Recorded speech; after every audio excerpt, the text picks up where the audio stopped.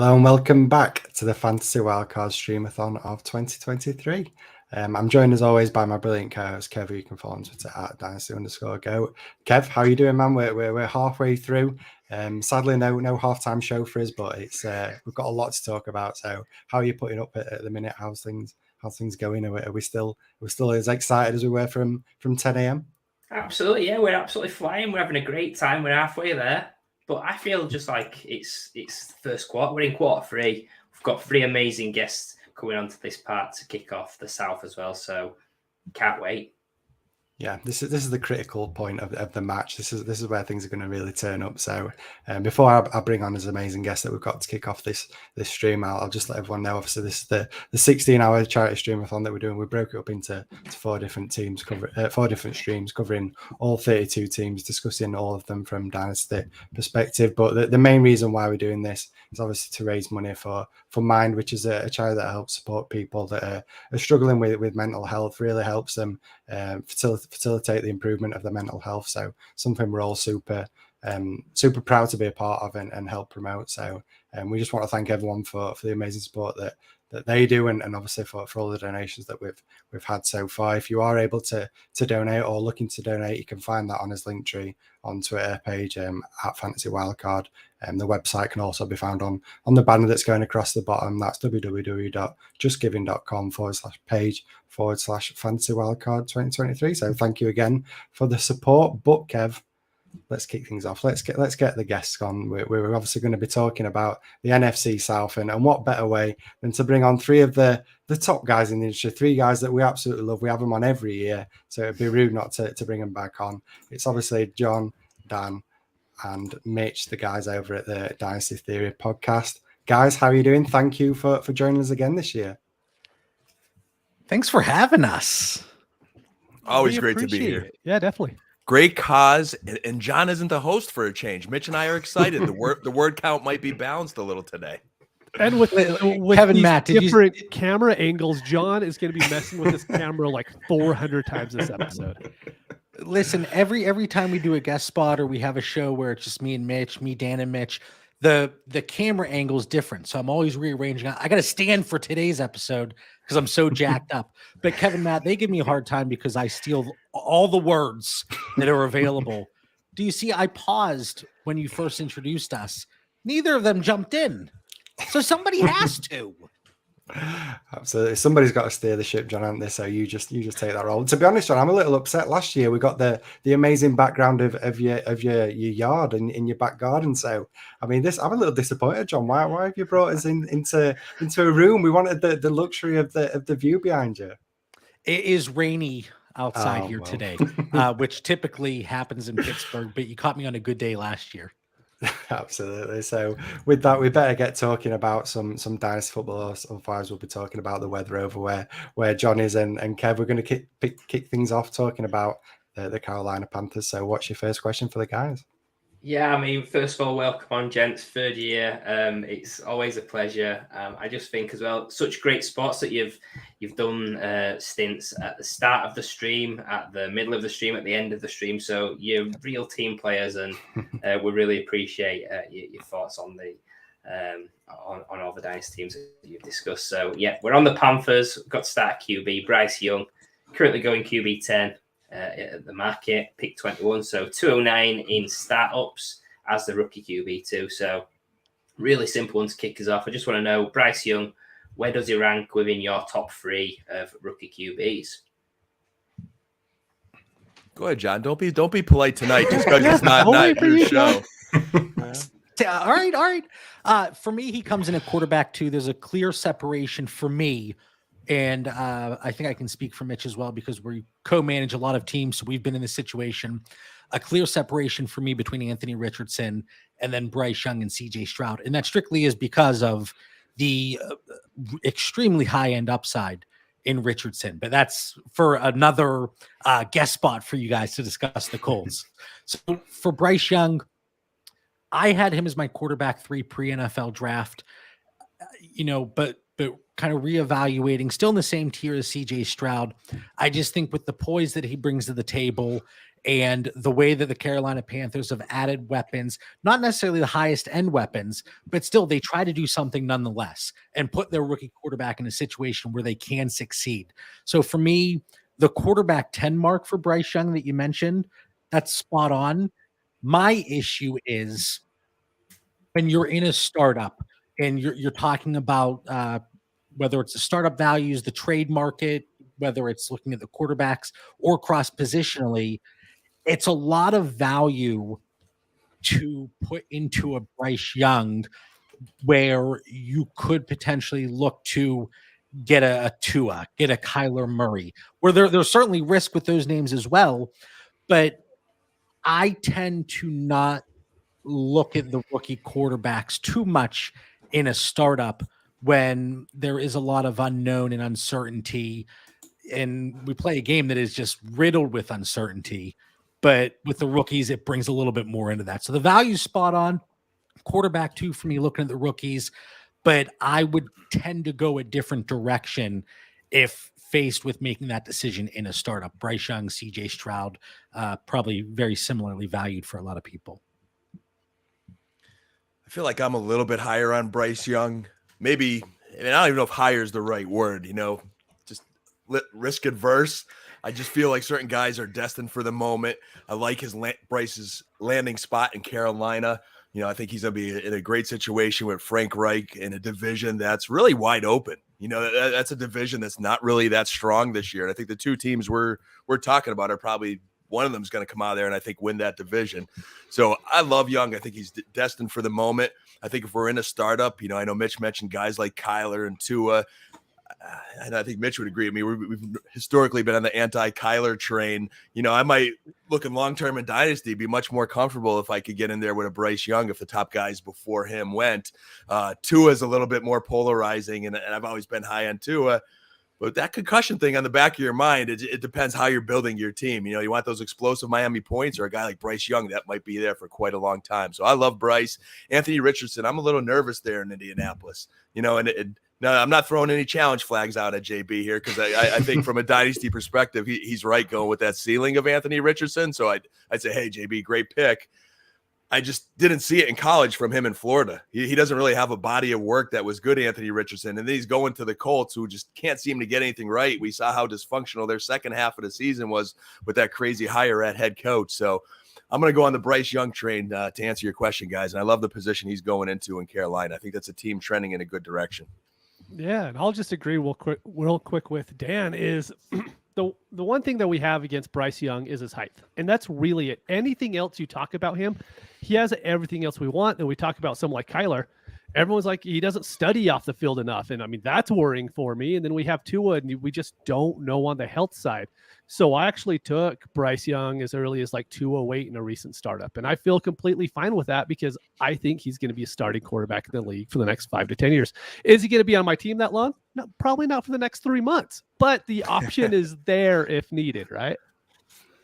Yeah, no, I think it's funny when you look at Bryce Young. Obviously, we're at this stage of the offseason where rookie drafts are going on. So I'm looking at Bryce Young, and obviously he's going around guys like CJ Stroud there.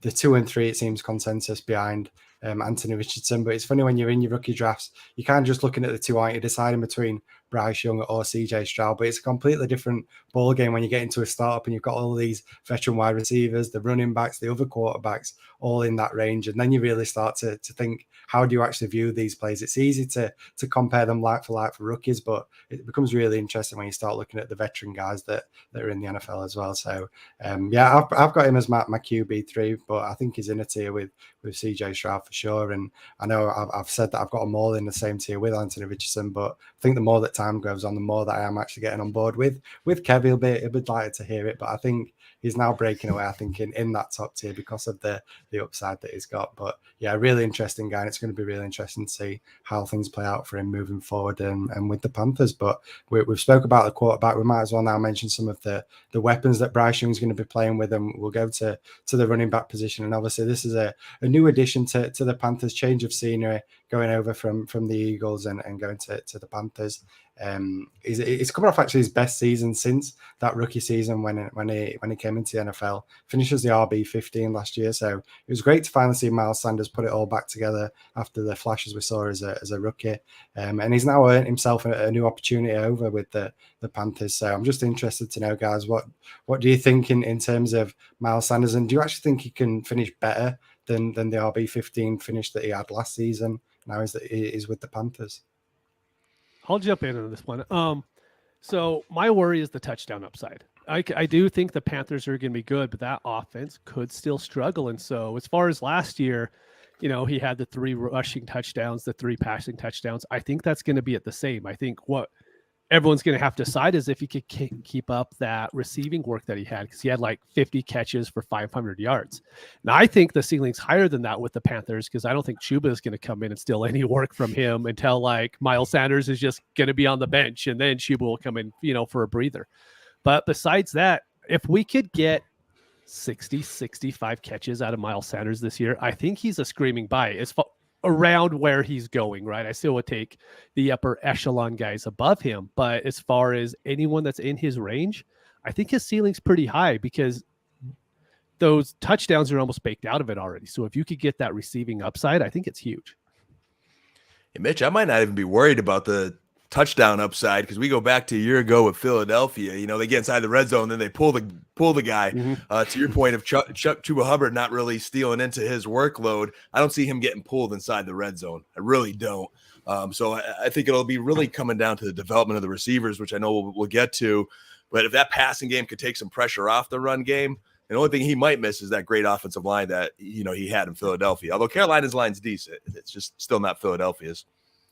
It's not Philadelphia, but just a year ago, Deontay Foreman had 900 rushing yards. Chuba Hubbard had 466 off of only 95 carries. So Chuba Hubbard and Deontay Foreman, the same Deontay Foreman that got picked up by Chicago that nobody seems to be worried about because it's Roschon Johnson season, right? So you have somebody that was so productive behind a very strong offensive line, and now you have a quarterback that is going to be looking to take pressure off of himself. Miles Sanders last year had 20 receptions throughout the entire season. My biggest concern is handling the increased workload, which we would expect, right? So on a per game basis, there's no reason he can't crack top 12 this season.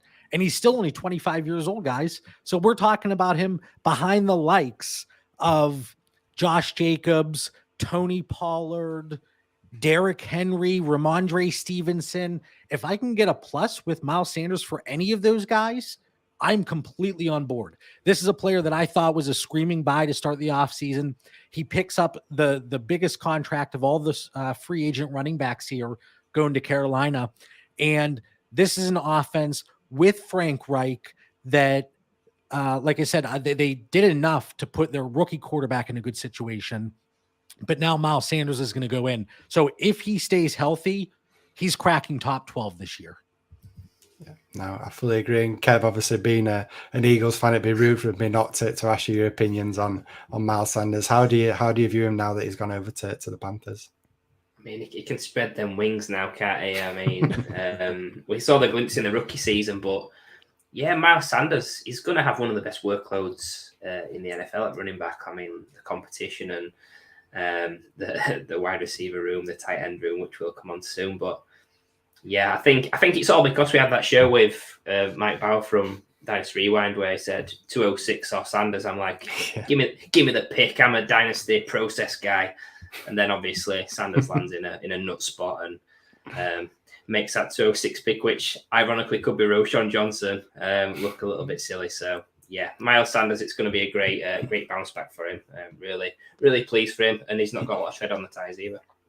Yeah, so I think it fits that perfect mold, doesn't it? If you're a contending team, you look at Miles Sanders, the opportunity that he's got. You don't really need to worry about the longevity because he's now got this new contract with the Panthers, an opportunity for him to smash. And yet his value's down at RB19, RB20 in Dynasty. So he's like one of those ideal targets for me as a contending team. But with that, Kev, we'll move on to the wide receivers, a new exciting addition this time in the NFL draft for the Panthers. Who do you want to talk about? Yeah, I think exciting's a stretch. The guy's name actually makes me laugh because my son's got a pink flamingo called Mingo, and it's Jonathan Mingo we're going to talk about.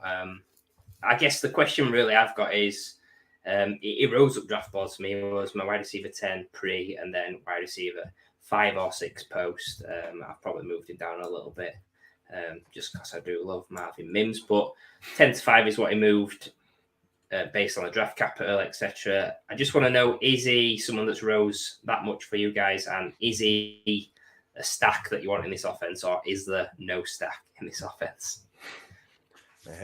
I'll be happy to kick off the receivers because I was coaching wide receivers this morning. They were 7th and 8th graders, but they were still wide receivers.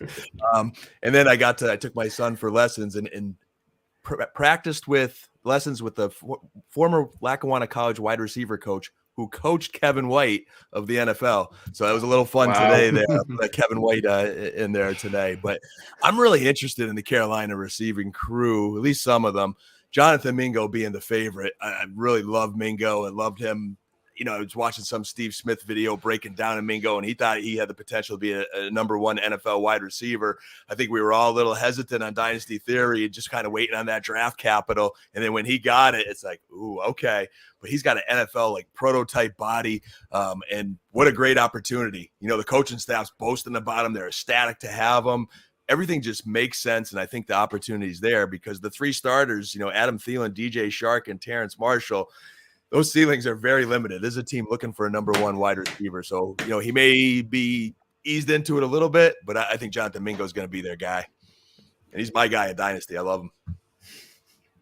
But for me, I think I'm going to end up, if I do any more startups this season, I'll have him in a lot more startups than I will rookie drafts, because the problem is like where he's going. Tight end premium leagues, I'll take most of the tight ends over him, even going down to Schoonmaker.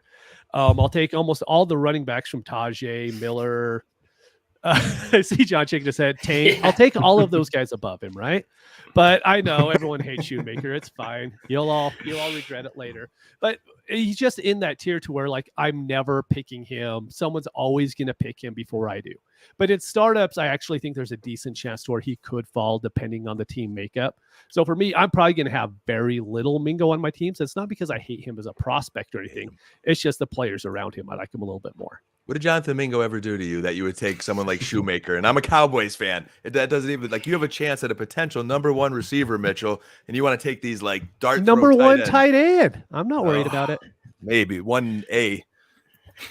And a 3 tight end rotation. And I digress. We'll see. Anyway, back to Mingo. And I always think of the episode of Seinfeld when they say, oh, the Mingo ate your baby, or the dingo ate your baby. So now I'm like, the Mingo ate your baby. Anyway, so Jonathan Mingo, he had a nice pre-draft profile, and then landing himself as a top 40 pick just even further catapults him up the board for me. I have him in that tier, early second, if we're looking in rookie drafts. Like Dan said, probably going to be a little slow coming out of the gate just because he's a rookie wide receiver. But with that room, there, you know, Terrace Marshall, DJ Shark, Adam Thielen, it's a group that, especially the top 2 options, can't necessarily stay healthy. So we'll see how that plays out. But as that offense starts to gel, as Bryce Young gets a little bit more comfortable and that offense is able to grow, I think Jonathan Mingo is going to be one of these guys when we go into next off season. We're going to hear a lot of people talking about, yeah, but look at his splits from week 10 to week 18. He was on a wide receiver 2 pace, blah, blah, blah. So I think he's one of those guys that is going to continue to grow as the season progresses. So if you don't get in on him early, you very well are going to miss your opportunity to get him at a reasonable price.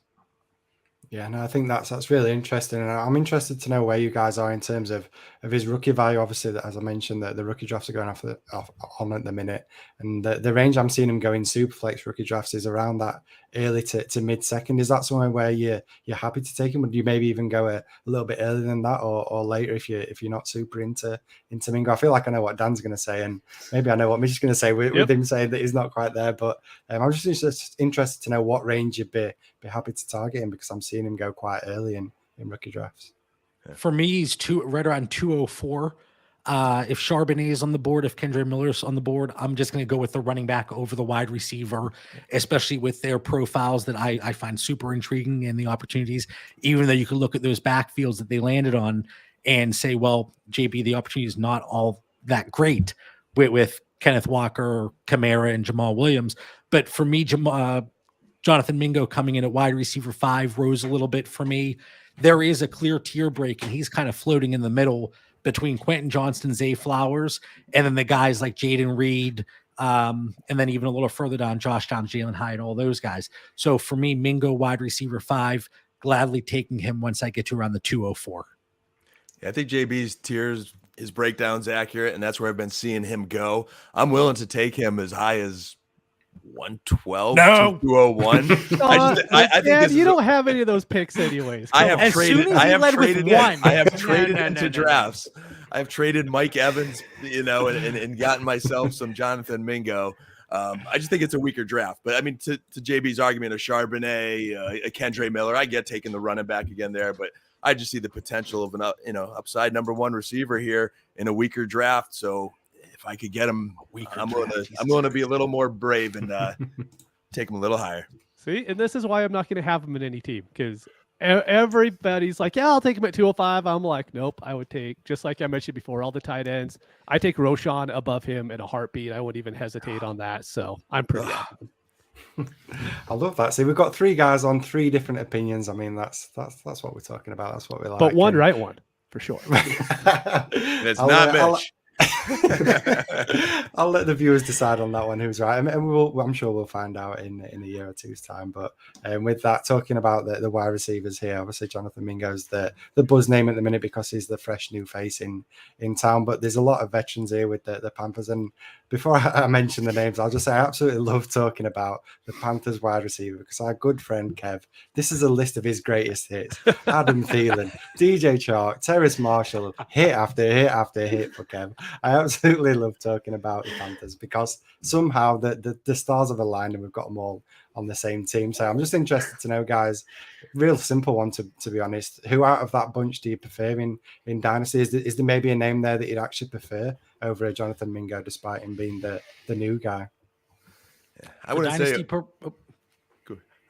say over Jonathan Mingo, but if you're going to take a flyer, I think there's 2 guys. Like I like how you said this was Kev's greatest hits, because there are a couple guys on this list that it's now or never, and it's probably never. But I think when you're like a truther on certain guys, you're just kind of hoping, and maybe a new coaching staff comes in. I mean, Terrace Marshall is just going to be 23 this June.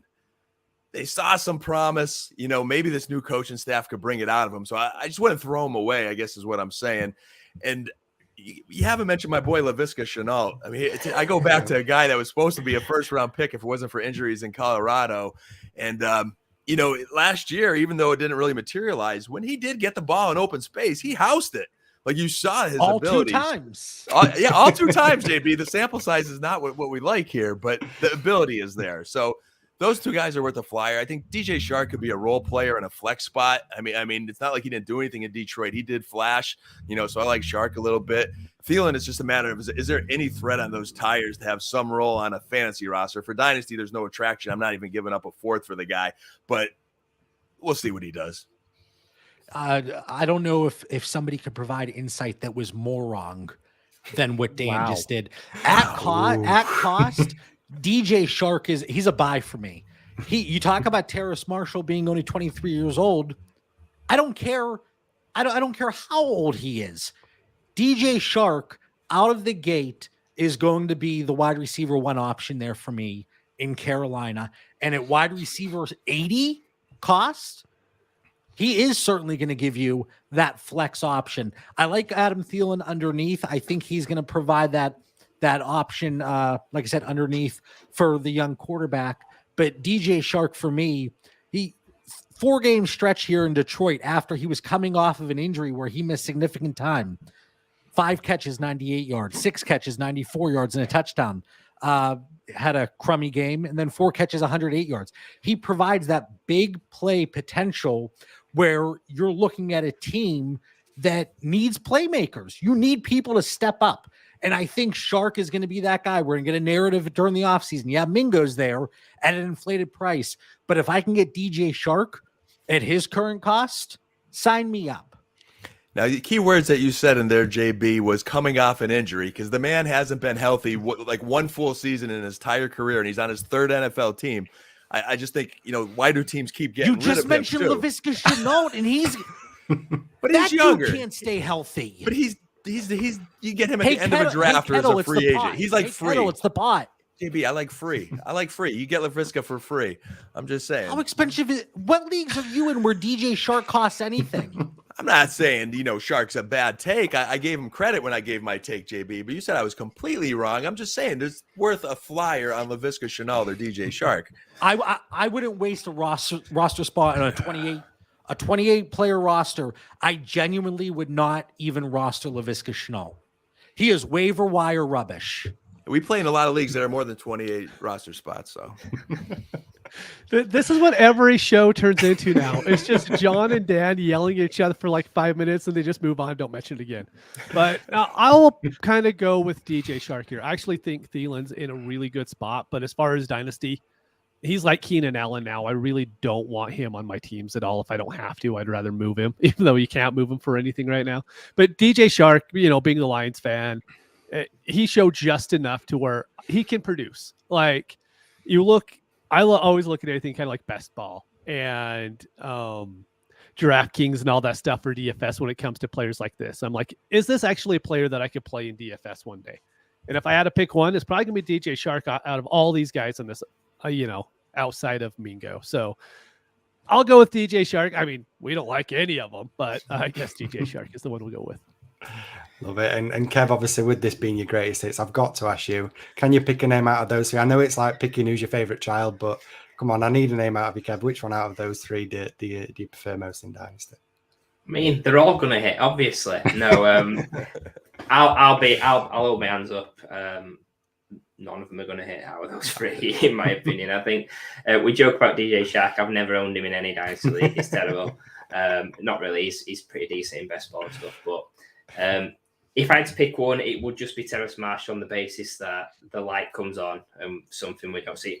He is a little bit like Devontae Parker as a prospect, in the sense that I think they are similar sort of build guys. Not great laterally, good at sort of contested catches, etc. But yeah, I'm just hoping that breakout comes a little bit sooner than Devontae Parker's. But honestly, I'm trying to get as many of these wide receivers off my roster as possible.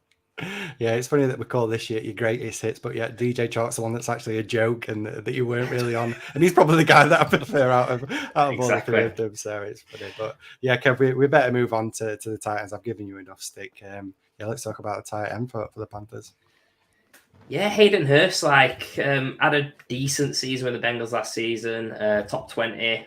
Just want to know if he can get close to tight end one numbers in an ambiguous situation tied to Frank Reich's tight end friendly offense.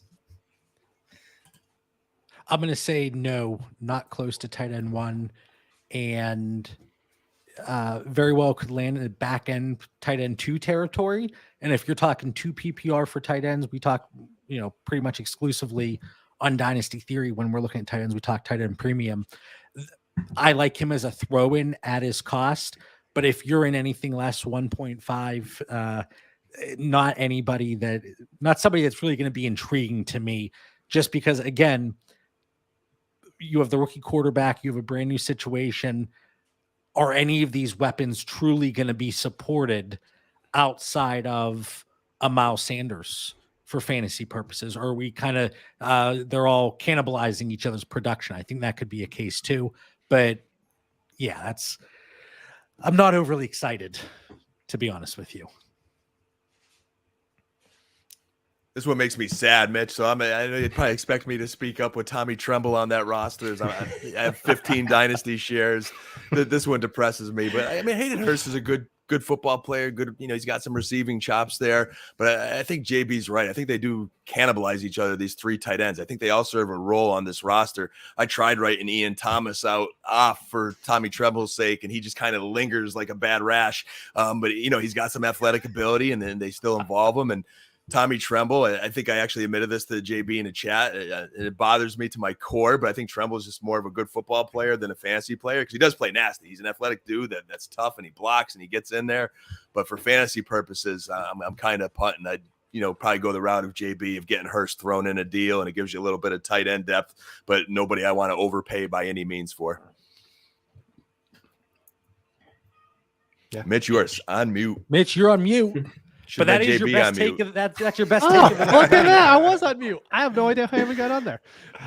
But no, the best thing we could say about Tremble is he is a football player. That's about the best. But my favorite thing with tight ends, especially in this range, is like we have the 32 starters, and all 32 are going to end up being tight end 2 somehow, some way. But Hurst is someone to where if he's on my roster already, I'm happy to keep him there. I'm not going to move him just to move him. As someone's like, hey, throw him in. I'm like, hey, then throw in a third rounder and we'll call it even. But as far as like going out, I'm never going to wake up in the morning and be like, you know what? I want Hayden Hurst on my team. But there's probably like 15 other tight ends that I can actually do that with. No, I'm definitely not there with Hayden Hurst either. The only thing I will add is I think he owes Joe Burrow a pint of beer because he's earned him that contract, that 3-year contract with the Panthers. So, I think he should be getting in touch with Joe Burrow for that. But with that, we better move on now. We've got more exciting things to talk about than tight ends for the Panthers. So let's go over to the Saints, and obviously a new quarterback with the Saints, Derek Carr, going over there. And for me, Derek Carr has been one of the most ultra reliable QB2s in fantasy over the last 9 years he's been in the NFL that you can possibly get. He's giving you those safe mid QB2 finishes, and he has had the couple of flourishes where he's been a low end QB1. I think his highest finish was QB12. So again, I just want to know what's your opinions on this landing spot for Derek Carr. Do you see it maybe as a potential boost for him, or is it actually a downgrade from what he had over with the Raiders? I think it's fine. I don't think it's any change for him, to be honest. John and I are going through projections that we try to do each year, and I bet you if we put him on the Raiders, I bet his projection would be really close to the exact same thing that we have met now. But like you said, he's a really safe QB2, and having him, if he's your QB1 in Dynasty, it's really scary. But if he could be your quarterback 3 in Dynasty, I love guys like this as my quarterback 3, and I could have a higher end guy like Burrow, a younger one, like I would hate to go all the way down to Desmond Ridder, but just a younger guy, and then have someone set like a Carr or a Goff as my third guy to where I could put him in immediately if the younger one doesn't take off. Like I really like Carr where he is. I think most of these talking points we're going to go through is like, well, if this guy can stay healthy, well, if this guy gets suspended. And so it's just, that's the hard part about the Saints this year is we just don't know who's going to even be on the field for a lot of the games right now. Yeah, I agree with Mitch for the most part. I mean, the idea behind Derek Carr and where he's valued from a dynasty perspective, it's not because at this point in his career he's giving you a ceiling. He is just giving you that reliable option in +4 for touchdowns, -2 for interceptions, maybe 14, 15 points per game, nothing overly sexy. And then you look at what he did last year, and maybe it just wasn't the right scenario and the right fit for him from a team perspective, a management perspective. But you had Devontae Adams, Hunter Renfrow, Josh Jacobs, Darren Waller, and it was one of his worst seasons in recent memory. So I think he's a fine low-end quarterback too, if you're looking that route. And if I could package up, that would probably be what I'd be looking to do, like a Derek Carr plus for Daniel Jones. I know this is blasphemy. Mitch and I just got done talking about this in the pivot point, but if I can do Derek Carr plus for Russell Wilson, I'm still cooking with Russ. So, I see him coming in very low end quarterback 2 for this season on a per game basis. And it really could, like, they're all within less than 1 point per game once you get down to that territory. So could he be quarterback 20? Sure. Could he be quarterback 30? Sure. Nothing would surprise me, but that's the range I'm looking at. Not much to add. These guys nailed it. Ideal world, Mitch has them as your QB3 on a roster, and that is just great depth and a great place to have them. I've got a couple contending rosters that he is my QB2, as JB mentioned. If I get that opportunity to trade up, I'm going to do so because I don't really feel like warm and fuzzy having Derek Carr as one of my dynasty starters. But I do like he has an organization that's going to invest in him, and it looks like for a few years. So I think you at least got a little security if he is your quarterback too, to hopefully get a young quarterback in a draft or somebody through a trade over time. And I think for him to do better than, I think he was QB 16 last year with the Raiders where he struggled, he needs some things to happen in that receiver room that we're going to get to really get him there. Who let Bill in the chat? Cars, Russ. Get him out of here. Come on, Bill. I love it, Bill. and yeah, before we move on, I'll get your thoughts on Derek Carr. What do you feel about the landing spot for him now with the Saints? It's just the same, isn't it? It's just exactly the same. Vanilla. I love vanilla. It's fine. We know it. Get in. Brilliant. It's exactly the same as it is. It plays in a dome. It's just same. Yeah, no, I think I agree, to be honest. And I think a lot of people are going to view it as a like-for-like move, going from the Raiders to the Saints. So we're going to talk about some of these weapons that he's now got with the Saints. So Kev, we'll go over to you and we'll talk about some of the running backs that he's going to be playing with. Yeah, I've decided to change my mind on this question because I was going to do like a 2 or 3 pack question, make it really complicated. But I think with the Kamara situation, you're not going to see a lot of action on Kamara until we get more clarity. So I'm going to swerve Kamara and just think about 2024, really, when Kamara's got an out on his deal, when he'll be entering his 29 age season. Just want to know, who do you think will be the starter on the Saints in next season? Will it be Kendre Miller? Will it be Alvin Kamara? Will it be someone not on the roster? It's going to be Kendre Miller. The big concern there is his lack of receiving work in college, but I think there's going to be a nice 1-2 punch. It might not be with Jamal Williams. We'll see how that plays out. But I think Kendre Miller is going to offer you nice production there in 2024. And he's going to be another guy that he seems to be buried here to start the season with Alvin Kamara and Jamal Williams. And the workload might not be everything we want as a Kendre Miller manager. But as the season progresses, like I mentioned with somebody like Jonathan Mingo, looking at that wide receiver room in Carolina, I think Kendre Miller's value is going to continue to grow throughout this season. So where it is today, early second round, I saw people taking him late first in some leagues.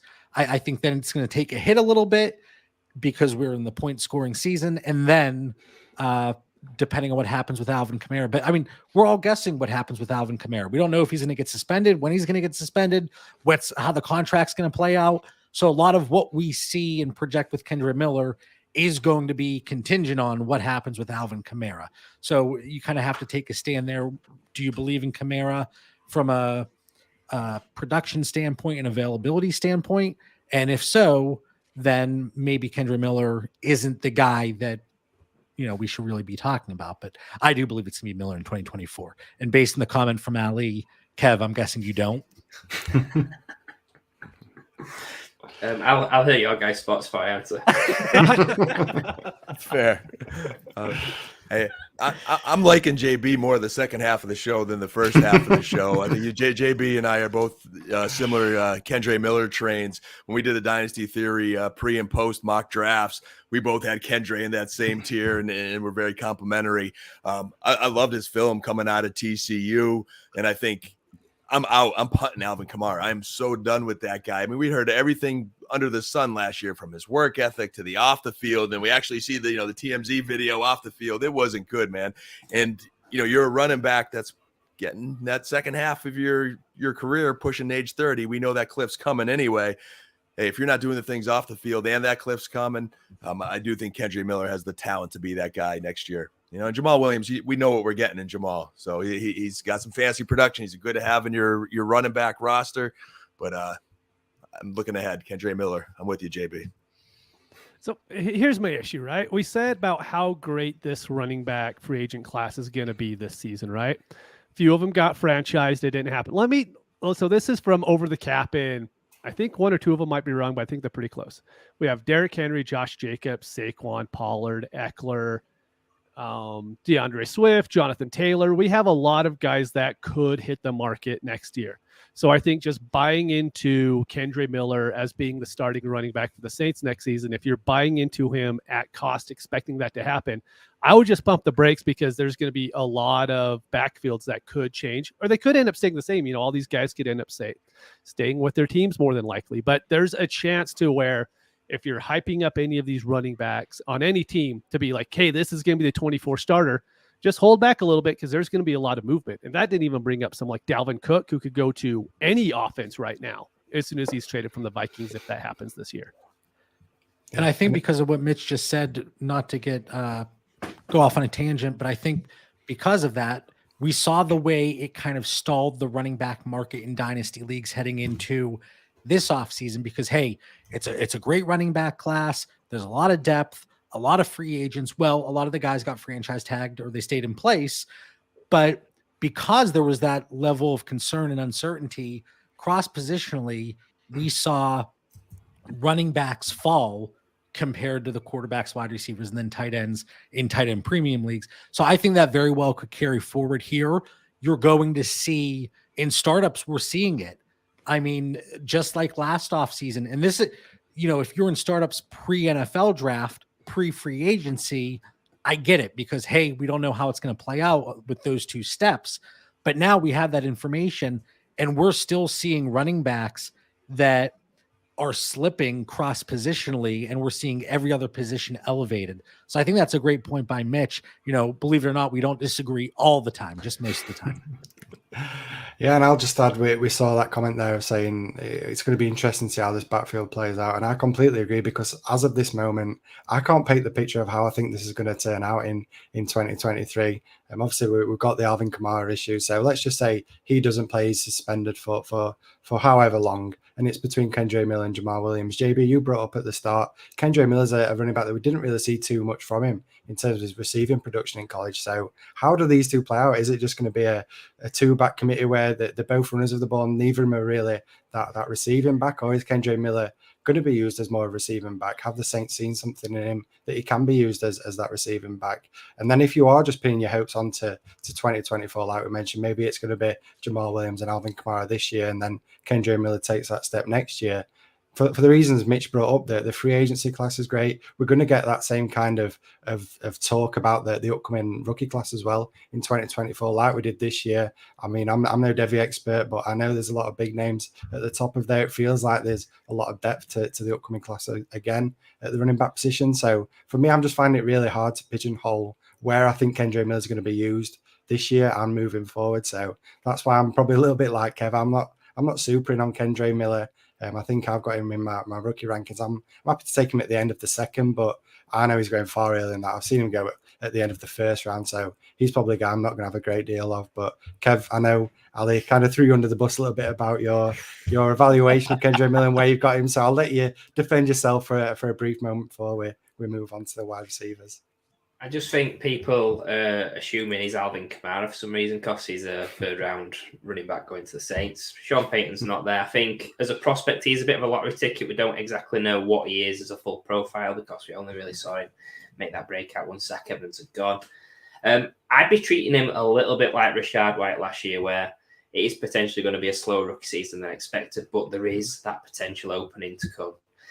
And I do think that if that opening does come, it is a sell for me. If he's going running back 20 next offseason, that's when you can move off him. But he's an interesting guy. I think him and Roshan are both very interesting in the sense that we don't really know what they actually are. But Kendre's got better draft capital. So, yeah, trying to buy low on him in season, I don't think that's going to happen because someone's taking him late first, early second.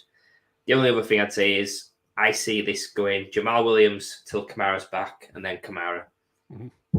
Yeah, no, that's fair. And obviously, we're talking about guys that were in Kendre Miller that we don't really know too much from. We've yet to see him play in the NFL, but one guy that we have seen was last year, the rookie wide receiver, Chris Olave. And I think he had one of the most underrated elite rookie seasons that we've ever seen, because everyone's talking about Garrett Wilson and what he did as a rookie and how excited they are for Garrett Wilson moving forward. But nobody's really talking about Chris Olave in the same manner, yet they were pretty much neck and neck in a lot of metrics that you look at for success in fantasy. So just looking back to where they are and where they finished, Olave wide receiver 8, Wilson wide receiver 4 in terms of ADP. So just want to know, between those two guys, obviously there's going to be a lot of talk coming out of the same rookie class. Between those two guys, would you rather pivot down, so go from Wilson and pivot down to Chris Olave, or are you on the flip side of that? Would you rather pivot up to take Chris Olave and pay a bit extra to get Garrett Wilson? How do you view these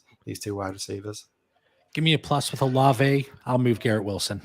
Yeah, Same. I think the reason why we all love Garrett Wilson is the Jets have Lazard and Cobb and all like the corpses of every other wide receiver up there, right? And the Saints, they have like, what if Michael Thomas is good? What if Shaheed is good? Like, there's so many what ifs in the Saints offense that it just kind of brings down the Olave ceiling just a little bit in our minds, but it's probably not even real. But yeah, I'm just like those guys. If I could get a little plus with Olave, I'm doing it. Yeah, and Kev, are you there as well? I know we've obviously spoke a lot about Garrett Wilson and Chris Olave over this past year. What would you rather do? Would you rather pivot up for Wilson or come down for Olave? I mean, we're just all amazing process dynasty players playing in a ton of leagues, and it's all about extra assets. And you don't see many people pivoting up, do you? In a sense, it's always someone pivoting down, it seems, even though there's always, if people are making trades, there's always someone pivoting up, if you get what I mean. But it always feels like you want to pivot down and get extra and reinvest it, etc. I think in this scenario, yeah, I do want extra on top of, I want Olave and the extra bit, because I see the range of outcomes very similar to Wilson. He actually had a better rookie season than Wilson, points-wise, a lot of metrics-wise as well. So,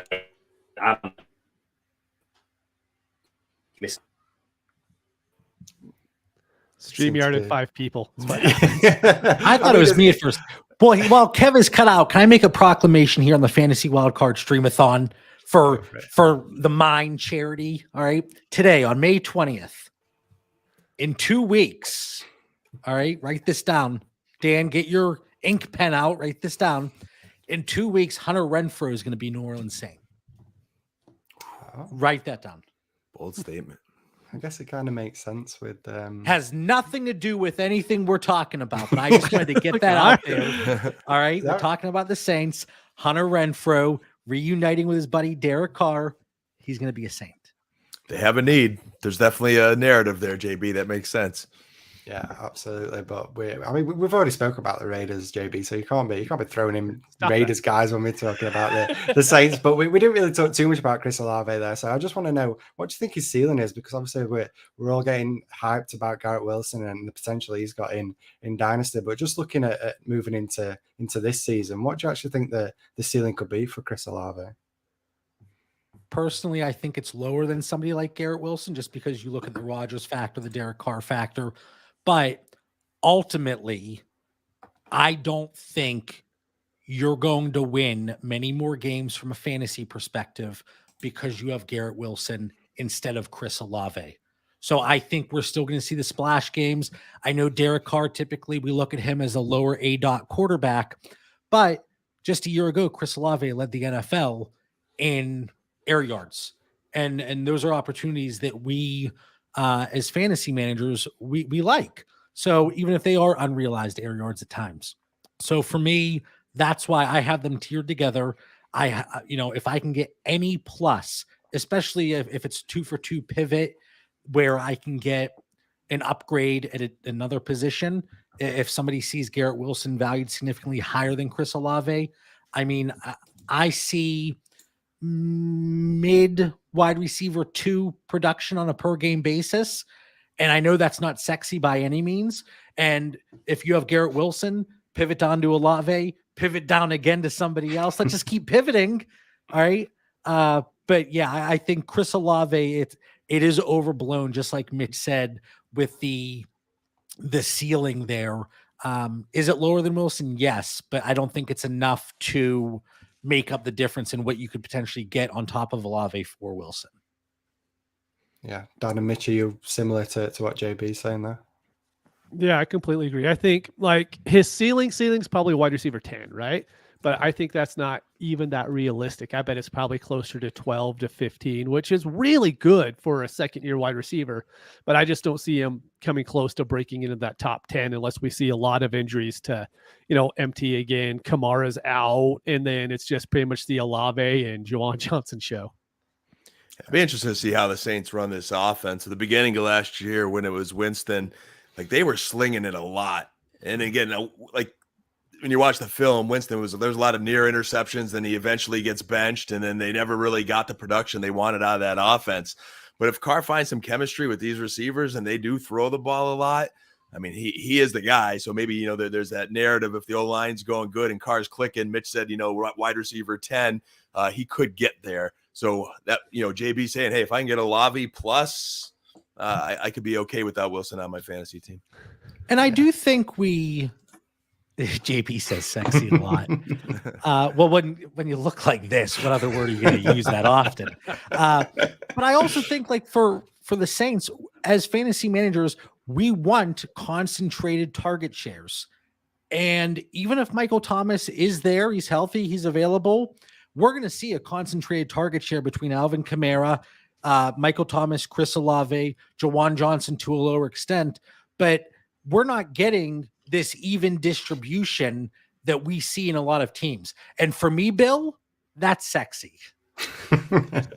No, I love it. We've just spoke about Michael Thomas there, so we'll dig a little bit deeper into him because I think he's a really interesting guy coming into this season. Are you guys willing to roll the dice yet again on Michael Thomas? It feels like, I know I'm somebody that's really been into buying low on Michael Thomas, and last year at the start of the year, I felt like an absolute genius. I felt like I pulled the master stroke with those first 3 games. I thought I've managed to get myself here a guy that can be a low end wide receiver 1, high end wide receiver 2. Such a discount. Obviously, the age is something that's going to get brought up, but then obviously he went down with the injuries, and he's another year removed from that, and he's another year older as well. But just looking at where he's currently sat in rankings and ADP, looking at Keep Trade Cut, wide receiver 71. Now, I know he's getting up there in age. I know the injuries are building up. But as I mentioned, at the start of last year, we saw glimpses of maybe he's still got it. So where are you on Michael Thomas? Are you willing to give him yet another chance, or are you done with this now? I know, JB, you mentioned about Renfro coming in, so that's added competition for Michael Thomas. So, where are you at with Michael Thomas right now? Like, if he's on waivers, sure. But besides that, I don't want him. I mean, I might have, 10% rostership just because he's like been on my teams. I haven't really dropped him because he can go on that IR spot so soon, which is, kind of a benefit too. But for me, I'm not trading for him in any league. I'm with Mitch. I'll keep it short and simple. I'm with Mitch. Have to be a buy low, Kev. I mean, I know what you were talking about last year. He had those few games where he really flashed. Like, he's like, okay, this guy still has something left in him, and then it became the same old swan song, and he was useless. The best ability is availability, and he just hasn't been available in 2 seasons. But if I had a roster, wide receiver needy team, and I needed to catch lightning in a bottle, I'll trade JB's DJ Shark in a third, maybe. I might be as zealous as I would get. If I could get Shark and a third for Michael Thomas, sign me up. And that's something I might explore after the show. Good luck. There we go. I'm going to get yelled at. I'm going to get a nasty DM back. Yeah. Well, I think one thing that fantasy players sometimes struggle with is obviously the name value, and Michael Thomas, obviously we know what he was a few years ago. Maybe people are still clinging on to that, but yeah, like you've all mentioned, I think the warning signs have been there. We've had his warning signs shown to us over the last couple of years, and it does feel like now. I don't think we're ever going to get that Michael Thomas that we saw, but we obviously mentioned Chris Olave, and I think he's now the new exciting piece for the Saints that we're going to be talking about for fantasy for a long time. But we might as well move on to the tight end position. Really quick, I was going to say, if we still have people on this planet believing in LaVisca Chenault, we're going to find people that still believe in Michael Thomas. All right. So the opportunity is out there. You got to find the right manager. Sorry to interrupt. I thought that was clever. I was like, they got to hear this. Yeah, you couldn't resist JB throwing one last dagger at Dan there, could you? Love that. I'm a lover, not a fighter, JB. It's hard to let go sometimes. It's hard to let go. Just like me with Michael Thomas. I'm right there with you, Dan. We'll talk briefly about the Titans. I think the one guy that currently stands out for me is Juwan Johnson. touted by a lot of people, I think, this year as a potential sleeper for the tight end position after finishing tight end 15 last season. Is he somebody that you're willing to target now? I know that the tight end position, it's an absolute crapshoot, and the position beyond the elite guys is a pure mess. So it's hard to really pick somebody that you're truly in on. You kind of take these dart throws later on in the draft, but is he somebody that you're willing to target after you've missed out on the elite guys at the very top? For me, he is, and especially we often see a correlation between running back target distribution and tight end target distribution. And when one goes up, the other one typically goes down. So my point there is, if we do see any kind of suspension or anything with Alvin Kamara, I think Juwan Johnson could be one of the main beneficiaries. I have him for dynasty purposes in that 17 to 24 range. I tend to be a little bit above market. A lot of conversations pop up in the Dynasty Theory Discord where I'm talking about getting Juwan Johnson added in and opportunities there at a nice price. So for me, I am investing in Juwan Johnson, even with Foster Moreau coming into town. You could put that narrative, Derek Carr and Foster Moreau coming from the Raiders, but even with opportunities when Darren Waller was out, Foster Moreau wasn't really a difference maker. Juwan Johnson had those games when he has shown production, and I think that is going to continue. So Juwan Johnson, I really like him at his price. Yeah, you're right, JB. We saw that Derek Carr, Foster Moreau show with Waller's out, and I think everyone who had Moreau as a kind of sleeper was a little bit let down. Again, another good football player. I think he'll help that team a little bit more on the blocking end.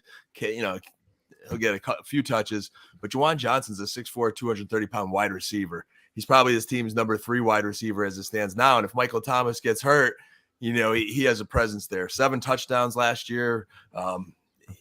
He's a guy that I like after the top tight ends, and then those rookie tight ends that Mitch is all attracted to this year. When you fail to get those guys, then you're eyeing up Juwan Johnson for sure. Yeah, if Michael Thomas is out or injured, Juwan Johnson is by far their best red zone target. So I think that 7 touchdowns is what propped him up to tight end 15 last year. And I think that's exactly what's going to prop him up to tight end 15 or higher this year, is just because there's no one else in that offense who's going to be really good in the red zone besides him, until they're doing like the Taysom Hill Wildcat crap that everybody hates. But besides that, I'm in on buying Juwan Johnson at price and above price as well.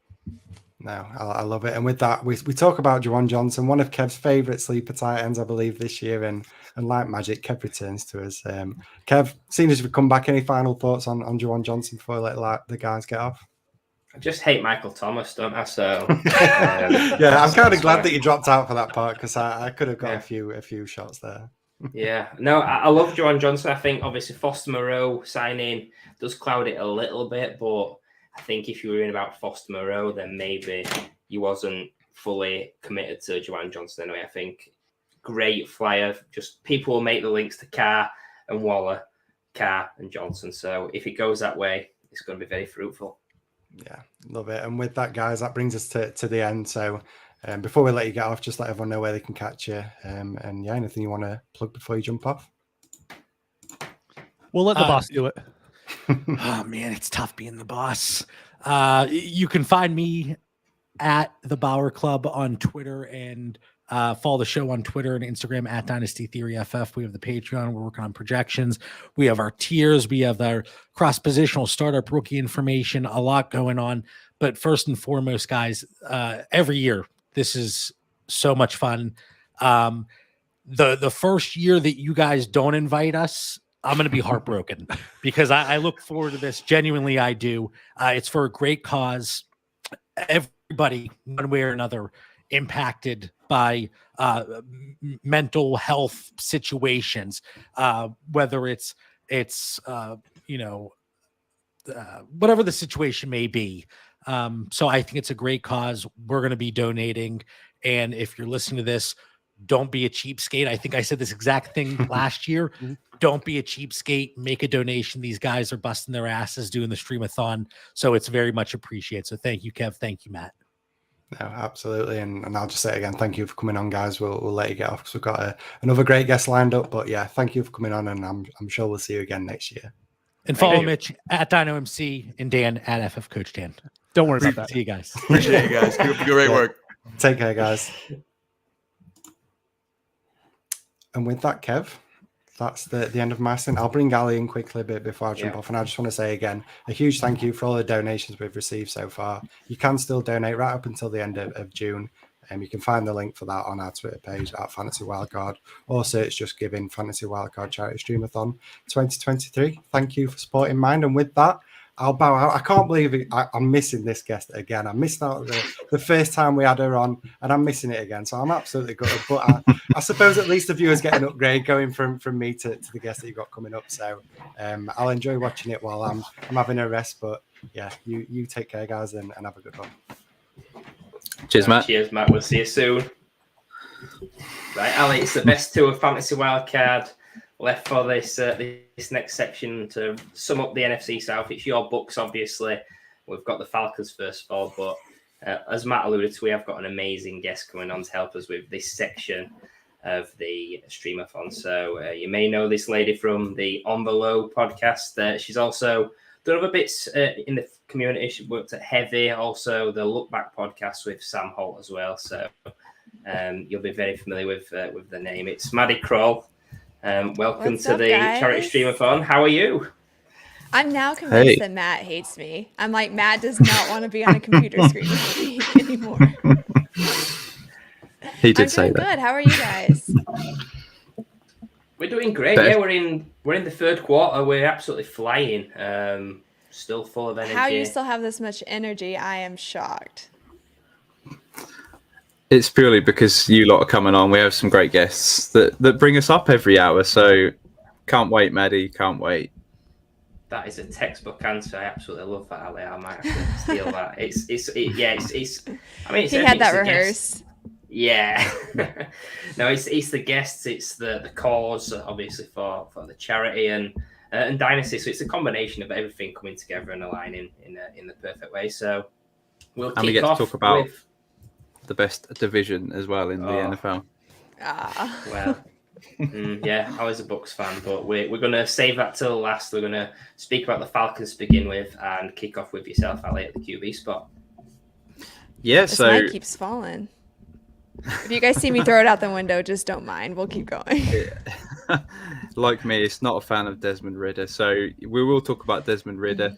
Maddie, are you a believer in Desmond Ridder? Personally, I'm not a huge fan of Ridder. I don't believe that he's going to be the long-term answer. I personally think they should have been all in on Lamar Jackson when they had the chance.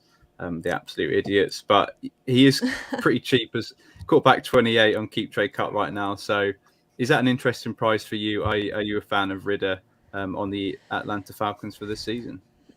You know, I'm not. And the thing is I actually think that Ridder has a high ceiling if he was in an environment that would be conducive to developing him, but he's not.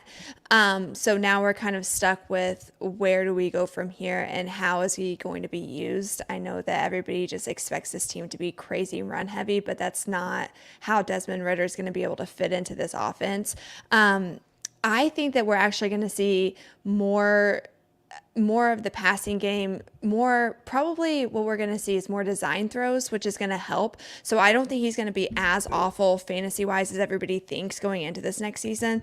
But I mean, the only way I'm taking Desmond Ridder is in a super flex league deep. So it's going to be like last options, one of the last options. Yeah, I tend to agree. I actually think real life is probably going to play most of, if not all of the season, just based on the fact that NFC South, don't shout at me here, Ali, but I think it's wide open. I think the Falcons could easily win that division. I think if he's winning games, he's going to keep that starting job. You're absolutely on the money with what you said, Maddie, about the environment being conducive to him being an excellent fantasy asset. Even though the weapons are there, it's just it seems to be a slow-paced, run-based offense, and we're not really maximizing what it could be because he has shown dual threat ability in college. But yeah, being a round three guy, it's not someone that's you can really bank on being something long-term in Dynasty. I think QB 28 is probably a little bit cheap actually on what it could be, but yeah, he's a QB3. The upside's probably not there. There's better options out there. What about you, Ali? Yeah, I just think people love a young quarterback that's coming in, looking at the weapons that he's got. He's got what first round wide receiver in Drake London that everybody loves. So you got Kyle Pitts, who is supposedly the tight end unicorn, and he's got a great running game. The Falcons put a lot of money in their defense this offseason in free agency. So I think from the point of view, I think the stars are going to align for Ridder to have an okay year this year. I just think his value is probably going to, I do agree. I think he's going to be the starter all season. I think the Falcons are going to be competitive, perhaps win the division. But with that, I think his value is going to rise slightly, where I'm just not going to be in on it. I think he's going to be a better NFL quarterback than he is fantasy quarterback. So 100%. Yeah, just going to be selling on the hype that Ridder brings. Not interested. Yeah. I think you can tell a It's an story Arthur where Smith problem, let's be honest. Yeah. Exactly. And I think you can tell a story where you're actually not fully in on Ridder and you're just buying him at this cost because you know that it's going to go up in season when he's the starter, when they're winning games, that there'll be an opportunity to sell him. Even if it's QB 20, you're still going to make a little bit of profit. But yeah, I think we all agree that long term there is questions for Desmond Ridder, but we are going to move on from Ridder to a guy that's maybe not got questions in his long term in Bijan Robinson at running back. Now, everybody spoke about Bijan Robinson so many times. He's the hype man of this class. I think 101 in rookie drafts. He's the round one pick in startups as well. I think everybody knows. He's so versatile. Everything. Yeah, everybody knows everything about Bijan at this stage. So, wanted to take this question a different way, and obviously you've got that amazing show On the Low, and wanted to sort of bring Bijan into the real life scenario. So anybody that's not listened to On the Low, please do. It's unbelievably funny in terms of real life situations. It's about growing up. It's definitely relatable.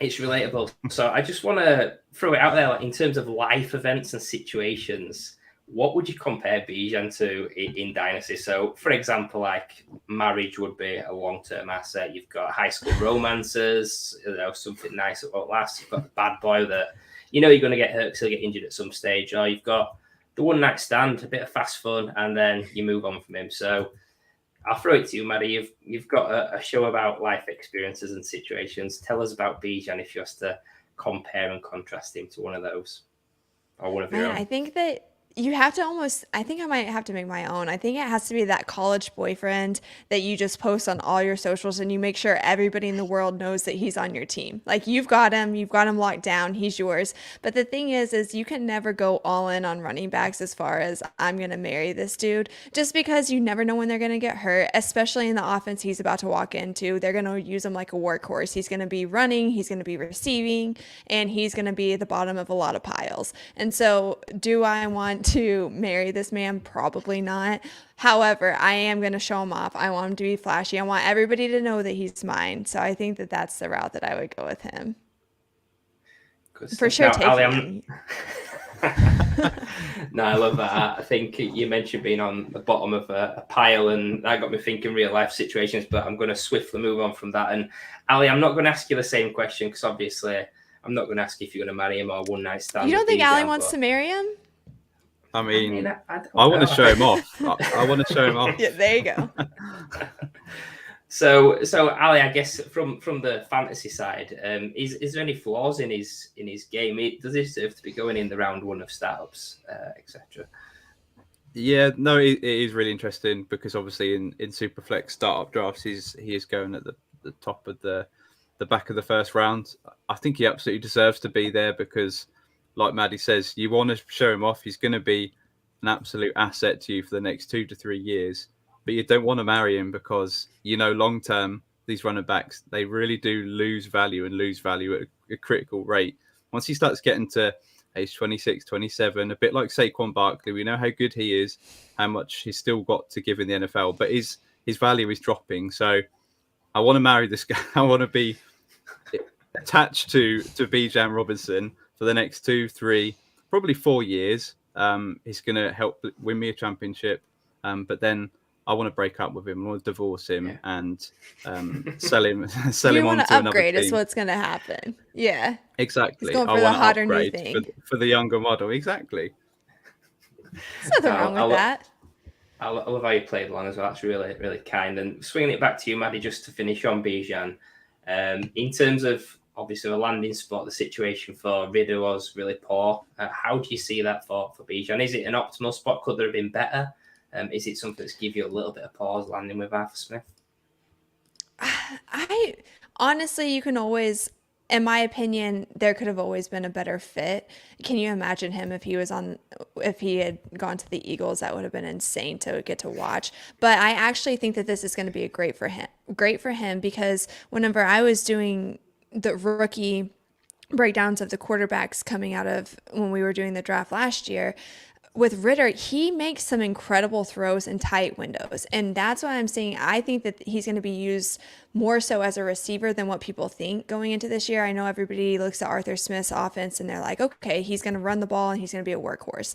But I do think that receiving part's going to be there. And I think that paired with Ridder, it's actually going to be really, really good, especially whenever you have I'm still going to call Ridder a rookie going into this season. He had 4 games last year that weren't that great. But what we did see from him, he did get to throw more than what we saw out of the Falcons the entire season. So I think that paired with a rookie running back who's able to work all sides of the field, I think that it's going to be a really good fit. So it actually does not deter me at all. I think it's going to help him in many ways. Love that. And we're going to move from the current hype man, the current college boyfriend, the trophy man, and we're going to move to, I guess, the X or the X's, and onto you, Alex. A couple of X's in the background lurking. Let's move through the roster here. Yeah. I'm great at cutting men from the roster. It's like my one talent that I have. Yeah, he certainly did break a few hearts, Bijan, landing on the Falcons. Certainly people who were holding Tyler Algier with what he'd done last season, and then Cordarrelle Patterson, who was as well in spates, looked really good for fantasy. So just talk about these two guys. See, the Falcons, the most run heavy team in the NFL, other than the Philadelphia Eagles. Do you still see a role for these two X's, Algier and Patterson, or has Bijan's arrival just completely destroyed their value in Dynasty? I think that Algier definitely. I think probably how we're going to see the spurts almost like what we did with the Bengals with P. Ryan last year, where you don't get anything and then all of a sudden you may get 1 or 2 touchdowns here and there back-to-back weeks. I think that that's how we're going to see that play out. As far as Patterson goes, it's almost one of those things like, all right, he's done. See ya. It was fun. It was great while it lasted. He's going to have one more season. And really the only way I see him being productive at all is if there's a major injury and then we have Algier move to 1 and then maybe he gets a few carries here and there. But I mean, he's had a great career, but I think we're at the end. You've made a 180 switch. You moved positions, basically. You did your thing. Now you're old and we've traded up. So I do think that at least for this next season, Algier, I think that he's going to lose value, but he's still going to be able to be productive and he's going to add a few highlights here and there. But I would stay far away from Patterson. Yeah, I think Patterson's the X that you're deleting the number. I think Algier's probably you've got the trophy girlfriend or boyfriend. Maybe Algier's the he's like the kinky, sneaky link. He's like the kinky X, you know. You mess with him on the low. Yeah. On the low, exactly. Oh, I didn't even mean to do that. Sure you didn't. I really didn't. I think with Algier, like he will have some value, like you mentioned. The P rank comp's really, really solid, actually. But it's just when will it be? I think he could be considered a pretty solid handcuff to Bijan. But yeah, it was coming. Holding guys like Algier, who were day 3 guys, expected them to be starters next season. This upcoming season. It was always a massive risk to be doing that. And I think anybody that held Algier, even when the rumors of Bijan starting, you had an opportunity to get off.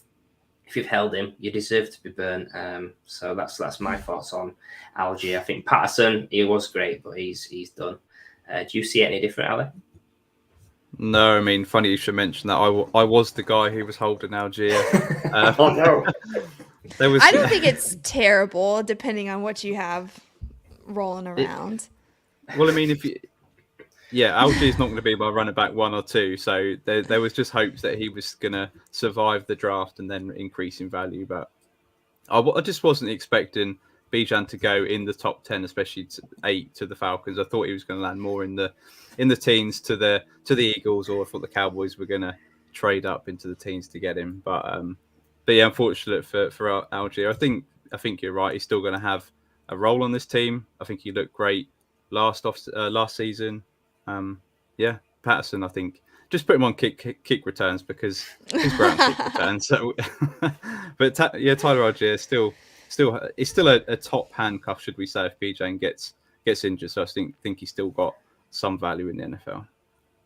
Yeah, and it's a run heavy offense, so he'll still get some touches. It's just it's probably not going to be enough to be a flex. And when he does have the odd touchdown, falls into the end zone or catches a few passes, he's probably not going to be in your lineups. Maybe better in a dynasty best ball where he's the 25th man on your roster or something, and he comes in for the games that if he fires and he drops out of your lineup on the games where he's when you get desperate. Exactly. So I do think that it's important for people to also realize that with Algier, what you're really looking at, and not that I hate saying this because I think people think that I jinx injuries, and I'm not saying that at all, but with that line, you basically have one good guard that's coming in that's new and that's going to help, but that's going to take time, and he's going to be taking a lot of hits. And when we're talking about 17 plus weeks season for these guys, that's a long time. So there's going to be times where they maybe don't utilize him as much, especially with Arthur Smith. He tries to be the knockoff Bill Belichick in the sense of he wants to screw over everybody's fantasy teams. Let's be honest. He moves the ball and just does things that don't make sense. Anybody who owned Kyle Pitts knows that.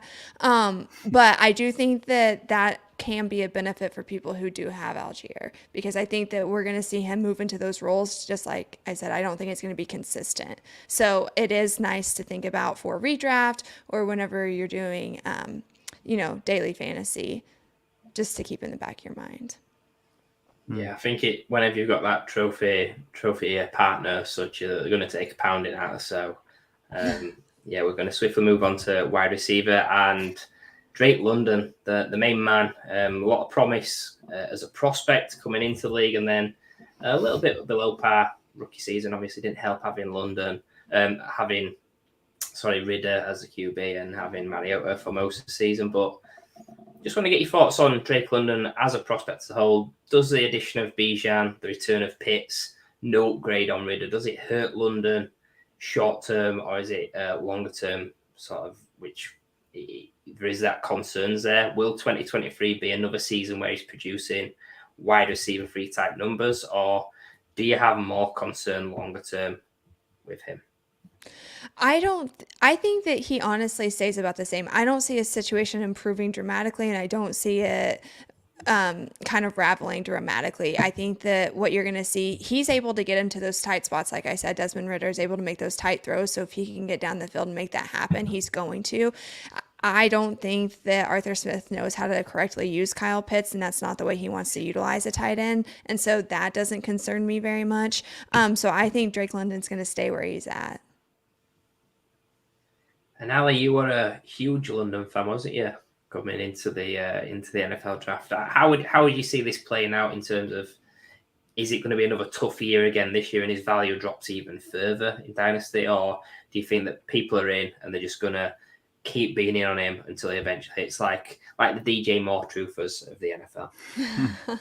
Yeah, I can see a path like that, to be honest, because the talent's there. He was taking pick 8 in the NFL draft, was it? Top 10 certainly. So I think people are still going to put 2 and 2 together and think that eventually it's going to pay off and you want to roster him. So it could be a bit like not like a Jameson Williams, but I think his value is going to be higher than what probably it should be. I think you're both right in that I can't see much big improvement on what he had last year. It's going to be inconsistent. It's just frustrating to watch the Falcons because they'll be down 14 points. It'll be third down and they'll still run the ball. And it's like, just pass the ball to Drake London. Like it's frustrating to watch. That's Arthur Smith for you. They're just going to keep running into the ground. There's just not enough volume for London, even though there should be, because outside of London, who were the other wide receivers on this team? There's a bunch of nobody. So he should hit, but I think, I think you're probably taking him at his ceiling. Wide receiver 2 is his ceiling right now. It's not going to change. So yeah, it is a big shame because he was my rookie wide receiver 1 coming out. Yeah, I think as well, like you mentioned, the other wide receivers, I think we've already mentioned one in Bijan. That's he's going to get plenty of time, I think, as well. Cordarrelle Patterson, he could be a hybrid sort of guy again, a little bit like a couple of seasons back where he was catching a ton of passes. Essentially a wide receiver. So I was like, Yeah. You basically changed positions. Yeah. Yeah, switching him back again. Yeah. Bless he's him. back. Poor guy having to learn the playbook and then the different playbook and etc. So, a little bit gutting for London actually. Him and Burks were 2 of my sort of buys earlier on in the offseason, hoping something happened in the draft or through free agency and trades, etc. And it's ended up that it's potentially going to be Ridder and Levis, which I guess longer term there's going to be more upgrades, you'd imagine, but really disappointing for those 2 guys. So I just throw another question at you, Maddie, in terms of London being sort of around about wide receiver 10, Burks being around about wide receiver 20. If you was to pick between those guys at cost, who are you taking in Dynasty? Honestly, from what I've seen recently, London is low. And I would take London. And I know that Ali just mentioned he thinks that it's going to be run heavy constantly. I think that's going to change with Ridder. Now it's going to depend on what the line does and if they're able to hold, because Ritter's not great on scramble throws. But I will say that if they get more design throws, and we're going to see much more of the passing game. I mean, we saw it tripled in the few games that we saw Desmond Ridder step into the last 4 games of the season. And that was really even without Pitts kind of running and doing his thing. So I think that it's going to be more of a passing game. I think that London's sneaky going to surprise people. I don't think it's going to be consistent. So I don't know. I actually don't mind those numbers just because of how low he is. Yeah, Ali, would you be pivoting from all your London shares to get a bit more Burks, or are you happy and content with what you've got? I've got enough Burks shares, to be honest, and even those are disappointing me at the minute. So I probably wouldn't be doing that. The move I'd probably make is to try and trade up from Drake London while his value's still high, to try and get maybe a Chris Olave, someone in the tier above. We love Olave. We do love Olave, and he's still ranked. He's ranked ahead of Jackson Smith and Jigba on keep trade cut as well, Drake London. So I'd probably make that move straight up for JSN, with the thoughts that perhaps he could start slowly. So maybe you can make that move in season. Indeed. And from a neutral perspective, this offense has got some fantastic dynasty players. Obviously, Bijan's highly touted. We've got London, and now we're going to come on to tight end, which the fantastic hype names just keep coming, Ali. I know. I mean, how can Ridder not smash this year? He's got Pitts, he's got a wide receiver 1, and he's got the overall running back 1. But Kyle Pitts, yes, the tight end unicorn that he should be. Who are you taking straight up in Dynasty, Maddie? Is it still Kyle Pitts with the thoughts that he's going to eventually break out and be amazing, or is it Mark Andrews, or is it Travis Kelce? These are the big tight end 3 that we all tout. Which one of these do you prefer over the others? And I think that that's hard, just because from keeping up and the people that I know in the league, it's hard to go with Travis Kelce, just because I don't think Travis Kelce wants to be there long term. That's the only reason that I would stay away from Travis Kelce. So with that, I would say Mark Andrews, just because of the way he's taking care of his body, the way the Ravens will probably continue to utilize him. I know that people are concerned, but he's still going to be the safety blanket there. I think right now it would be between Kelce and Andrews. I'd lean more towards Andrews just for longevity purposes. But you couldn't pay me to take Pitts unless there were no other options. I'm so serious. There are plenty of other tight ends that I think that I would take. Pitts, unless Pitts changes his environment, meaning he goes to a different team, he's going to be underutilized, undervalued. It's not going to be great unless Arthur Smith gets out of there. just the way it is. And like now he's turning into the unicorn because nobody sees him. Like, does he even exist? We don't know. Well, that's the thing with unicorns, is it? We don't know if they exist or not. But you'll have to tell us more about this knowledge from Inside League. So if you remember back on your show previously, you knew about Saquon's mum and he was going to stay in the Giants, and you absolutely was bang on with that and correct. So yeah, Travis Kelce, is he not going to be with the Chiefs for the rest of his career? Is he going to potentially move to somewhere else? Not that. He from what I've heard, Travis Kelce is not, he doesn't want to be the Tom Brady. We'll just say that. He's not trying to live the rest of his life playing football, but he's enjoying it while he's there.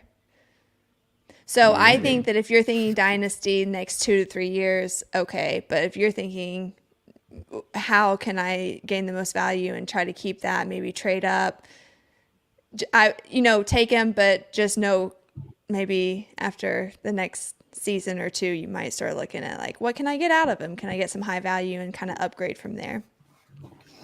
Just going to note that down. Trade away Kelce at the end of 2024. Just going to move Andrews up, I think. Reevaluate. Listen to what's going on. See what moves he's making in his personal life. I'll just say that. They've got a game plan.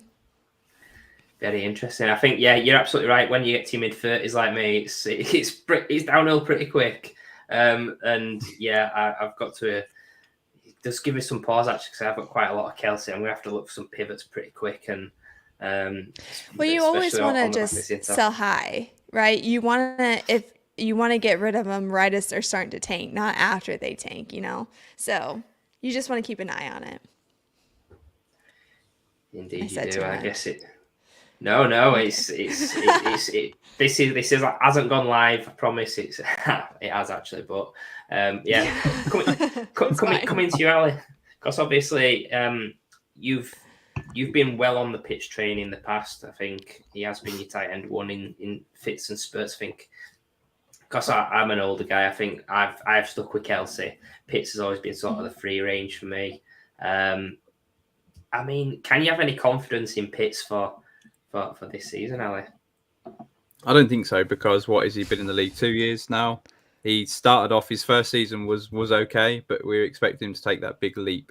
Year 2, I think if you see another down year with Pitts, I think that's when people really start to adjust and putting the likes of Hawkinson above him, Dallas Goedert. You've got Dalton Kincaid. If he shows out year 1, I think people will have him above him. So I think this is pivotal year for Pitts in terms of his dynasty value. Just for 3 really interesting guys, because you've got Pitts, the young gun. Mark Andrews is sort of the guy in the middle, and Kelce's the older guy. So it is a lot of people have these in all different orders. Mark Andrews is still my one at the minute, but Pitts is up there. But I can see him falling out of that top tier halfway through the season, just because if he has a slow start to the season, I think Hawkinson's going to have a good year. People are going to put 2 and 2 together and think 2 seasons on a row where he struggled. People have got to move him down. Indeed, and we're going to move on from the Falcons now to a team that's got a lot of interesting guys from dynasty point of view. We're going to move on to Ali's Bucks, and it's fair to say that it was a fruitful offense in previous years, but maybe it might be tough to get excited about now. We're going to... So nice about that. What do you mean? We're going to kick off at the main man himself. He got a shout really on in the Streamathon today. Baker Mayfield, obviously he's in the QB room versus Kyle Trask.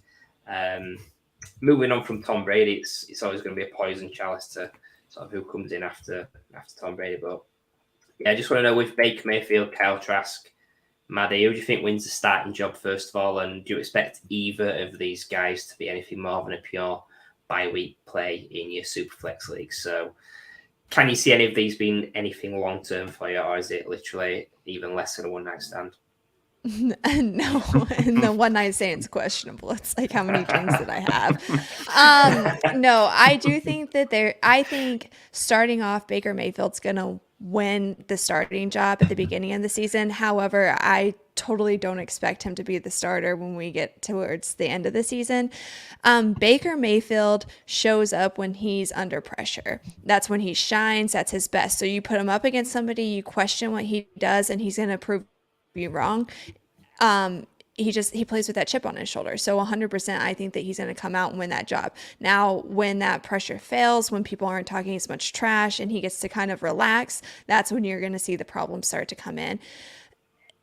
Also, I mean, he's a little beaten and bruised up, and Baker Mayfield's the one quarterback who won't play like an NBA player and say, my toes hurt, I can't go out there. You know what I mean? He's going to be the guy who tells everybody he's fine, and really he can't do anything, and he's hindering the team more.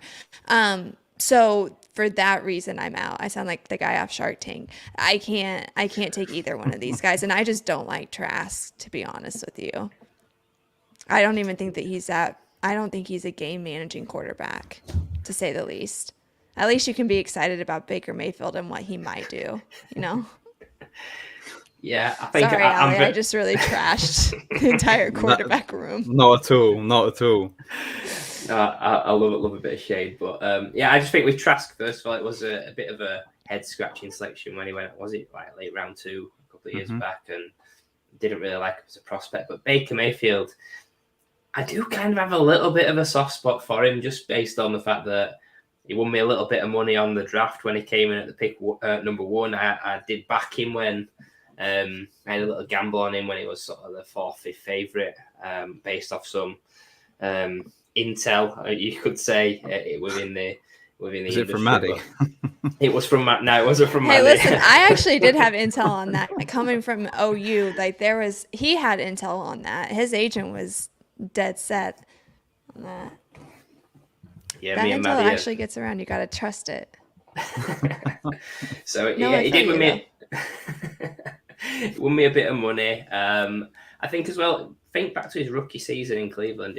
At the time, it was the most passing touchdowns by a rookie QB ever. That's now been passed, obviously, by I think it was Justin Herbert. But I think, you're absolutely right what you're saying, Maddie. When the chips are down, when he's got that chip on his shoulder, he's got something to prove. He wasn't expected to go pick 1, so comes in, performs like a star.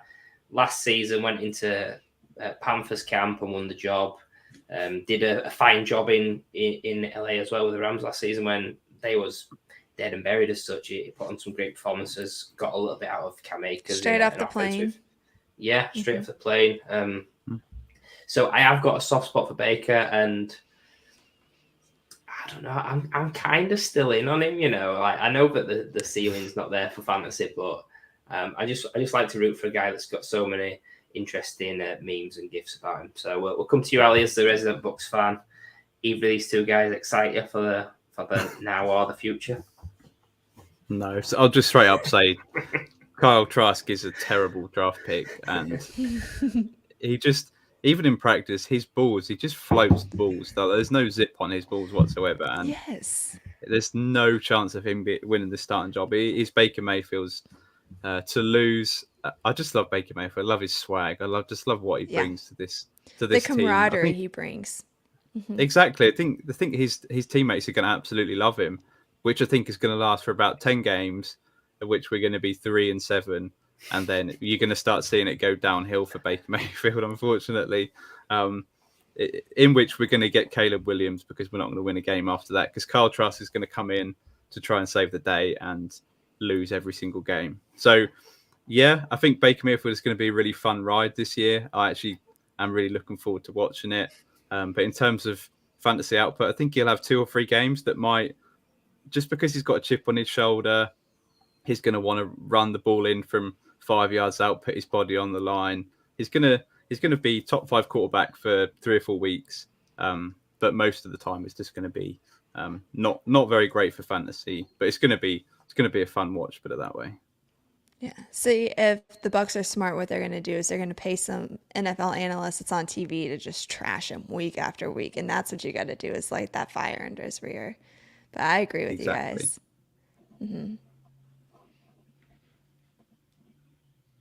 Oh, Kev's got He's so out. excited about it that he's out. He's like, let me go make these moves now.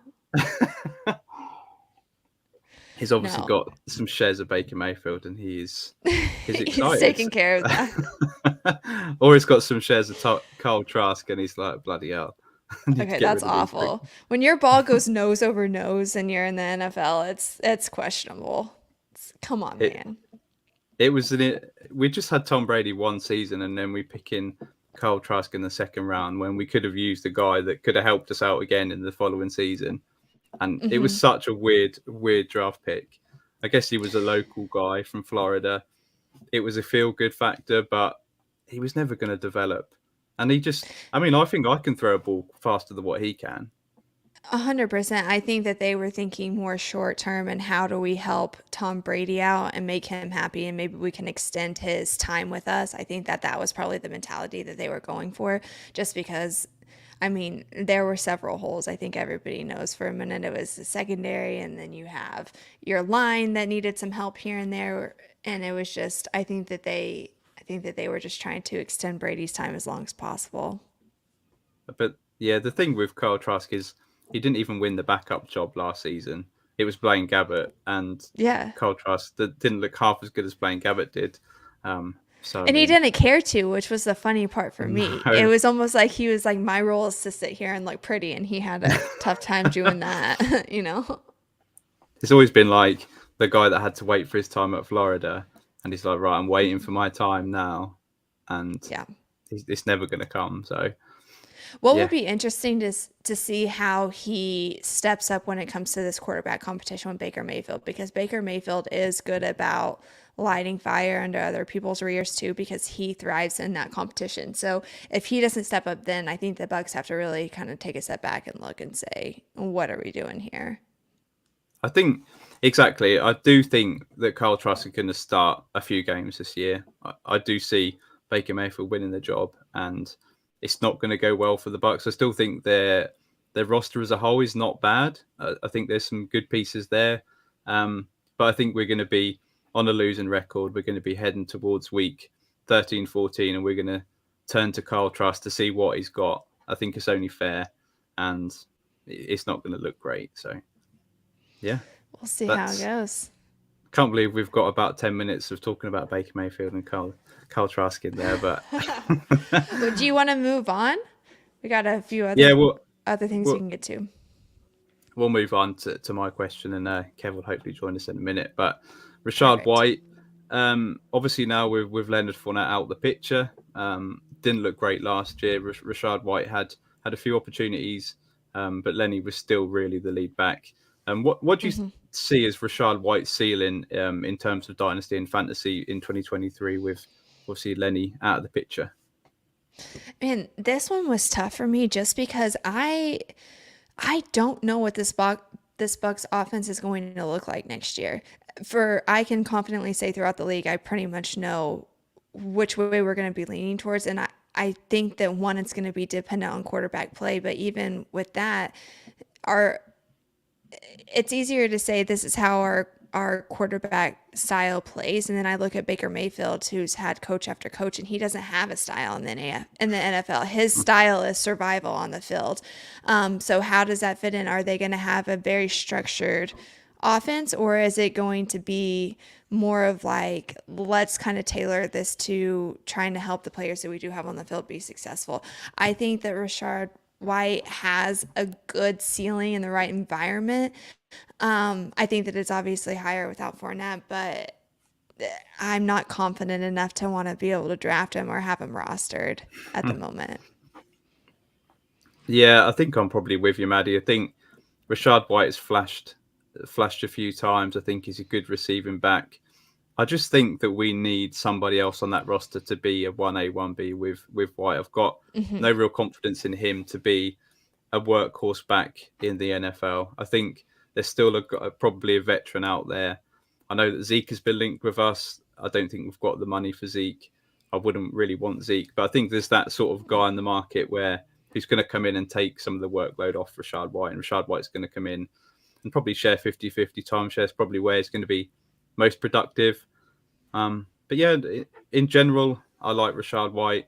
I don't really know what his ceiling is in the NFL. I think he's in the 20s, so he's a back end RB2 in terms of value. That's probably about right. His ceiling is probably RB18, RB15 at best. Oh, I was gonna say I had him way further back, so that's good for you.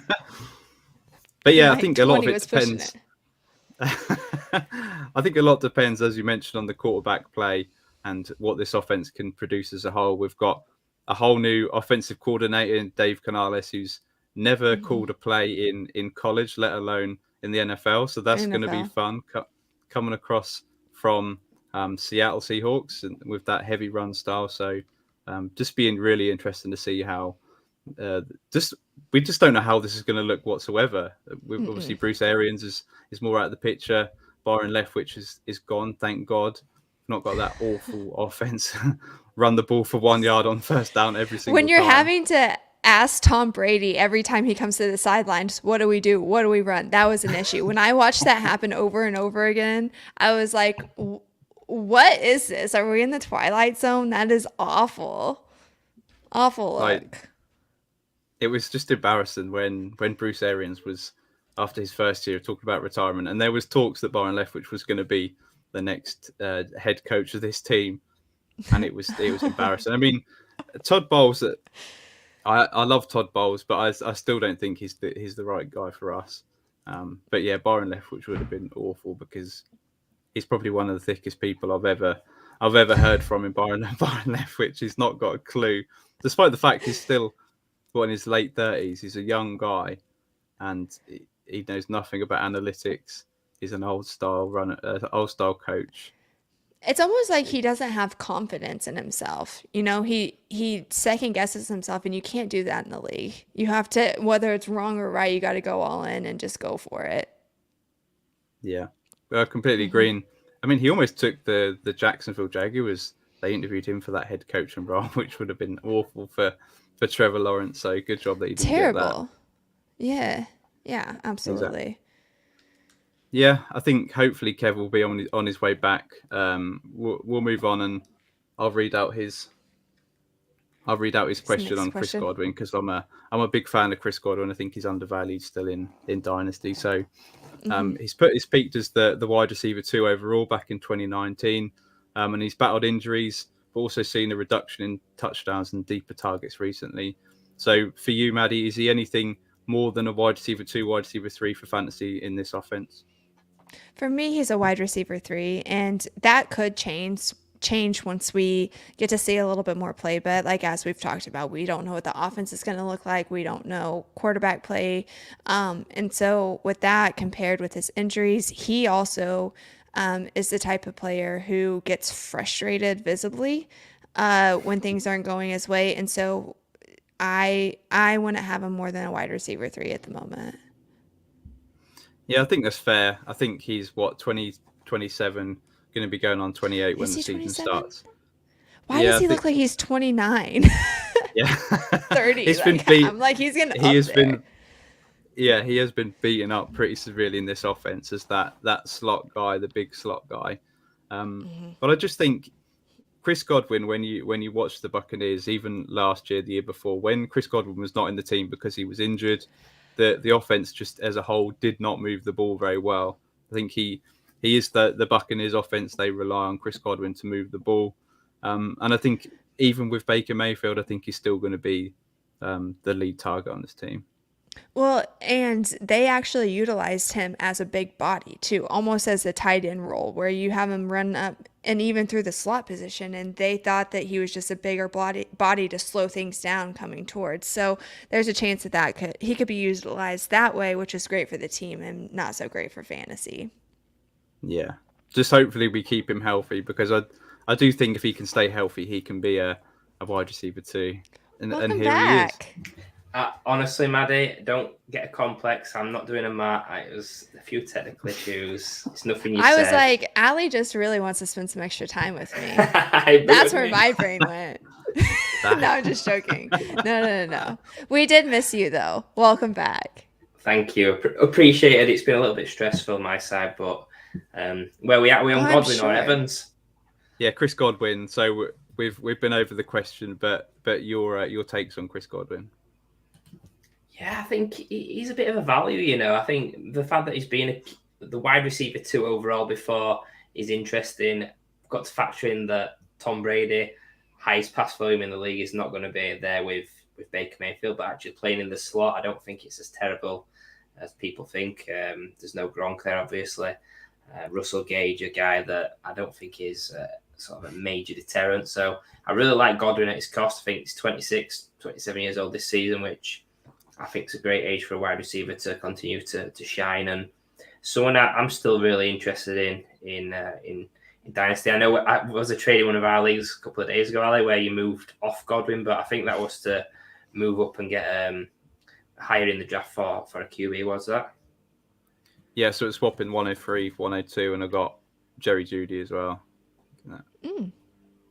Yeah. So and obviously you don't have to tell us who you're going to take because there's drafts on Monday, but it's going to be Anthony Richardson, right? Or Bijan, yeah, one of the two. Oh, Bijan, love it. He's aiming high. Well, you've got to. I just think finally on Chris Godwin, I think he's wide receiver 32 on Keep Trade Cut. So I think there's still value there because tied into a big contract. Yeah, absolutely love the guy. But I think Maddie's right. He does look like he's approaching 30 years old. He does look a bit beaten and bruised. Yeah, let's hope he stays healthy this year because I think he can be a value. Yeah, speaking of beaten and bruised, it leads us nicely onto the next guy who's been an absolute revelation in patches. But Ali, who's the other wide receiver you want to speak about? And it's just to give you a hint, it's not Russell Gage. No, this is my favourite player in the NFL. Mike Evans is it really? Yeah, he's my your guy. Yeah. Wow. Okay. I'm sitting next to it. I've got a signed Mike Evans helmet right next to me. He's just absolutely love the guy. What is it? 9 1,000-yard seasons in a row now, whatever it is to start his NFL career. But yeah, just do you no worry for Mike Evans in 2023 entering his year 30 season? Now, obviously, without the GOAT Tom Brady to throw him the ball, he's got Baker Mayfield. Do you think he's going to see enough targets to be relevant still? I do think that he'll see the targets. I don't know that he's going to utilize them. Mike Evans is the type of player who has to be excited to be able to perform. I don't think that there's enough excitement around this team, around these quarterbacks for him to go out and kind of showboat. He starts to slack off and it almost looks like he's bored, or that's where you see the consistency start to drop down. I feel really bad because I'm talking your player. Do I think that he still has value? Absolutely. But do I think that we're going to see him play the way that he did when Brady was at his prime with the Bucs? No, I do not. And so I think that that's only going to continue to decrease. And then when you talk about dynasty, you want to take players, you want to keep players that will continue to maximize their value as they age, and he's just not one of them. I see him as on the downhill track right now. Yeah, I think it just making me giggle about all the innuendos I've had on this section of the show. I got to be excited. I'm sorry, I just go there. That's my brain. Excited to perform was what you said, and it just got, well, yeah, everybody's got to be excited to perform, but I get what you mean with Evans. He's got to be motivated to reach his peak as such. I think, 9,000-yard seasons on the bounce. I think it's going to go this season. You know, with Mayfield and Trask, I think he's gonna struggle to hit 1,000, despite even having the extra game than he's had in some of those seasons, with there being 18 weeks now, but. Yeah, he's got a place in my heart as well. Last season, he helped win me a title with his massive Week 17 game. He also lost me. That was so nice. Yeah, it was an amazing day because he absolutely smashed it in one league and he absolutely destroyed me in another league. In another, hate that. So yeah, he's one of those guys. It's fantasy. It's Ali's guy. He absolutely ruined me, But yeah, I do worry about Evans just with the QB situation, the lower pass volume overall, and just the QB downgrade. It does pose a lot of worry for me, and that's baked into his cost. So yeah, Ali, what's your thoughts on Evans? Obviously, we've tried to be nice because you've got the helmet next to you and he holds a place in your heart. How long have I got? Well, basically, I just, absolutely love the guy. There was talks in the off season with us pretty much going into a soft rebuild that Mike Evans could be on the trade block. I would have been absolutely devastated if we'd have traded away Mike Evans because the value we're going to get in return would have been peanuts. He's still on a decent contract. I just think he needs to retire as a Buccaneer to solidify his legacy. I wouldn't have begrudged him if he'd gone out and tried to chase another ring, because I think he can be really valuable on a team that is contending this year. But yeah, happy to see him on the Bucs, and I don't want to see that 1,000-yard record broken. So hopefully Baker is gonna cook this year. Man, guys are so funny because I treat fantasy the way I do the men in my life, and it's like, I love this guy as a person. I think that he's great. I've had fun watching him. I've had fun with him, rostering him. But then sometimes you're like, this is not the guy I want to date. So you can be my friend and I'm going to root for you some, but you've got me messed up if you think I'm going to waste a roster spot on you, you know? Poor Mike Evans is getting friend zone. Yeah. Yeah. Bless It's him. okay. Just a quick question for 2023 as a sort of in a nutshell then, like, are you taking Evans or Godwin just for this season, Maddie?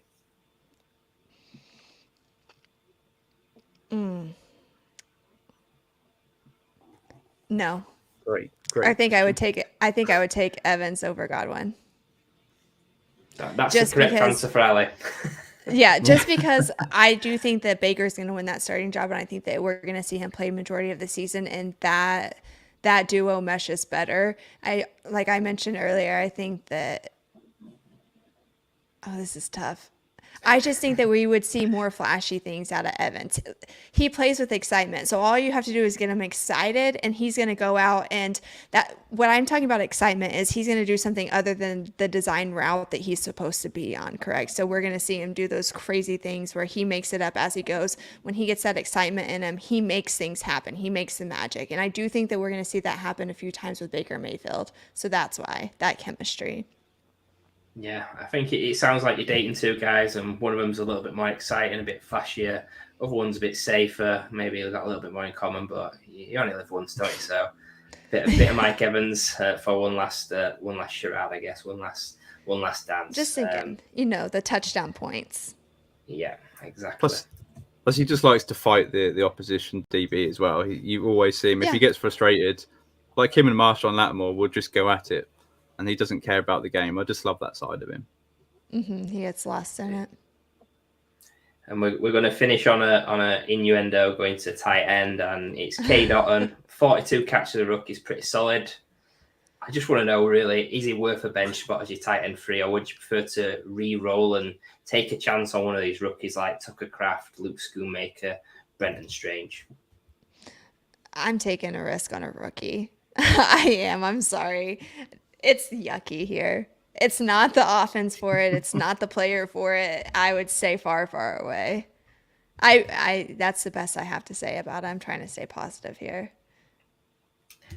Ali, the Bucs fan, any positivity on K. Dotton? I mean, no, not really. He's just a guy. I don't think he's really going to improve much on what he did in his rookie year. I think he will flash and he'll score a few touchdowns in the red zone. I quite like Payne Durham, the other tight end we drafted in the 5th or 6th round. I think he's another big target for us. So yeah, no interest in fantasy. I think they're going to utilize him more as a blocking tight end. He can't even throw out a pancake. So yeah, fantasy values. Yeah, it's hard to get too excited about anyone outside of Evans and Godwin in a Baker Mayfield, Kyle Trask-led offense. So I think you're absolutely fine to be fading K. Dotton, and 42 catches in his rookie season was solid, but again, it was a really high pass volume offense, and Tom Brady's not there anymore. So that brings us to the end of the Bucs. It brings us to the end of our time with Maddie as well. So thank you very much for coming on the Streamathon, linking back up to us again this off season. So before you go, Maddie, please let everybody know where they can find you, what you're working on at the moment. you guys can find me at Maddie Kroll on everything. I've stolen that name across all social media platforms. But yeah, right now I'm just kind of doing my thing, getting geared up for fantasy. That's kind of my mindset. And we're just going to keep moving through. Thank you guys so much for having me. I think that this is so important. I'm a huge mental health advocate. I've had my own struggles. I think everybody has, or at least knows someone who has. And so just even having the support of this community is incredible. So tap into it in whatever way. I'm about it. Yeah, Excellent agree. And stuff, Maddie. keep the intel Thank you coming, guys for Maddie. having me. Listen, Yeah, I'll keep try. that intel. I'm gonna Cheers, stop Maddie. getting it if I don't quit blasting it all over Twitter and everything. But okay. It's all right. We'll blur your face out and put a different name on. It's fine. Yeah, call me something else. Call me something else. Love it. Thank Bye, you very guys. much, Thank Maddie. you guys so much. Cheers, Maddie. See ya. Good luck. Right. Cheers. Right, Ali. It's time for me to jump out, but before I do, we'll bring back Matt, the main man. We've not griefed him too much in his time off. Welcome back, Matt. Before we bring you fully in, I'll just wrap up this part and just thank the audience so far for the donations we've received. We're right about that £1,000 mark, so around about 66% of our target, which is fantastic. There's still time to obviously donate today while you're watching. Please be generous. We're entering sort of the back end of the shows today. We're in quarter 3, right at the end. So please do continue to donate. You can do it till the end of June as well. So if you are watching this on YouTube or Twitter after the live event, please do continue to be really generous. It's on our pin tweet at Fantasy Wildcard. It's on the link at the bottom of your screen here, and also by searching Fantasy Wildcard Charity Streamathon 2023 on your Just Keep website. But thank you so much for supporting the Streamathon so far, supporting this fantastic charity in mind. I'm about to jump off now and leave you with the best two from Fantasy Wildcard. So yeah, over to you boys to bring in an amazing trio. I'm gutted that I've got to dip off now, but I can't wait to watch watch parts of this show now, and definitely the reruns. Yeah, absolutely. We'll see you again soon, Kev. See you in a bit. Indeed. So yeah, as Kev mentioned, we're now going to move on to the AFC South, and you've got the best two hosts of the Fantasy Wildcard. So what more do you want? Well, I can give you a bit more. We've got 3 amazing guests coming on to help us go through these two teams. We're kicking off with the Titans and Colts. So let me bring on the guests that we've got. We've got Jack, Matty, and Theo, the guys over at Roto Underworld. Guys, how are you doing? Thank you for joining us. Doing great. Thanks for having us, man. We're excited to talk to you guys and happy to support the cause. I think it's awesome you guys are raising so much money today. And it's awesome you're able to podcast for so long in a row, guys. That's impressive.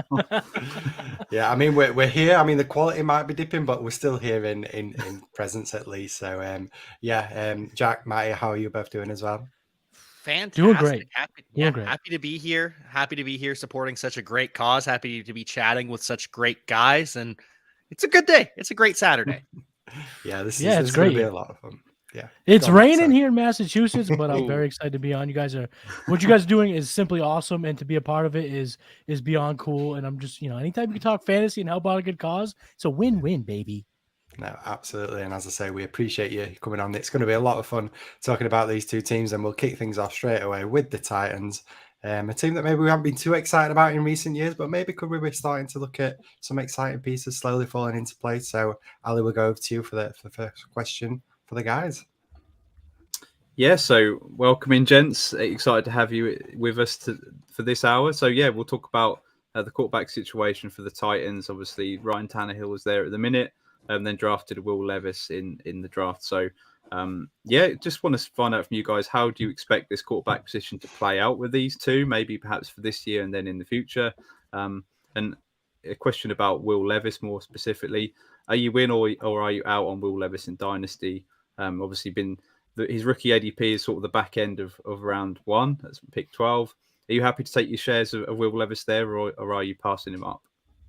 I've generally been passing him up. I'm probably a little bit lower than consensus, as most of the people at Player Profiler on Will Levis. I just think that there's more quality in the back end of the first round that are going to have better hit rates. I understand the positional need and the scarcity of the quarterback spot, but I think Will Levis is the kind of guy that's more of like going to end up being like a purgatory player where he's not really going to elevate your team. I'd rather take another rookie and then take cheaper shots on my QB2 position, in terms of my Superflex dynasty teams. I'm the exact opposite, Theo. I know Maddie's on it. Maddie's on it. I have been attacking the discount of. I've had a few kind of QB needy Superflex teams, and in rookie drafts, he's falling 108, 109, 110, and I've been able to jump into the back half of that first round to grab him. I think his arm talent is truly special. He was the third most athletic tight end in the quarterback in the class, and the throws we're already seeing. I know it's basketball short season, no shoulder pads season, but the flick of the wrist, boys, you can't argue. He looks a little like Aaron Rodgers with that release. I'm probably more optimistic than I should be, considering the NFL passed on him the entire first round. But I am taking the discount, and I'm hoping that we do get that Jay Cutler type of slinger for the Titans. Well, it looks like I'm the tiebreaker then. And sorry, Theo. Usually I follow you, but I got to go with Matty Kiwoom on this. I'm happy to take him at the end of the first round because of the upside. The arm talent is just so incredible. And if the Titans can get rid of Ryan Tannehill, they will. The problem they're finding is no one wants to take on that contract. But things shift just a little bit post June 1st in terms of how the money's spread out.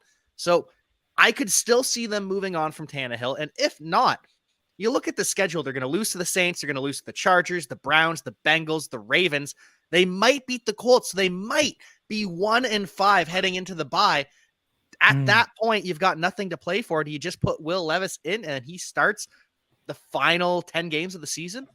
Just do enough. I hope Will Levis just does enough to keep Treylon Burks and Chigakonkwo shares. Like Yeah, there we with go. that consolidated target tree. It's going to be those two guys. I'm excited about those two guys.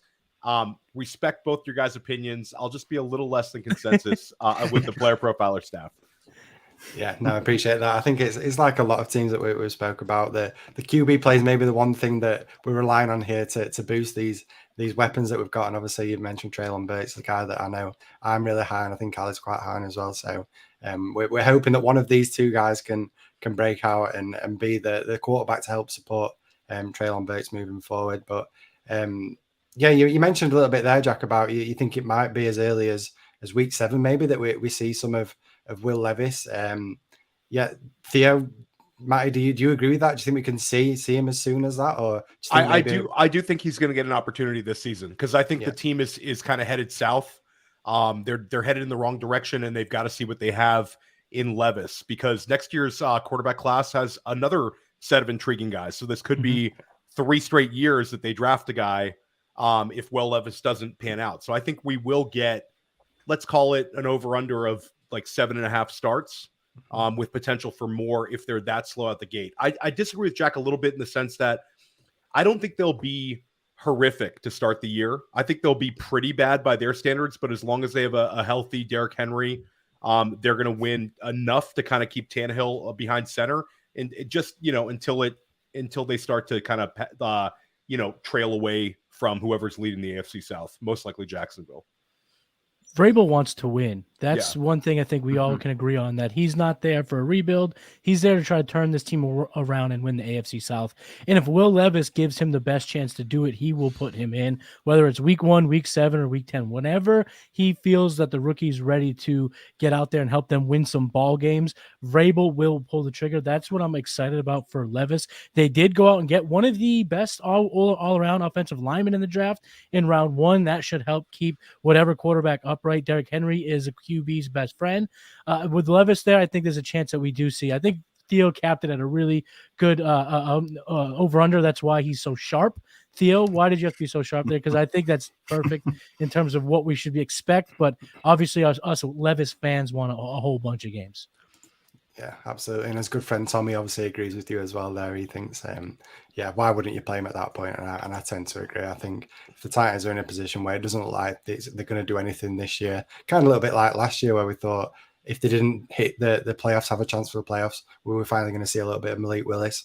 feels similar this year. As if they don't quite get into a position of reaching the playoffs, why wouldn't you want to see what you got in the quarterback you've selected? Obviously, selected him quite early as well in the second round, so there's even more draft capital than what they put into Malik Willis as well. So, yeah, I fully agree. I think that's probably about where I see it happening and getting a chance to see Will Levis moving forward. But with that, we'll move on to the running back position, because this is the offense basically of the Titans for the last few years, and it'd be rude not to talk a little bit in depth about Derrick Henry and what he's going to bring for us in this upcoming season. It feels like every year we say the same thing. This is going to be the year where Derrick Henry, he falls off a cliff. We don't want him in Dynasty. We can't rely on a running back getting up there at such a high age. He's even past the age cliff. He's still going beyond that, but every year we say this is going to be the end that it ends. So we're now at a point we're looking at his current ADP is going around the RB20 price tag. If you are a contending team, are you happy to pay that price, knowing full well that this is it? You're holding him for the rest of his career if you do take him at that price tag, because you're never going to get that kind of return on investment back moving forward. So yeah, where are you guys on Derrick Henry, and would you be willing to pay that price? Depending on how you build the rest of your team in the startup, I would be willing to take a shot on the big dog, because you're going to get tremendous amount of volume for at least for this season. And I think that there's a hidden path for him gaining value for next year. There was rumors about a trade. I think if a team makes a serious move for Derrick Henry, then it kind of might extend his window. There's been some kind of the one big outcome for them kind of punting everything this offseason, besides Tyjae Spears and the offensive line, is that he has a little bit more receiving upside than he has in past years, just based on necessity, based of lack of quality targets there. So like Derrick Henry, every year he gets cheaper, and every year his fantasy points per game are right there. So I definitely wouldn't overpay, and I definitely wouldn't reach. But if you've built a starting, you're talking about running back 20, so you're talking about in a non-superflex startup, maybe a 6th round valuation. If I've built, my first 5 picks with some quality youth and guys with upside and guys with a lot of years ahead of them, then I might push the chips in and draft Derrick Henry and kind of go for it in year 1. Yeah, if those first 5 picks in this startup suggest that you should try for winning right away, get that money in year 1, Derrick Henry's a good 6th round pick. Also, if you're a contender and you don't roster him, I think it's okay to pay some of the prices that I've seen. Looking at the trade finder on playerprofiler.com, I'm seeing Jahan Dotson trade for him. I'm big on Jahan Dotson. I think he has a lot of really, really good seasons ahead of him. But if I'm a contender and I do have that extra receiver depth, that's a trade I'm looking to make. So given what I'm seeing on the market, if you are a contender, I would buy Derrick Henry, because you look at his performance profile and it hasn't really started falling off that cliff yet. 5th in evaded tackles last year, top 10 in breakaway runs. He had the 3rd most total yards created. He's still an absolute beast, and he's called the king for a reason. So if you're trying to get that crown, you could definitely use the king. Yeah, I was a little bit worried heading into last year because he was coming off the broken foot, and he proved that he's just a superhuman. It doesn't matter. Yeah, he's a freak. Derrick Henry. He's going to see 250 plus carries. He's going to see work in the receiving game. They don't have the weapons to not use him as a receiver. Now, Tajay Sharp, he'll mix in a little bit as well, but he's a bell cow, and we just don't have that many bell cows in the NFL anymore. We don't have that many players getting 250 plus carries. It just isn't the way it works anymore. So yeah, if you are a contending team, Derrick Henry very well could carry you along the way, because the Titans kind of need him to. They're kind of desperate to feed him the ball and drown out the clock. Yeah, no, I think even more so than ever, maybe as well. If they then lean on Will Levis, you kind of want to protect the quarterback a little bit. And I think you do see a point where they're really leaning on Derrick Henry, not asking too much from Will Levis early on. Obviously, they want to see what they've got him in their quarterback, but I think at the same time, you've got to then use Derrick Henry as he's been the guy for years. I mean, it's not like it's going to be something out of the ordinary, but I do feel like yeah, Derrick Henry, no matter what the situation, I feel like he's gonna feast again. And like you mentioned, Jackie, it felt like when he was coming off that injury, that felt like the real. But I know I've said that a lot of us have said this is the year that Derrick Henry falls off. But when he's coming off that real bad injury as well, it was like, yeah, guaranteed this is it for Derrick Henry. And yet he comes back, proves us all wrong, makes us all look stupid. I mentioned earlier, he's like the Tom Brady of running backs. I mean, you keep saying this is going to be the end, and he keeps coming back and proving us wrong, making us all look stupid. So yeah, I think Derrick Henry still somebody that if I'm a contending team, I'm more than happy to have on my team. I mean, why wouldn't you want a guy that's locked in RB1 in fantasy, giving you top 12 production from the position pretty much every year? So yeah, fully agree with that. But Ali, there is another running back in this backfield where we've kind of mentioned his name already. Do you want to ask the guys some questions on the new rookie running back that's joining Derrick Henry? Yeah, Tajay Spears. So he's a guy that, I really like that coming out this rookie class. So just for you lads, how much for concern is the missing ACL reports on Tajay Spears? What do you see his role being in this offense as well? And then in terms of his ADP, is sort of a late second right now. Is that where you're happy to take him in your rookie drafts, or is that just a bit too high for you and you'd pass and take a different running back? We have been very high on Tajay Spears at Player Profiler pretty much all offseason. We really, really got excited during the Senior Bowl. I personally got excited during the Tulane season.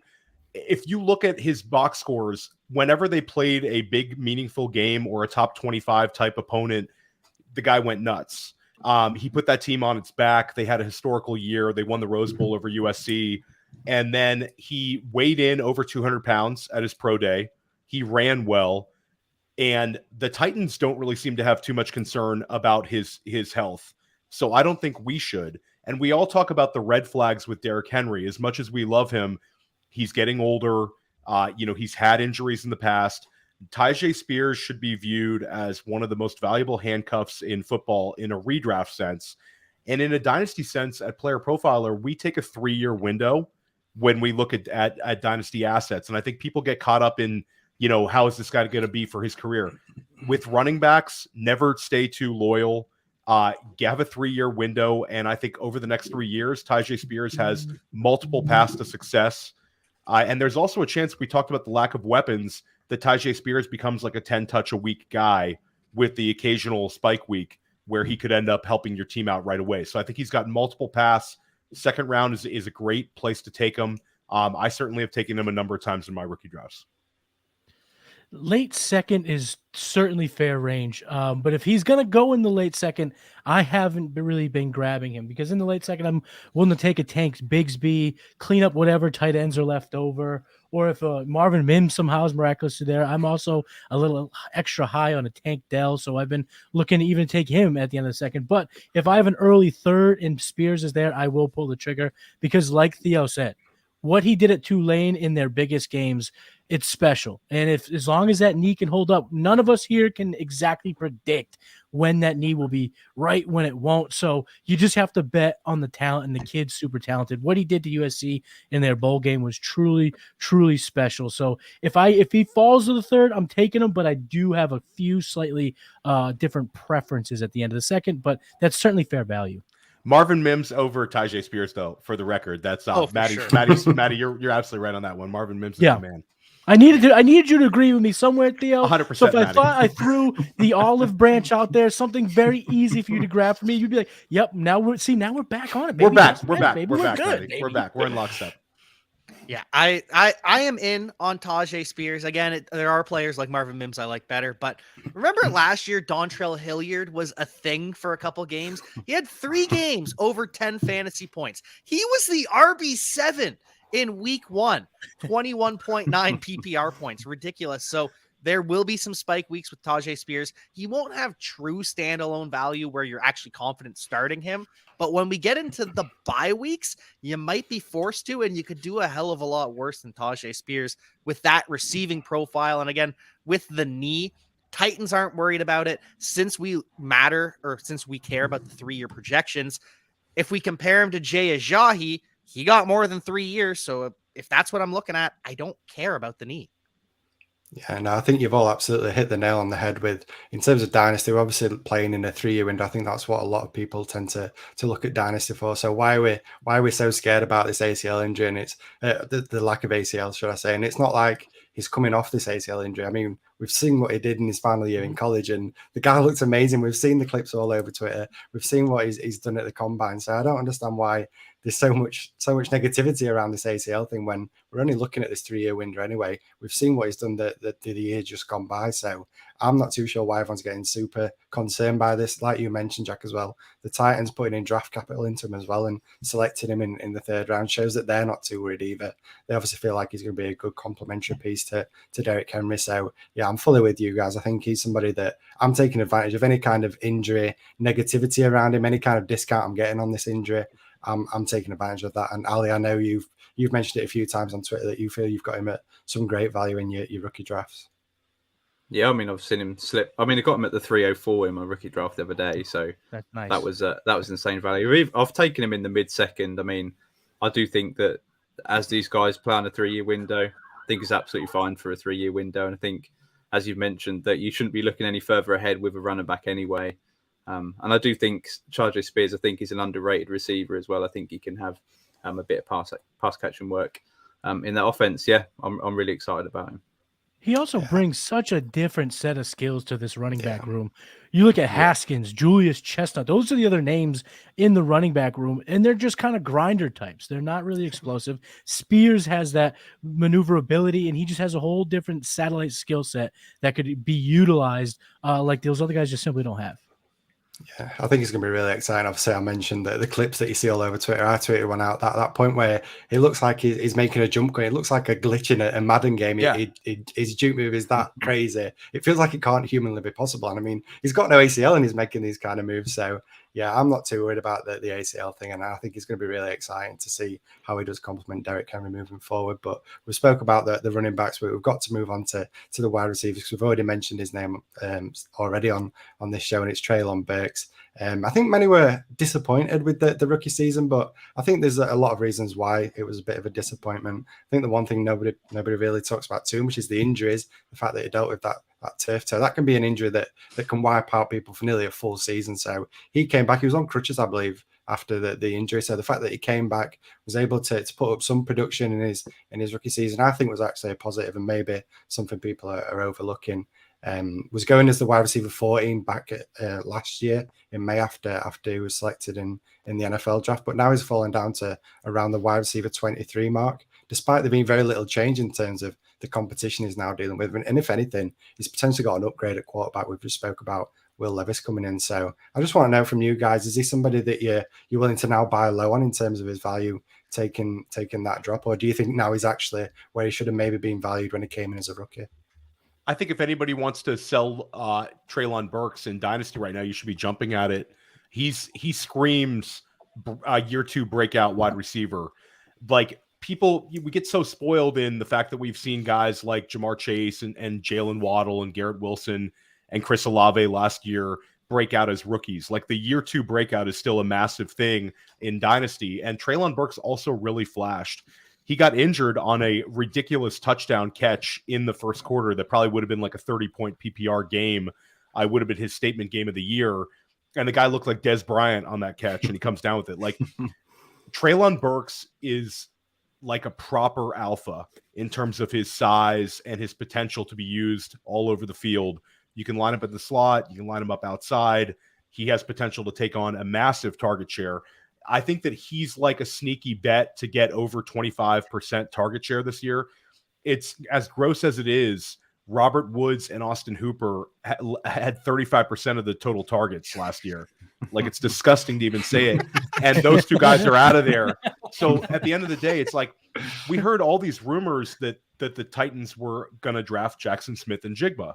And if they did that, they would have told you something about Treylon Burks. But they chose to address the offensive line instead, with JSN still on the board, because I think they really believe in Burks. They spent a tremendous amount of draft capital on him last year, and he was the like-for-like replacement for A.J. Brown. So they have a lot invested in this pick. He was a little bit slow out the gate. He had the asthma and all the things he kind of dealt with. But I think he's a massive value right now. If your league mates are looking to sell him, he's a great pivot. And if you put him in context to this rookie wide receiver class and you start really just breaking it down, I think, Treylon Burks looks even better. So I'm big on Treylon Burks. I have a lot of Treylon Burks, and I think that a lot of, I would say, sharp dynasty managers are sitting on Treylon because they know that the potential spike will come this year. If you want to sell Treylon Burks, wait till midseason because he's going to get a tremendous amount of targets. Treylon is starting to get a track record of disappointing that is starting to really concern me. First of all, he supposedly needed to have some custom gloves made for his mitts, but then he had 50 percentile hands. Sky Moore, who's not anywhere near his size, had bigger hands than Treylon Burks. Then he goes on the podium and says, boys, get ready. I am going to melt the 40. 4.55 is not exactly melting the 40, but we have week 11 in 2022. 18 routes run, 18 fantasy points scored, and the price has gotten to the point where you have to buy Treylon because his skill set is that tantalizing. And if I'm going to sit on this very show, this excellent show that you guys put together, and say that I'm believing in Will Levis, well, Will Levis will only go as high as Treylon Burks can help him because he's going to need that alpha to truly ascend to a level where I think he can get to. So I'm going to buy Will Levis, and I'm also going to buy Treylon Burks. Yeah, you have to. You absolutely have to. Maddie mentions that game against Green Bay. He catches 7 of 8 for 111 yards, 18.1 PPR points. That was his first time ever being a wide receiver 1 in fantasy. The next week against the Bengals, he puts up 17 PPR points, 70 yards on 4 grabs.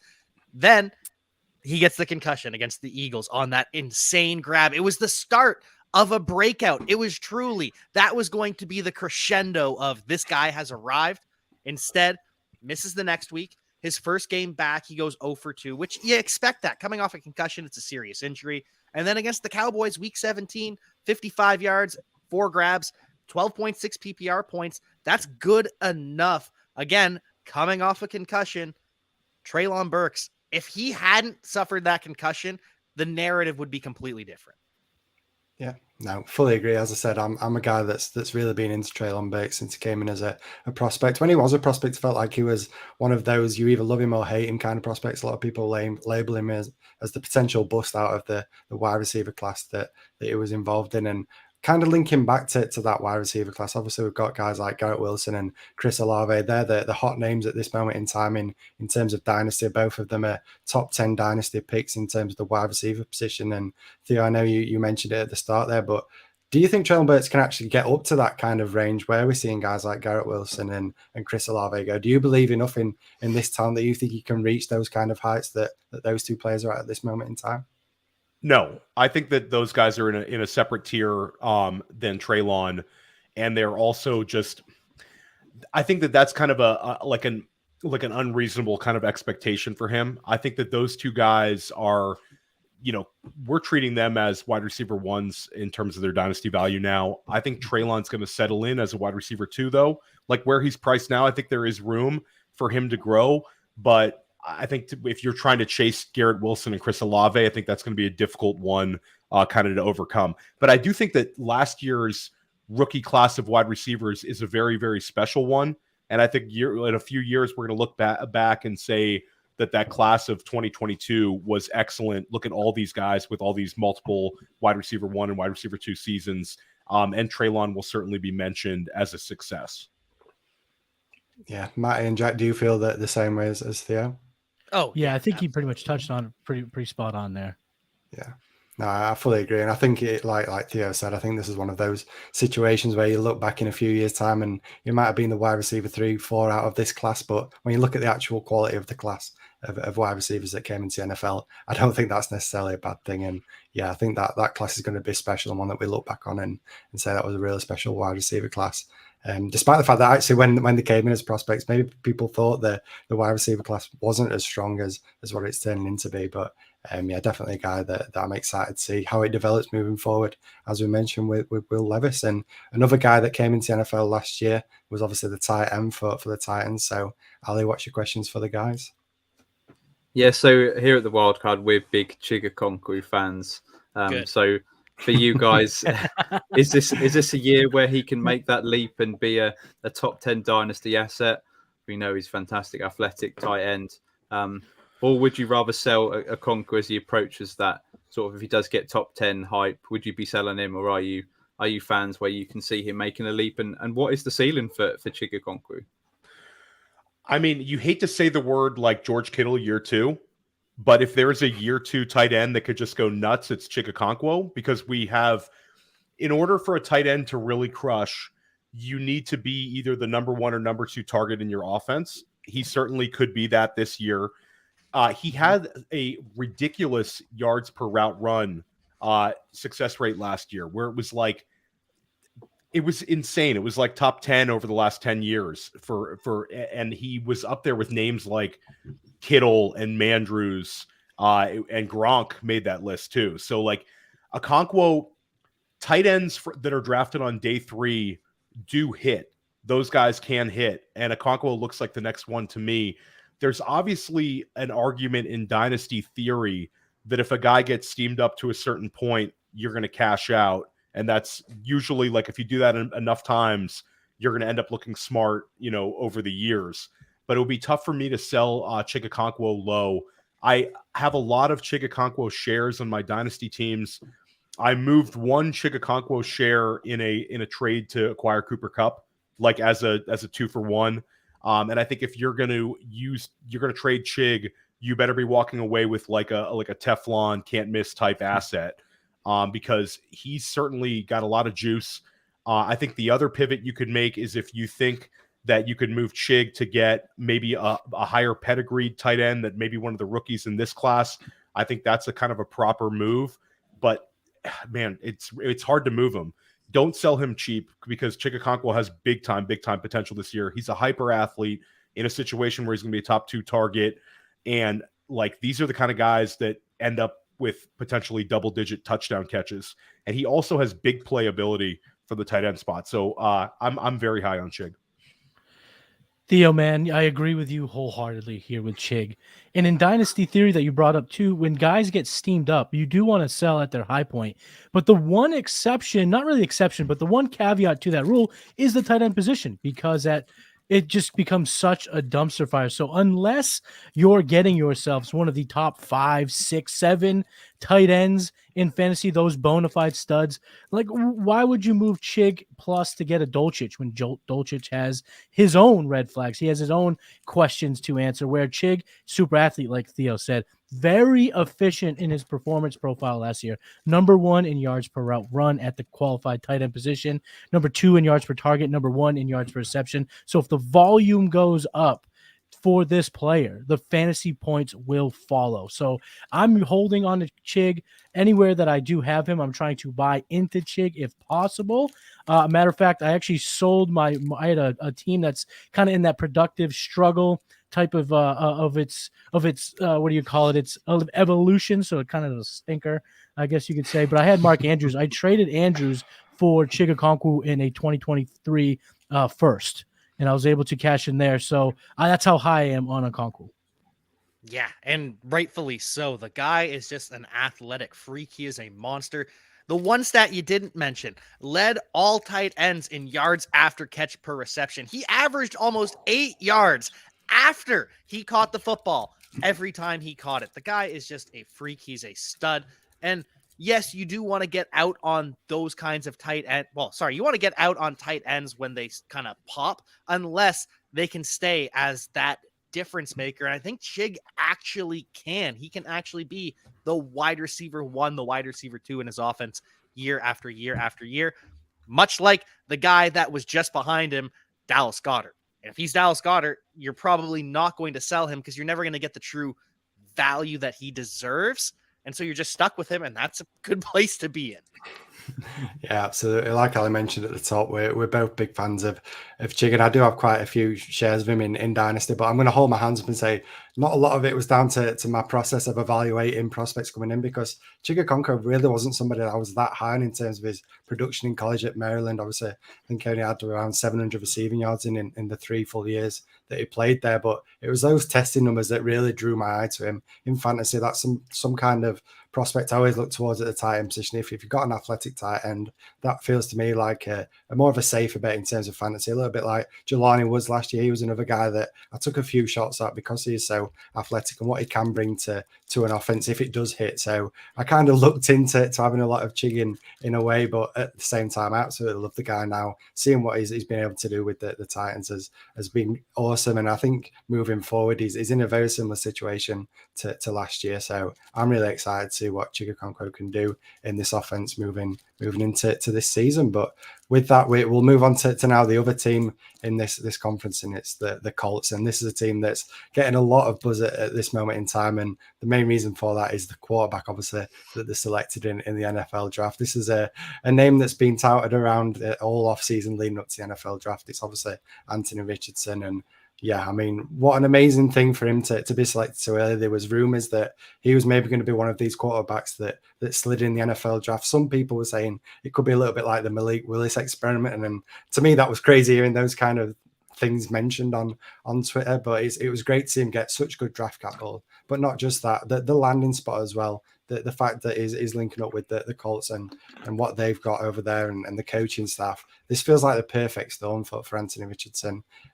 So I just want to know what you guys think of him as a prospect. Obviously, a lot of people are saying he's pretty raw, and it feels like at this moment in time, he's going to have to be the starter week 1. Some people said they was kind of hoping he could maybe sit behind a quarterback, maybe develop a little bit more, but it feels like he's going to be the week 1 starter. Obviously, Gardner Minshew's got his fans in the Twitter circle, but I feel like you've got to start Richardson with the draft capital they invested in him. So do you think he is the starter week 1 for a kickoff?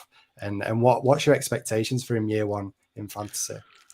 So I do think he's the starter in year 1. And I think for fantasy purposes, he is going to potentially be a QB1 this year. He's going to finish inside the top 12 because his rushing ability is so special. We had Scott Barrett on fantasy. We had Scott Barrett on First Class Fantasy this week. And it wasn't a Scott Barrett quote, but Scott Barrett likes to say he's like Vernon Davis athletically with a cannon. It's wild to think about that sort of level of athlete.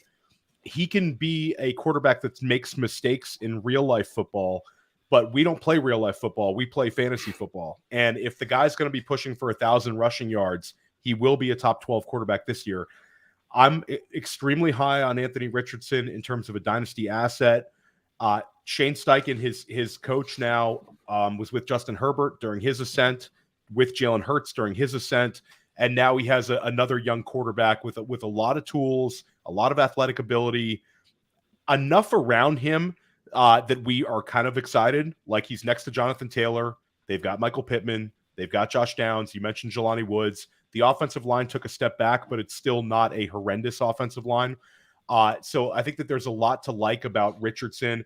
And I think from dynasty perspective, where are we to value him is a very interesting question, because right now I think that you can start taking him as high as QB9 overall in dynasty. We have him at QB12, but it's close at our player profile or dynasty rankings.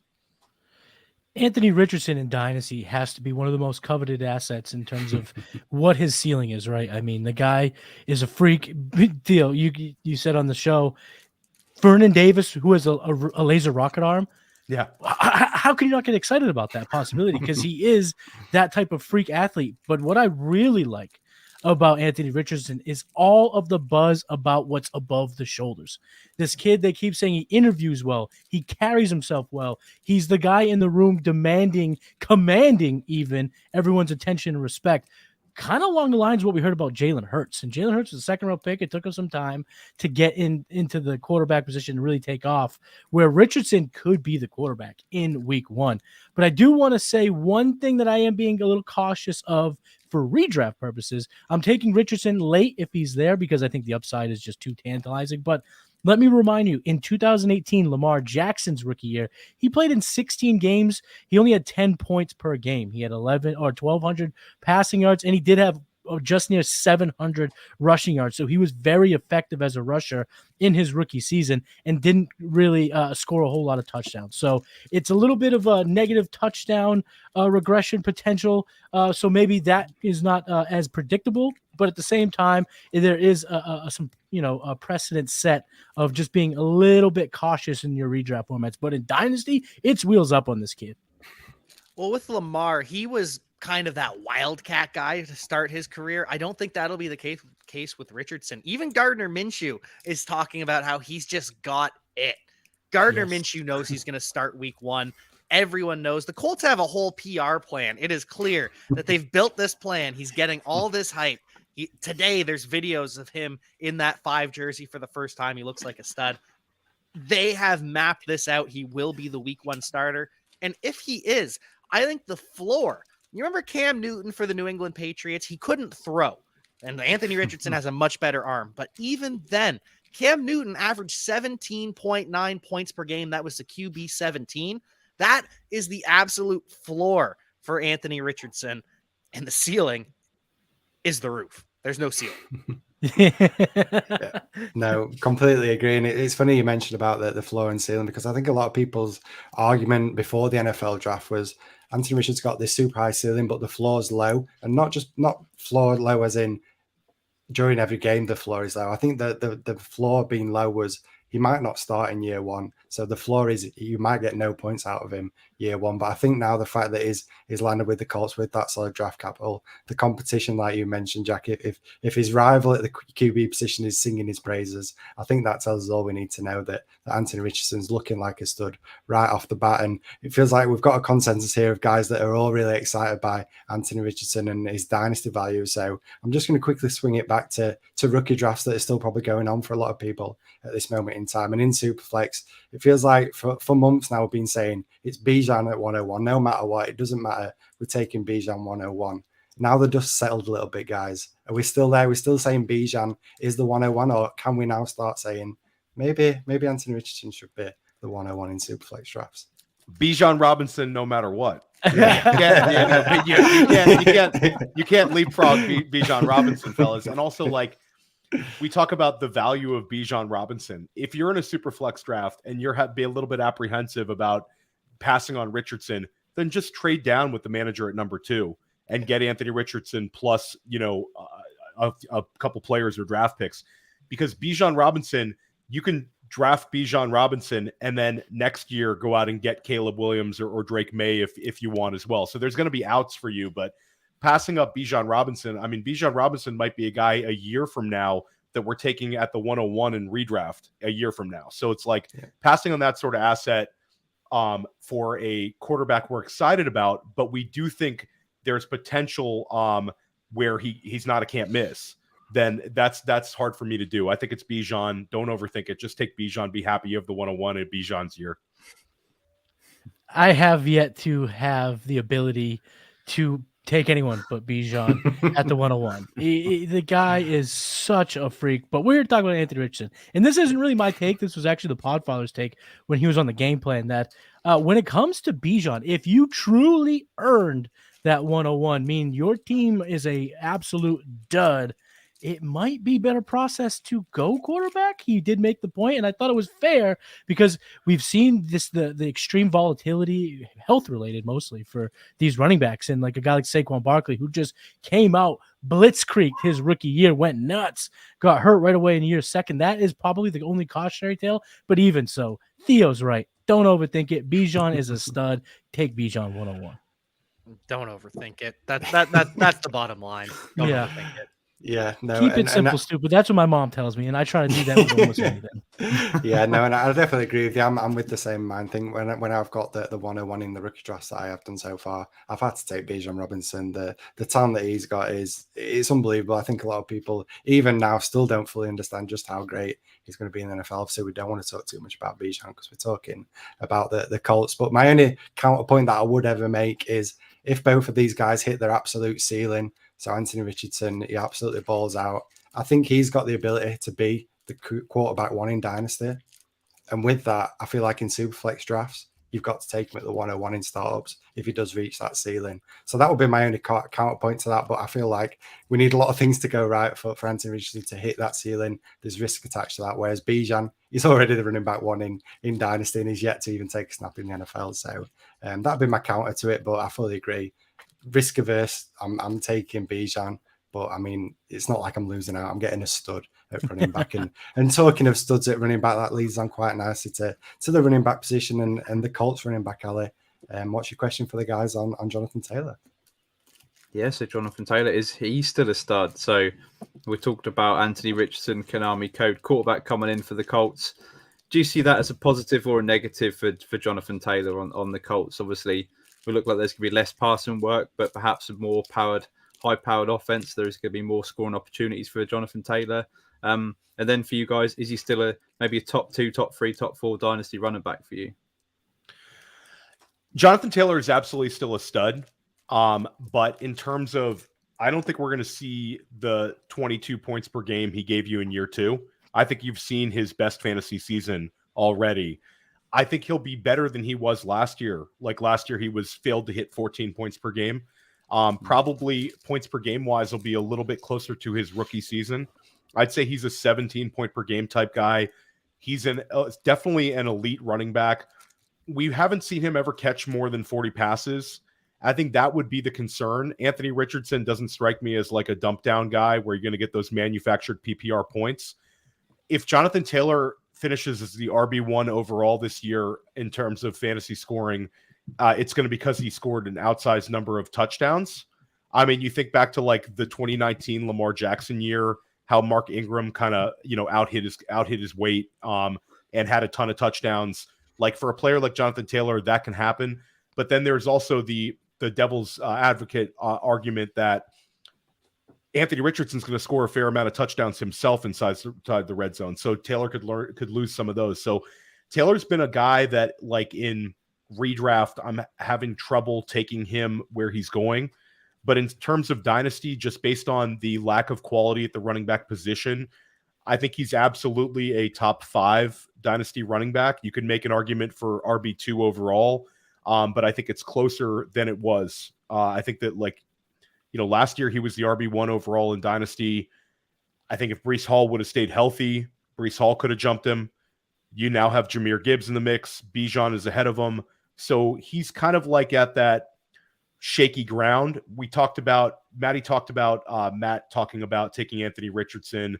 And Matt, you also referenced that in terms of taking Anthony Richardson. Like if your dynasty roster is shaky and you have Jonathan Taylor, I might cash out because there's a chance he loses some value this year. But, he's safe. He's a very talented player who's shown it.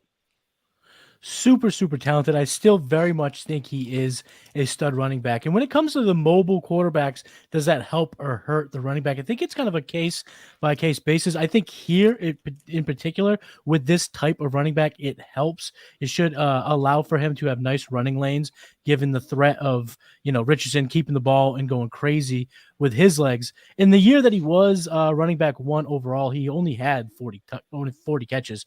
Like Theo said, that was his career high, and that was outside of the top 20 at the running back position. He had a 10% target share, so he's not really passing dependent either way, but he did score 20 touchdowns. So to Theo's point, he's going to have to do that again to really achieve that running back 1 overall type of status. My co-host on the Trade Gods, Jason Allwine, his sell this week was Jonathan Taylor, and his point was he's a stud, but he might be back to peak value. After the acquisition or the drafting of Anthony Richardson, we have seen him get a little bit more helium, a little bit more hype around him. So if he's back to peak value and you believe you can get, another really good running back plus, or solve a few problems on your roster, I'm looking to sell if that's the case, but I do believe in the talent, and I still think he's going to be, like Theo said, a very safe producer in fantasy this year. Yeah, he's locked into being an RB1. He's just probably not going to be the RB1 with the lack of receptions. He lacks that elite, complete game changer profile. Instead, he's more of a Nick Chubb type, with like a better Nick Chubb, but that's more of the archetype where he is a mid to back end RB1 instead of a guy that's going to be RB1, RB2, RB3. That being said, in Dynasty, I'd still have him probably RB3, Bijan ahead of him for sure. I think even with the injury, I go Breece Hall over Jonathan Taylor, but it's close. You can go Jahmyr Gibbs if you want, but I think that's kind of the floor because it would have been Ken Walker if the Seahawks didn't draft Zach Charbonnet, but they did. And so Jonathan Taylor has to be above him now. Yeah, I fully agree with you guys. I think this is obviously Jonathan Taylor's backfield for the Colts. And in terms of talent, I think we all agree that he's one of the most talented running backs in the NFL. And you've mentioned the point. I think the issue is he doesn't quite have that elite ceiling because of the lack of receptions. And it's not like he's in a situation now where that's going to get any better. Obviously, we've mentioned having the Konami code of a quarterback that doesn't really need to throw the ball. He won't be dumping the ball off to Jonathan Taylor too much because he's got the ability to escape any pressure. But then as well, the coaching staff, we mentioned Shane Steichen coming over. We know he was obviously the offensive coordinator for the Eagles. They ranked bottom in terms of running back receptions and targets. So we've kind of got already a sample size of what we can expect from this offense, looking at the running backs, how they're used with a quarterback that's mobile, obviously having Jalen Hurts in Philadelphia. So I feel like we're sadly not going to get that elite ceiling that we maybe hoped we would get from him when he came in as a prospect, because we know that he can catch the ball and he's definitely capable of that.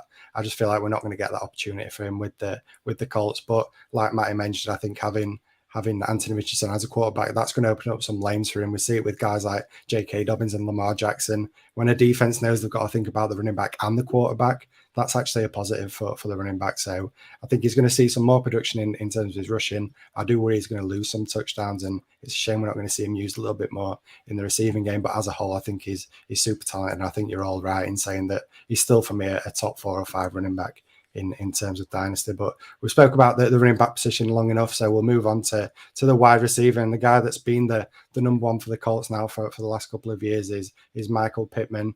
He's really established himself as that mid-tier wide receiver 2 in terms of fantasy the last couple of years. But now obviously we know we've got a different type of quarterback coming in with Anthony Richardson and the skill set that he brings. So I want to know what's your feelings on Pittman. Did you like him as a prospect? Have you liked what you've seen from him from the first couple of years? But are you now maybe concerned with the quarterback coming in Anthony Richardson? And do you think maybe we're at a point where we should be looking to move on from Michael Pittman? His ADP's around that wide receiver 22 range. So yeah, what are you looking to do with Pittman right now in Dynasty?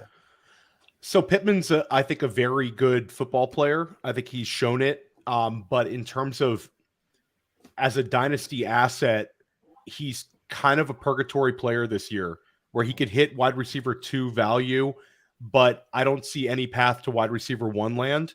There's an argument to be made that his target share is going to increase this year. He's been a very, very predictable player the last 2 years. His target share has been right around 25% for back-to-back seasons, and he's finished as wide receiver 22 and wide receiver 21 in points per game for back-to-back years. So it's difficult when a guy's like 26 years old to kind of move on from that, but there's the tunnel vision argument where the target share goes up, but he could potentially have his target share increase and he could still fail to produce as many fantasy points per game. So I don't know. For me, I think Michael Pittman is the kind of guy that I would potentially like to pivot to. I had one league where I pivoted to Jordan Addison from Michael Pittman, just because I think that there's a little bit more ceiling with a guy like Addison in that passing offense. But I mean, Pittman is certainly not a bad player. I just think you need to manage your expectations. If you have him as your wide receiver 3 and you're putting him in your flex, every week I know I'm going to get a high amount of targets relative to the offense, and there's a chance that he's going to hit his points per game average again this year. But I don't think that he has that ceiling where there's a couple of guys you could kind of move on from Pittman and get that might provide that really, really exciting ceiling that I don't see with Pittman in this offense.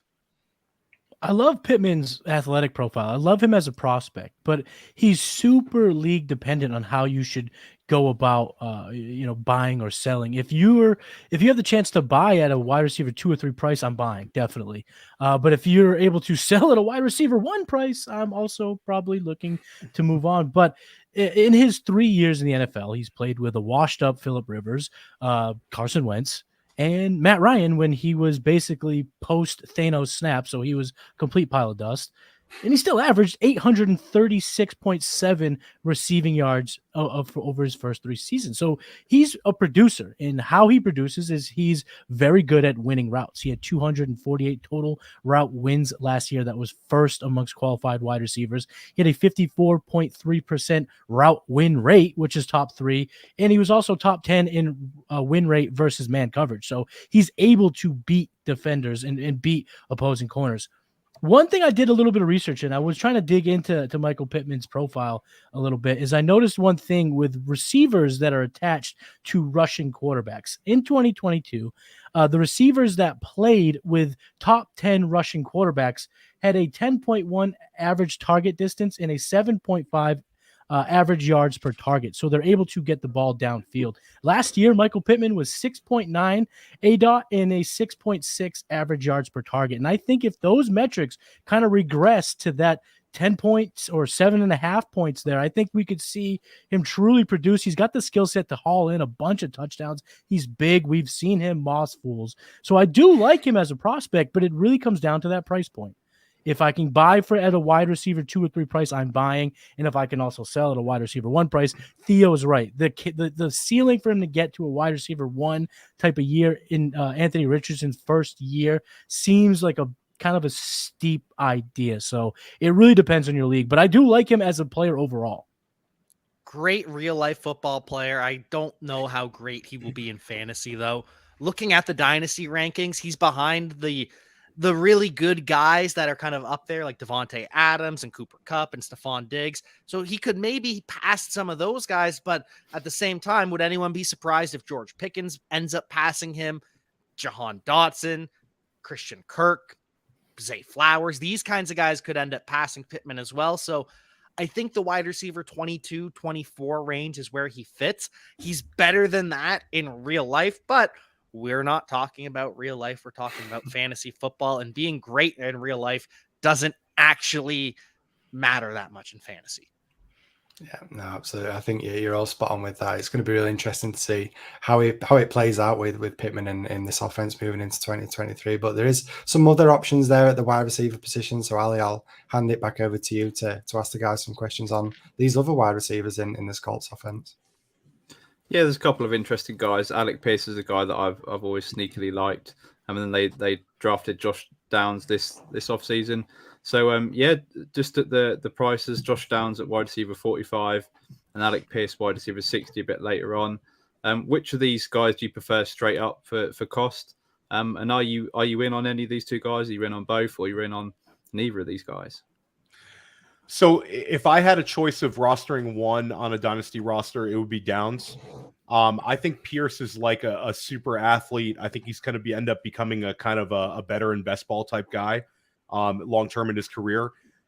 Stylistically, Pierce has a shot this year because a lot of times, Matt referenced the running lanes for the running backs with the scrambling quarterback, but you also have potential for deep passes, for taking shots over the top to keep defenses honest. And Alec Pierce kind of profiles that way, with Pittman and Downs winning underneath a little bit more. Downs was a mega producer in college. He profiles more as like a slot receiver, but the round 3 quarterbacks have really not been hitting over the last few years. But I think Downs is going to have a more productive NFL career in terms of the guy caught over 90 balls for back-to-back seasons at UNC. They seem to be very high on him. He's got like a little bit of like a parking lot narrative, like him and Anthony Richardson are out there slinging in the parking lot in day one. So we'll throw that. That's a new narrative out there, but they seem to like each other. And I think that the Colts need a receiver like Downs, but I don't know. I'm not thrilled about either, but give me Downs. Yeah, I'm with you there. I'm going to go with Downs of the two. Dude balled out in college. He had back-to-back 1,000-yard seasons with 2 different quarterbacks. But what we're really talking here is a ceiling of the fourth, probably, offensive weapon on the team behind Taylor, Richardson, and Pittman, second highest in the passing hierarchy. That's kind of the ceiling for Josh Downs. And with a rookie, with the parking lot narrative, it is narrative season, and I am a person who can be swayed by narratives. I think some people call that dumb, but that I don't want to be called a dumb on the show. I'm not, but I am susceptible to the narrative. And I think if I'm going to bet on a receiver to kind of get into that conversation of fantasy relevant, I think it's the rookie that can kind of grow with the fellow rookie running back or quarterback. They can kind of develop, and over the middle of the field targets seem to be a rookie quarterback's best friend. So if I had to pick of the two, give me Downs. But at the same time, the NFL told us how they felt about Josh Downs. Jordan Addison was a similar body style, but he went in round 1 because he's a baller. Josh Downs was a baller as we thought because he did it in college, but falling all the way to the midpoint of the third round kind of tells us that because he underwhelmed, given his size at the combine with his workout metrics, maybe we should temper our expectations on Downs.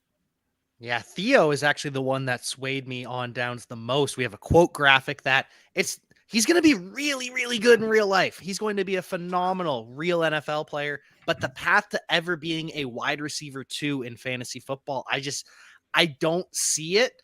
And so he will have wide receiver 2 weeks. He'll be like a Jamison Crowder type where he's a steady wide receiver 3. He'll give you some wide receiver 2 weeks, but you're never going to be super excited about playing Josh Downs. And that's okay. We need those types of players. We just have to be realistic that not every wide receiver is going to go for 1,000 yards every year of their career. He's got to flip Michael Pittman to have real value. Yeah, exactly. Like that's the path. And that's a tough task. Yeah. No, definitely. I fully agree with that. And obviously, we spoke a little bit there about the wide receivers. So we've got a few minutes left. So we'll quickly touch on the tight end position. And to me, this feels like a really crowded tight end room. Obviously, we've got Jelani Woods, who I mentioned earlier, Mo Alley-Cox, Kylan Grayson. Obviously, they picked up Will Muller as well in the NFL draft. To me, it feels like Jelani Woods is the one guy out of these that I'd pick to take that step forward. I've seen some articles quite recently, some blurbs that they're looking to get Jelani Woods more involved. We know that he was this athletic tight end coming in to the NFL, but really raw. We didn't really see too much from him as a prospect. So my question is more focused on Jelani Woods. And obviously we know the tight end position in Dynasty, when you get behind those elite guys at the very top, it becomes a real mess at the tight end position. So is Jelani Woods somebody that you may be looking to target as that late round dart throw in Dynasty? And we obviously talk a lot about rookie quarterbacks, young quarterbacks. They tend to rely a lot on these short yardage targets, and Jelani Woods obviously fits into that role. Is he somebody that you're looking to grab later on in your drafts as a dart throw at this mess of a position? I think that the fact that with the new coach in town, the fact that it's so crowded in the tight end position also kind of creates a little bit of a value situation because he's not going to use all 4 of them. And Jelani Woods would be the one that you'd want to bet on. Mm-hmm. Jelani Woods is a beast. He's athletically gifted and he's got great size. And like you mentioned, in terms of red zone production, Jelani Woods is the kind of guy that could end up with, 6+ touchdown catches. And the tight end position is so ugly that this is the kind of guy you do want to take a shot on. And he's being drafted at a place where this year's rookie class of tight ends is so good that it's kind of devalued him even more. So yeah, certainly take shots on Jelani Woods. He's the one I would bet on from this group. I'm not super psyched to get Woods as my tight end 2 even, but I'm very willing to bring him aboard as my third tight end, as kind of a hope, wait and see guy. Very dominant in college, so we love to see that out of our tight ends. If you hop in the time machine and go back a year, he was the athletic freak of the class. This year we had like 4 of them, so it's kind of like Theo said, pushed him aside, but he was the number 1 athletic tight end according to our player profile athleticism score last year. He was the 9th most athletic prospect in the entire class, and he's a top 10 tight end athlete of all time according to our athleticism score. So he was that freak just a year ago, has the early 3rd round draft capital. So there are some positive signs here, but again, rookie quarterback has a lot to do on his legs. How far down the passing hierarchy are we willing to get excited about? Like I said, if I can grab him as my tight end 3, he's the exact guy I want at that part of my bench. That's where you have to value him. He could become a tight end 2. He'll have tight end 1 weeks because all it takes to be a tight end 1 is 3 receptions for 30 yards and a touchdown. That puts you in a tight end 1 category. So that's fine. There's already rumors that they're going to cut Kylan Granson And if that happens, it's going to mean more snaps and more receptions for Jelani Woods. But again, low volume passing game. He's a tight end 3 that will have tight end 1 week because that's just this stupid position. Yeah, no, absolutely. And obviously that brings us to the end. I mean, what a great way to finish talking about tight ends that are basically just dart throws in terms of dynasty. But hey, that's the nature of the position, I guess. But yeah, before I let you guys get off, first I just want to say thank you for coming on. This has been a lot of fun talking to you guys, getting you guys to give us your opinion on dynasty and these players as well. So before you do go, please let everyone know where they can find you and anything you might want to plug before we let you jump off. Yeah, so you can find all 3 of us in the Roto Underworld on Player Profiler. Jack and Maddie are 2 of our better podcasters. We're putting out content. Jack's out there every single day on Player Profiler today. It's fantastic. Maddie has the game plan. Maddie has Trade Gods. You can find me on the Sonic Truth Dynasty podcast. You can find me on First Class Fantasy. We really, really appreciate you guys having us on and allowing us to try to help you support this awesome cause. I have a great deal of respect for your ability to go so many hours. That's that big hat tip right there. But yeah, this was awesome today, guys. Thanks so much for having us. Yeah, thank you guys so much. You're killing it. 3 hours in, you got another hour to go. You guys are absolute beasts. Thank you guys for having us on. Thank you so much. Pleasure was all ours. Truly an honor, and best of luck with the final hour. Know you guys can do this. And shout out to my boy Tom Strachan in the chat. Tom contributed to our world famous draft kit this year, so I that was awesome and great to see him in the chat as well. Yeah, no, absolutely. And once again, thank you guys, and I'm sure we'll talk again soon. Absolutely. Cheers, guys. Appreciate Take care, it. guys. Thanks. Take care, guys. Bye. Take care. Yeah, and with that, before we move on to the next amazing guest that we've got lined up again, I just want to say a huge thank you for all the donations we've received so far.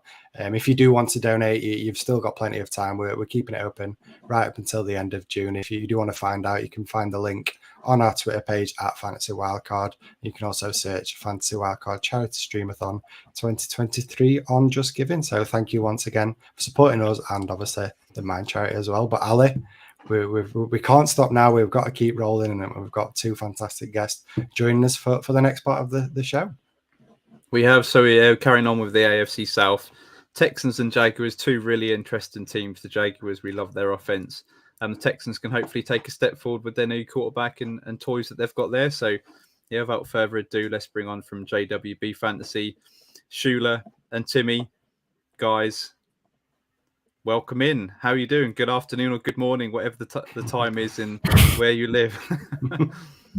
I'm doing well. It's 3 o'clock here. I think Skylar's a little bit earlier in the day because he's on the West Coast. Yes, sir. Out here in Vegas.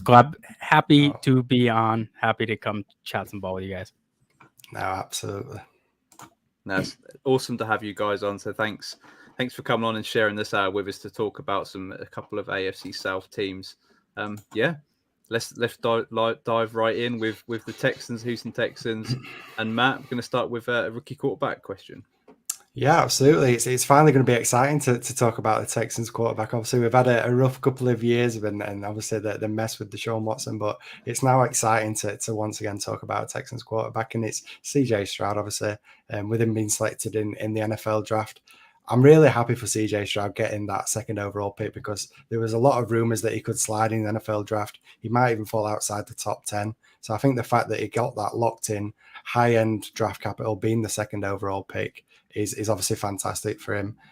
So guys, just kicking it off, really simple, really easy question to start with. Where does CJ Stroud currently fit into your dynasty rankings? Now I know it's early, we've yet to see too much, so you're basing a lot on this, how you viewed him as a prospect. But what do you think his ceiling could also be in the NFL and for dynasty?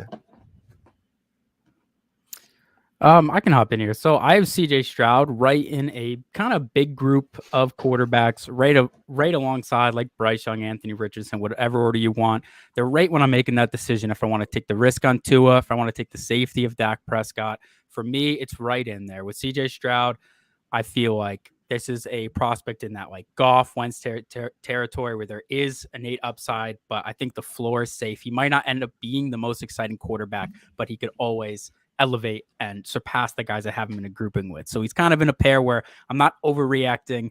to him being the second overall pick, but I'm definitely respecting it. It is interesting to me because there was a stretch before the books in Vegas really got on board with Bryce Young, where everyone assumed CJ Stroud, especially when the trade was made, was going to the Panthers. He became the 102 in rookie drafts, like consensus wide. And then, as we got closer to the draft, suddenly now that Bryce is the lock there, he might slide. The perception of CJ Stroud, some reason he's sliding to 105, 106 in some Superflex drafts. And that's been an amazing value. I'm really excited. You're not typically getting a quarterback who does have the upside he has at that territory. Even back when like Jared Goff was coming in, that was like the 101, 102. That's what we were talking. So I'm really into it. Yeah, he's my QB 12. I think his ceiling is a little bit limited because we'll have to see more in the rushing category before he can really jump up.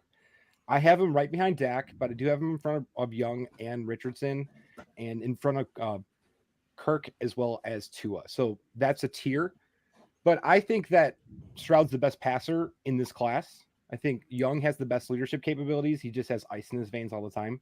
But I really think that Stroud can deliver the ball all over the field. So he's going to be able to spread it out to all of his receivers. You're going to see a pretty vast array of talents that they have at wide receiver now that they can kind of pepper any area of the field that they want. What I'm worried about, though, is if we even look at like yardage, if he averages 250 and 2, it's only 18 points a game. So that really only puts him at the back end of QB1 territory. If he has a great season where he goes over 4,000 yards and like 40 touchdowns, he might be QB5 or something like that. But it's just hard to put him in front of guys that can really rush the ball as well as like the ones that have complete mastery and control of their offense. Yeah, he would need that Justin Herbert type season right from the get to really elevate. Yeah, and has he got the pass catching weapons to do that right out the gate? Personally, I know me and Matt, we were both pre-draft. He was our quarterback one coming into the process. We absolutely love the floor that he brings. I think his floor is slightly higher than Bryce Young. His ceiling is obviously not as big as Anthony Richardson, which is why we've moved him to our quarterback one now that he's got top 4 draft capital and going to the Colts. Perfect landing spot. But yeah, I am really chuffed that Stroud was the talk that the week leading up to the draft that he could be the guy that falls out of the top 5, top 10 potentially. But yeah, just delighted the fact that the Texans chose him with their first pick, and then it was the defensive player Will Anderson that they traded so much for with their second pick. So yeah, really chuffed for CJ Stroud. I think the floor is there. I think there's still a lot of doubters, especially with the Texans. A lot of people saw the Texans landing spot and thought it's really not a great place for a rookie. But I personally think that there's a regime change at Houston Texans. And I think hopefully he's able to show out what he can do in year one. But I think, yeah, safe prospect for the next 2 or 3 years at least. Let's see what he can do. I think it's important, too, to realize that it might not have been the best scenario for him to come in, but that doesn't mean that doesn't change really, really quickly. Like we're looking at, like you said, previous regimes. We really don't know exactly what this offense is going to look like, as well as he's brought in new weapons have been brought in pretty much at every position besides running back. So this could be a completely different thing than what we're expecting in a week or two of just the regular season. Yeah, exactly. I think Ali, like you mentioned, I think both of us were really high on him as a prospect, and I think obviously getting that second overall selection really amplified the confidence in him. But it was also, like we mentioned, the fact that the Texans then used their 24th first to acquire Will Anderson in that trade. To me, that felt like a real vote of confidence behind CJ Stroud, and the fact that they think they're going to be better than what a lot of people are saying. A lot of people are saying that they've given up a super early pick in the 2024 draft by giving up that pick to get Will Anderson. And I think that's a real sign of a vote of confidence behind CJ Stroud, that maybe we're thinking too negatively about this offense, and maybe they think that CJ Stroud and the offense and the defense that they're building as well over in Houston is better than maybe we're giving it credit for. So to me, that was a real big thing, something I brought up a couple of times during the offseason, that I really liked that move. Maybe I didn't like it so much in terms of real life. It was a lot that they paid to get there, but it was a real vote of confidence, I feel, behind CJ Stroud. And as we mentioned, I love the arm talent that he's got. I respect the new regime, like showing that confidence, coming in, getting their guy on both sides of the ball. But I'm not going to lean too much, but I'm not going to be right there with the people who think, well, they just gave up the 101 or the 102 to Arizona, because Houston does have enough pieces where they could be a little better than they were in the past couple of seasons. And so it's probably somewhere in the middle if we're looking at more medium outcomes. Yeah, and obviously they've got the Browns' future 24 first as well. So it's not like they're giving up all their future to make that trade. So yeah, really interesting move, I thought, by the Texans. The only thing I don't hope is that pick is turned into Marvin Harrison next year, because it could have been a great player for CJ Stroud in this offense. Yeah. I'm on the same page with you, Ali. That would have been absolute perfection, but never mind. We'll better move on to the running back position and Damian Harris, a guy that, he avoided the big hitting rookies in the NFL draft. A lot of people thought perhaps they would take one of these running backs. But Damian draft looks like a big winner coming out of the draft. So do you guys agree with that? And then his value at the minute is running back 16 on Keep Trade Cut. Is that justified? Do you have him round about that spot, or is he now a sell, the fact that there wasn't a rookie running back that went there? Do you still see a big role for Dameon Pierce going forward? Oh, it's him hopping. I think we're going to see a big role, but my concern is that when it comes to buying or selling Dameon Pierce, is that the market really doesn't support trading him for like a first, where a lot of people had drafted him late first, early second. So there's really no return on investment to trade him away. My concern comes in, though, that a lot of his yardage came on breakaway runs, which I really don't want to try to bank on next year.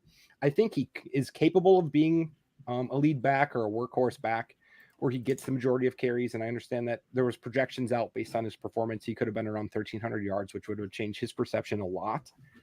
And I don't really think that Singletary is really going to be a huge impediment to his ability to stay as like a lead back.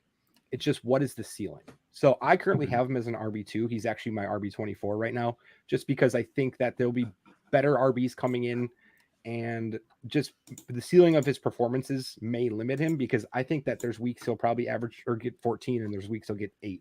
And it's just really based on if he scores a touchdown.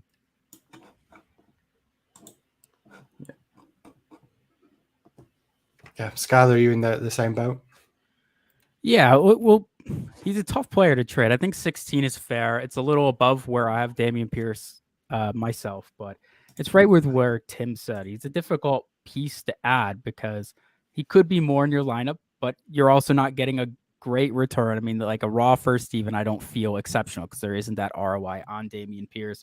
I just do have some concerns for people who still have him as a borderline RB1. I mean, bringing in Devin Singletary, I know it's minimal money, but he's not an absolute nobody. He's been somebody who's played the majority of snaps for Buffalo. He's done rather well. He has brick hands, but he was running a lot of phantom routes for them last year. And Dameon Pierce, for being the primary back who, when Rex Burkhead went out and he came back, really didn't gain the same role, still was only able to handle less than 7% of the team target share, which is very underwhelming to me, especially with a team that did not excel in the passing game and didn't, quarterback play wasn't exceptional as well. I thought maybe that was an opportunity for Dameon Pierce to show a little bit more development in that area, and we didn't quite see it, as well as last year.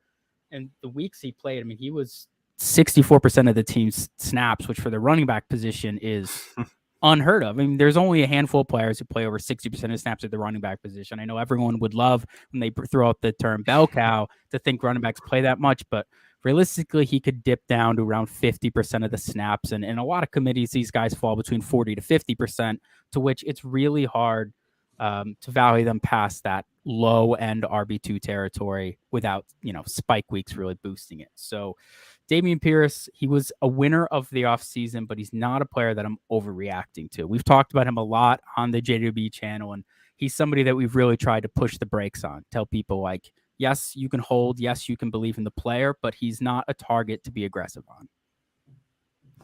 And just a point of reference, 65% was Mixon, and he was 10th in the league for running back snap share. So just baseline.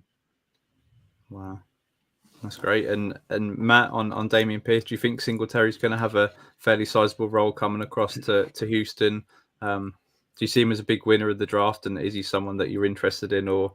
Because like the guys I mentioned, if you try and sell him, it seems like nobody's going to pay you a first for him. So why are you really going to get back what you want to get in terms of trading him? Yeah, it's tough with me with Damien Pierce because he was a guy that I was never actually really on. If you know me, I was kind of burnt the year before Michael Carter, obviously a guy I was super high on. Being that day 3 running back, I kind of learnt my lesson from that and thought, I'm not going to get too involved in a day 3 running back that falls into what I feel is a good situation. And obviously Damien Pierce, he kind of proved me wrong. He dominated when he got the opportunity for the Texans last year. And I think it's been great that he's managed to get through the NFL draft. I think was the big thing for me. Obviously, we spoke about these incoming rookie running backs, and a lot of the talk before this was it's a really deep class. There's a lot of strength in depth for these running backs in this upcoming class. So the fact that Pierce got through that was a big win for me. But I think, like the guys have mentioned, obviously bringing in Devin Singletary, who's had his moments in Buffalo with the Bills.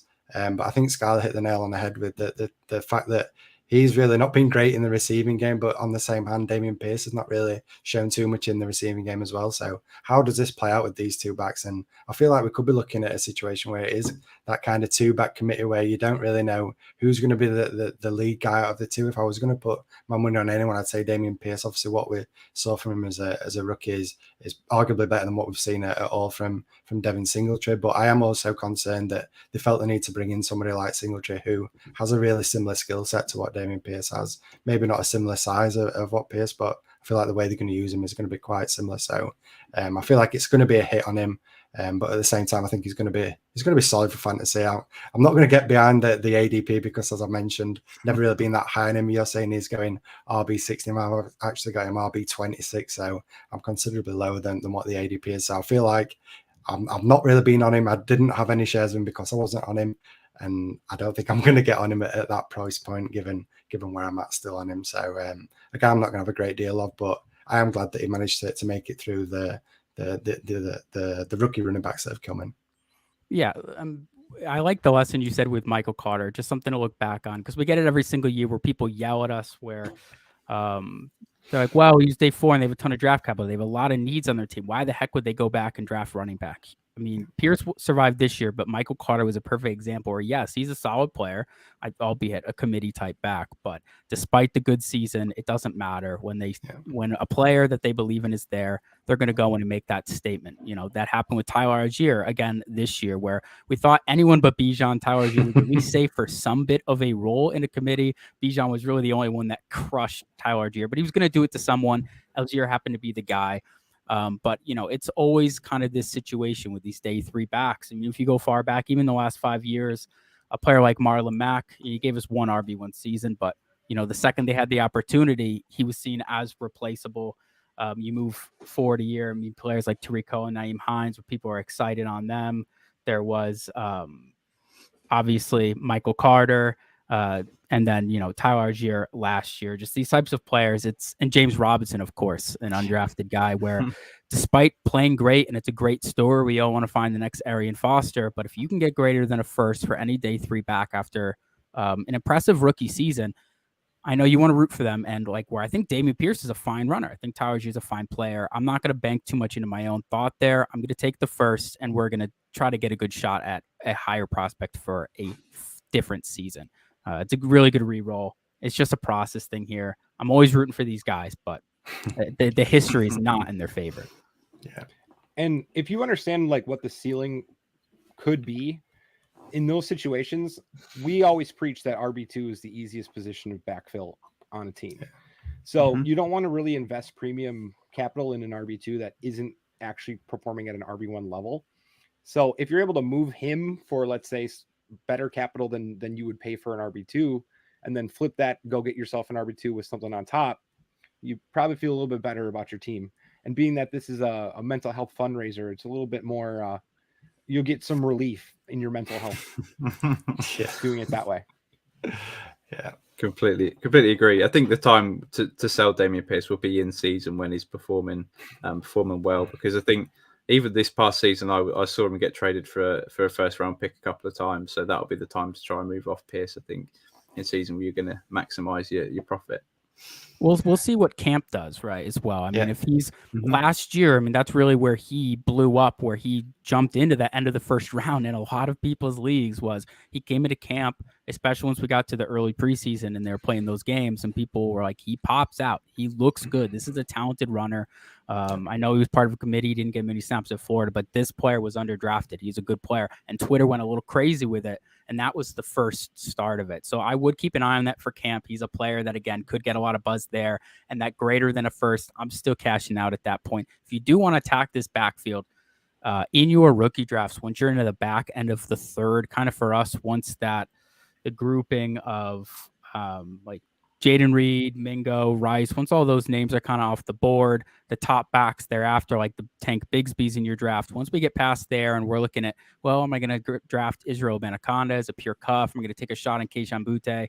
If you're in that territory, I don't hate sending that late third, even for Devin Singletary. If you want to stab in there, he could have some weeks where he is that cheap RB2 that you're just put in there. You get your 8 to 12 points and you're not terribly concerned. Like I was always telling people, don't go spend a second round pick on Devin Singletary last year. I had some fights with people on Twitter. I'm like, it's just not what we're doing. But when we're back into the third territory, like that's not something you're going to be able to do in season. If Devin Singletary is playing 50% of the snaps and putting up 10 points, you're not going to get it for a third. But in your rookie drafts, when people are really fiending for that next player, because Devin Singletary is seen more as a boring player, more of a roster clogger to a lot of these managers, that's something you could get really cheap. That's the stab I'd rather have. I'm not going to spend a first round pick on Pierce or like round 5-6 year startup.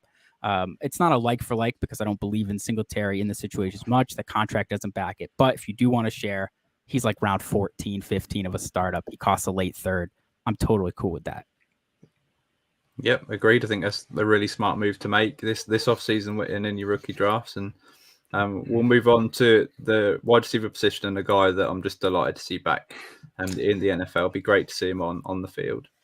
Yeah, we're going to talk a little bit about John Mechie, and like you mentioned, Ali, this is a real feel-good moment that we're getting right now, seeing him come back. Obviously, he had the leukemia diagnosis last year, so the fact that we're able to talk about John Mechie in fantasy is obviously brilliant. It's going to be great to see him finally take to the NFL field. Obviously, we know he had the ACL injury before that as well, so it's been a real tough couple of years for him. So first of all, great to see him come back into the NFL, but we don't really have much of a sample to talk about. As I said, he didn't play in his rookie season. He had the ACL injury towards the back end of his college career. So I guess we're kind of going to view him a little bit as a rookie here and say, how did you view him as a prospect, and what do you think his role is going to be in this offense moving forward?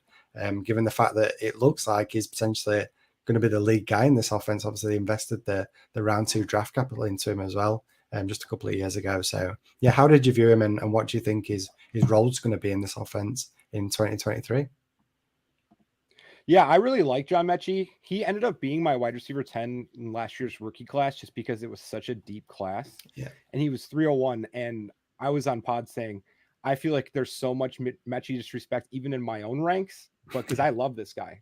He's competitive. He really knows how to run routes. I think he's really good in the NFL game when it comes to like understanding timing of a play and getting to his spots. There were numerous plays when his final year at Alabama that actually Young was late to get him the ball and he had to adjust. And I think that's a lot due to the fact that Mechie was already winning his matchups, getting to where he was supposed to be, and Young was kind of just working through his progression still. So I think that the ceiling's really high on Mechie. And something that's really important too is that there's only one wide receiver on that Texans offense that has more draft capital than John Mechie. Do you have any idea who that might be? Robert Woods, pick 41. Wow. Mechie was pick 44. So they've already shown that they've invested a lot of capital into this guy. Obviously, the leukemia was a terrible situation, and we're very happy as a community that he's back healthy, and we're rooting for him. And I think that if Dell's able to play in the slot, he could play as the Z guy and fine success outside. But based on how CJ Stroud likes to run offense, timing, precision, it's going to work in Mechie's favor. And Mechie's, in my opinion, able to win more route types or route concepts against defenders more than Tank Dell can. Where Tank Dell has a very specific skill set, but Mechie probably becomes the go-to guy on third down a lot more often than Dell does. Yeah, And- John Mechie was interesting prospect. He was seen more as a guy who was very safe, could settle in as a really good NFL number 2. It's kind of how he was viewed. A player could play in different levels of the field. I would compare him in this class, like tier-wise, kind of where some people are viewing the Josh Downs, the Marvin Mims. That's where he was, I think, in people's perceptions last year, obviously before the health concerns came out. One note I just want to say on John Mechie, I agree with everything Tim said there. The opportunity, of course, is great. People who are talking about wide receiver opportunity in this rookie class that's currently here keep bringing up players like Jonathan Mingo, Rashee Rice, trying to really prop them up. If you were the type of player who banks more on opportunity as opposed to analytical profiles, the player I would get a lot cheaper rather than going spending a late first, early second, one of those two, is go get John Mechie. I think you could, if you're taking Mingo at 110, go float out some offers. I think you could probably pick up, if you put out 110 and 210, I think you could pick up a future first in John Mechie. I think that's a really nice move to make in this class. Yeah, that's just something I would put out there as an actionable thing. If you're in the late first and you do want to take one of those opportunity-driven wide receivers, go knock on the door for John Mechie, because he's really forgotten, especially with them spending end of day 2 where Tank Dell bringing in Xavier Hutchinson late, Robert Woods signing. Managers might see it as more cloudy room, and they might lose sight of what Tim was saying. Pick 44, they really invested in this guy. Even if there was a little bit of an overdraft, they liked what they saw, and they have plans for him. It comes down to, if he's out there on the field next year, they're going to give him a fair go. Mm-hmm. Yeah, completely agree. He's a guy that, really liked when he was coming out as a rookie. A clean route runner. Just a really solid prospect. Not with the elite ceiling, but certainly has the chance. There's no real standout wide receiver 1 on this team, so why not? Can't Mechie come in and be that guy? I think it's a great bet to make, and certainly really cheap right now. So yeah, love it. And we'll move on, because the guy that you mentioned there, talk about Tank Dell. What's been your guys' interest level in Tank Dell in your rookie drafts? So personally, I've seen him go most of the time in the 3rd round, anywhere from early to late 3rd round. Obviously an outlier with his size entering the NFL. Not seen too many guys that size make it, but he's been really productive in college. What do you think his ceiling is in this Texans offense? We'll see the usage. He's kind of a player who's going to need that volume to really succeed. He was a good separator. And I mean, in school, his production profile was absolutely crazy. This is a player who put up over 1,300 yards in his last 2 seasons, over 1,400 all scrimmage last year, as well as 29 touchdowns. He was a production king over there. I know it's Houston in the American Conference, but this is a very capable player. The concerns coming in was strictly size. He was getting a lot of buzz earlier in the offseason for a potential round 2 type pick in the NFL. And that had me really interested, because his pre-draft ADP was in like round 4, and he was one of my favorite little sneaky targets. But then the combine came, he weighed in 120 pounds, like 5'1", and managed like, okay, let's kind of curb your enthusiasm here. It's pretty funny. Our friend Matt Jester put out a tweet the other day where I believe it was Tank Dell on Nico Collins' shoulders, and he memed it was a picture with like a midget on a tall man's shoulders. He's like, Tank Dell and Nico showing up to camp, and I'm like, that's my kind of humor. But Tank Dell, he's a talented player. It's just size. So I think there's innate limitations with those size concerns, but the opportunity's there, and it was day 2. So I think him and Mechie could be a good 2-3 next to like a proper 1. And for the short-term stopgap production, they could give really solid numbers, especially with Houston potentially not having a high first-round pick to use on a wide receiver in next year's draft class. Mm-hmm. I usually like to stick away or kind of stay away from the receivers or the players that are just kind of outliers based on their size. But where Dell is going, it's not really that much of a risk. And something else, whenever Dell gets picked in a draft, either you get all the groans in the group chat, or people immediately try to trade for that pick every single time. It doesn't even matter where it's drafted. It could be 3rd round. It could be 4th round. The second Tank Dell goes off the board, someone's trying to trade for him. So that shows that there is a market. Something I like to do when I evaluate wide receivers is I like to see how they gain leverage. You could look at it as big receivers being able to go over the top, or speed receivers being able to kind of break through. Tank Dell does a really good job getting open quickly. And I'm actually really excited to see how they use him in the red zone or in the end zone area, because we know that Stroud can deliver those slant balls. One thing I'm concerned with, though, is if he's only a one-trick pony and the defense starts to sit on that side of the leverage and they force him to make a double move outside, he's not going to be catching balls over his shoulder as he runs towards the sideline. That's just not going to happen. He's not big enough. The cornerback's going to be able to make a play, especially in small areas. But if he's able to win inside and he plays on the same side as Mechie, it's going to be really hard to figure out who to shade coverage to. So it could always be one-on-one in the inside with Dell, and he could get open pretty quick, get you those volume receptions on the targets each game. But he might, break a long run or a long touchdown after that and score. But I think it's going to be more of a volume play with him when it comes to that. But leverage is what I have in my notes for this, is that if he is able to win on leverage, he's going to be someone that they're going to have stick around for a very long time. Yeah, I view it like a little smaller, but he could be like that Darnell Mooney-ish impact for this team if used in that way. So just to put out context, right? That was a player who always, without extreme volume, did have limitations, but certainly offered something to an offense if healthy, if used correctly. So just a name to put out there. Yeah, I mean, personally, I've been taking really quite a few shares of Tank Dell in the third round. Once the likes of Chase Brown are off the board, I'm happy to go with Tank Dell as a guy that's, really cheap enough in the third round. Matt, have you been taking much Tank Dell? Do you like what he can bring in this offense?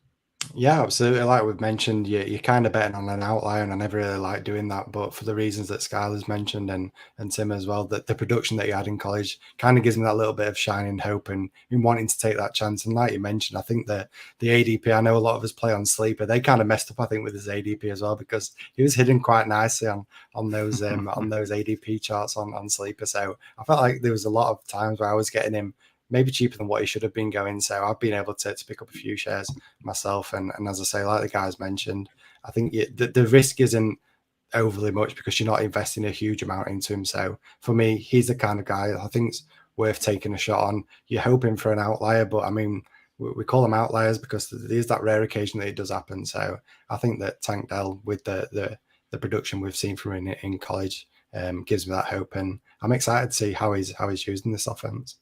Yeah, you're betting on an outlier, but also in the back end of the third or the early fourth round, the other players I'm looking at in that area where I might take them before Nathaniel Dell, but you can completely justify Tank there. You're betting on other outliers. Like if you're taking Zach Evans, which is a player I would be taking, I think, before I'm taking Dell, you're betting on a 6th round rookie. Again, our opinion on day 3 backs, really breaking in and carving out a role on the Rams. You're maybe taking a flyer on a Sean Tucker, hoping that his medical clears and even makes the NFL. You're betting on Kayshon Boutte, who, again, round 6, he's going to New England. He's got all the concerns in the world. You're betting on an outlier regardless. So you really can justify. I would just caution people before the ranges of players we were talking about before Singletary in that conversation, up to where that Chase Brown pick goes that you guys just mentioned. I wouldn't be reaching for Tank Dell before that point because I think there is a better route to fantasy relevance and an ROI potential with those players.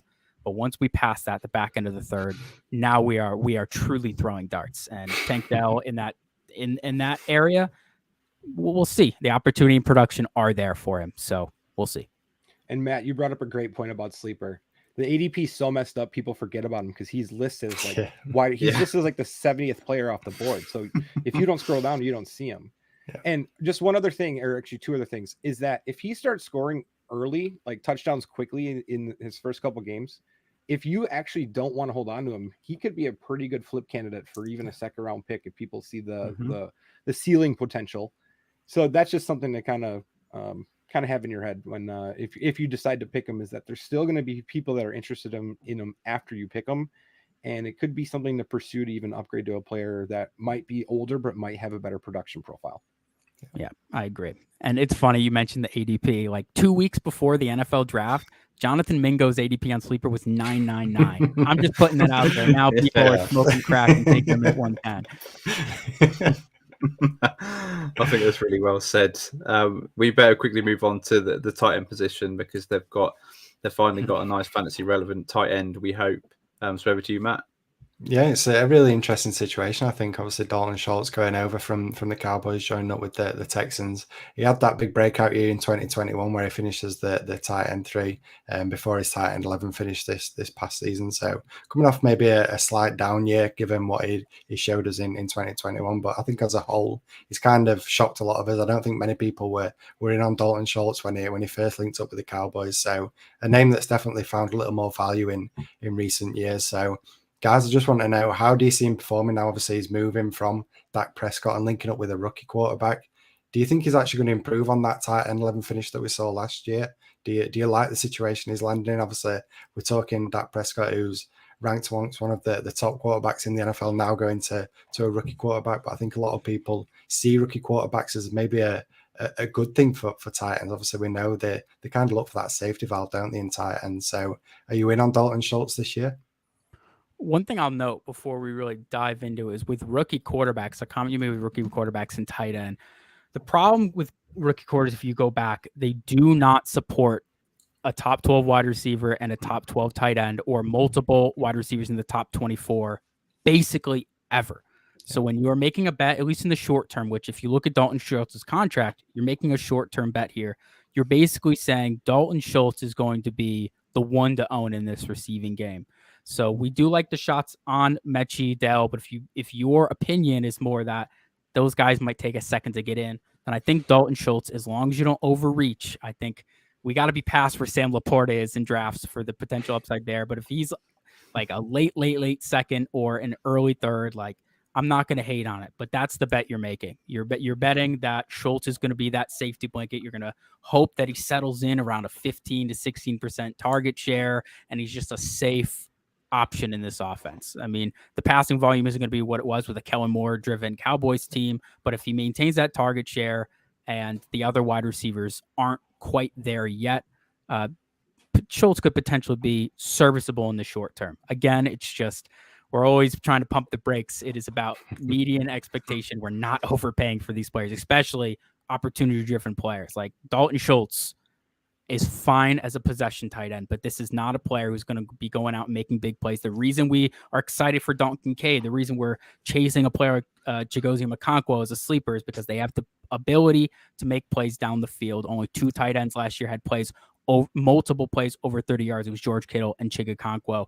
Dalton Schultz will never be making that type of a play, so he needs more of the volume to give you a higher season-long finish. Tight end 11, it could happen at the mark. Once you get past like tight end 6 to 8, it's really not much of a compliment to say you finished as a tight end 1. But Dalton Schultz, he could of course finish there, but it's going to be volume driven, opportunity driven. He's not the best talent, but he's a very serviceable player. Yeah, I think that there's some things to unpack first. If we're looking at when he was tight end 3, he averaged 14.6 points per game, which was still like, I think it was like tight end 5 or 6 that year. And then last year was 11.3. So we really didn't see that much different. What we saw was that he scored less touchdowns and he played less games. So there were a few more games in which he had 4 targets, which was not the great number, where he was usually hitting like 6 or 7 on most games, which really helped him the year prior. But I think that what's really important for this discussion is you can keep an eye on him if you don't have him, and maybe not try to acquire him now. If you start slow, then you can make an offer for even cheaper. But this offense needs to stay on schedule. That is where Dalton Schultz is going to be performative in fantasy football, is that they stay on schedule so he can get those targets, at least 1 or 2 per drive, to kind of buoy his performance stat-wise, so then he's worth a damn in fantasy. If this team cannot stay on schedule and keep the offense on the field, he's obviously not going to be worth much at all. But he's only 26. Short-term deal, so if you can acquire him for cheap, you're probably going to be able to hold on to him for a pretty decent amount of time. And it might be that the next, if it doesn't work out here, the next opportunity would work out way better for him. But what we're seeing is that even at that 14 to 11 point per game mark, he was still only closer to the bottom 10 in point per game both years. Yeah, or bottom of the top 10, I should say, both years. Yep. I think keep the Titan 17. I think that's cheap enough to go after Schultz. As you mentioned, Chigozie Okonkwo and Titans like that have got a much higher ceiling. But perhaps if you're rostering him as your Titan 2, Titan 3, that's probably happy where I am. And just I think as a whole, it's going to be interesting how high can CJ Stroud elevate this offense? Because I think there's going to be one guy that comes out of it looking really good heading into 2024, whether it be Mechie Dell or whether it is Dalton Schultz. I think one of these guys is going to be really fantasy relevant. So, and don't count out Xavier Hutchinson while we're here. Just as I don't personally believe all too much in Nico Collins. I think he's pretty replacement level. And Xavier Hutchinson's a player who throughout college, good overall production profile, but he got a little better every single year. I know he's a little older coming out. The draft capital wasn't really there, but this is a player who's worked hard every single year at Iowa State and got better every single year. And if he continues that trend, I think that outside receiver, that X role there for Xavier Hutchinson could be for the taking. I think he could really limit Nico's snaps if he steps up. Just a name to throw out there too. He's not completely irrelevant. He goes undrafted in a lot of your rookie drafts. Go put some fab on him post that draft. Put him at the bottom of your bench, and let's just see how this room shakes out. And one other Schultz tidbit is that he had 16 red zone targets last year in a down year. That actually, those number of targets outpaced almost a third of the league in tight end red zone targets for teams. So if someone's having an expectation he's going to be like tight end 6, I would probably kind of lean back on that a little bit, because there's no guarantee. The Texans are actually one team that had more red zone targets in total than Schultz did, but they only had 19 last year. So just kind of pull back if you think he's going to be a top 6 or top 7 tight end. Kind of understand that it might be a little difficult of a time unless he's getting a bunch of volume. Yeah, if you're in like round 11, 12 of your startup or later, and you do want to finally go tight end, if you pair him with a Chigakonkwo, maybe then you have streaming options and you still have a little bit of that upside. Yep, I completely agree. It's great advice there. And that's wrapped up the Houston Texans. We'll move on to the Jacksonville Jaguars. Already a high-powered offense, and they've added another big weapon as well. So we'll start with the quarterback position, Trevor Lawrence. Obviously had a fantastic bounce-back season in year 2 under first-year head coach Doug Peterson in this offense. Now with the addition of Calvin Ridley to this team, do you think there's a chance that Lawrence can take a further step in 2023? Or do you see the quarterback 8 is about his ceiling where he is right now?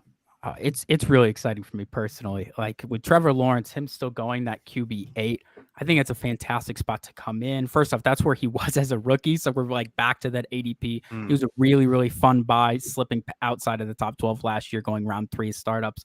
That's how I bought in. I'm happy to have a couple spots of Trevor Lawrence now moving forward. But we see with like a Joe Burrow or a Justin Herbert, once they put up that season, they jump into the top 5 in ADP at their position. I think if Trevor Lawrence comes down as a great year, he still has room to go up. He still has room to garner even more respect than he currently has. And what he offers that those other quarterbacks don't is a little bit more sneaky rushing. What people like about a player like Daniel Jones, who beforehand was getting around 30 on the ground and he elevated to around 50 on the ground, Trevor Lawrence can get you 30 on the ground. He really can. And he loves to take it himself in a lot of those option plays in the red zone, which is why a lot of streaming weeks last year, we were calling Trevor Lawrence as a must start, because we were like, this is the game where he's going to sneak into the end zone. And playing those streaming weeks for redraft purposes, it really worked out. So for Dynasty, he does offer you more than a pure passer. And as a passer, he's fantastic.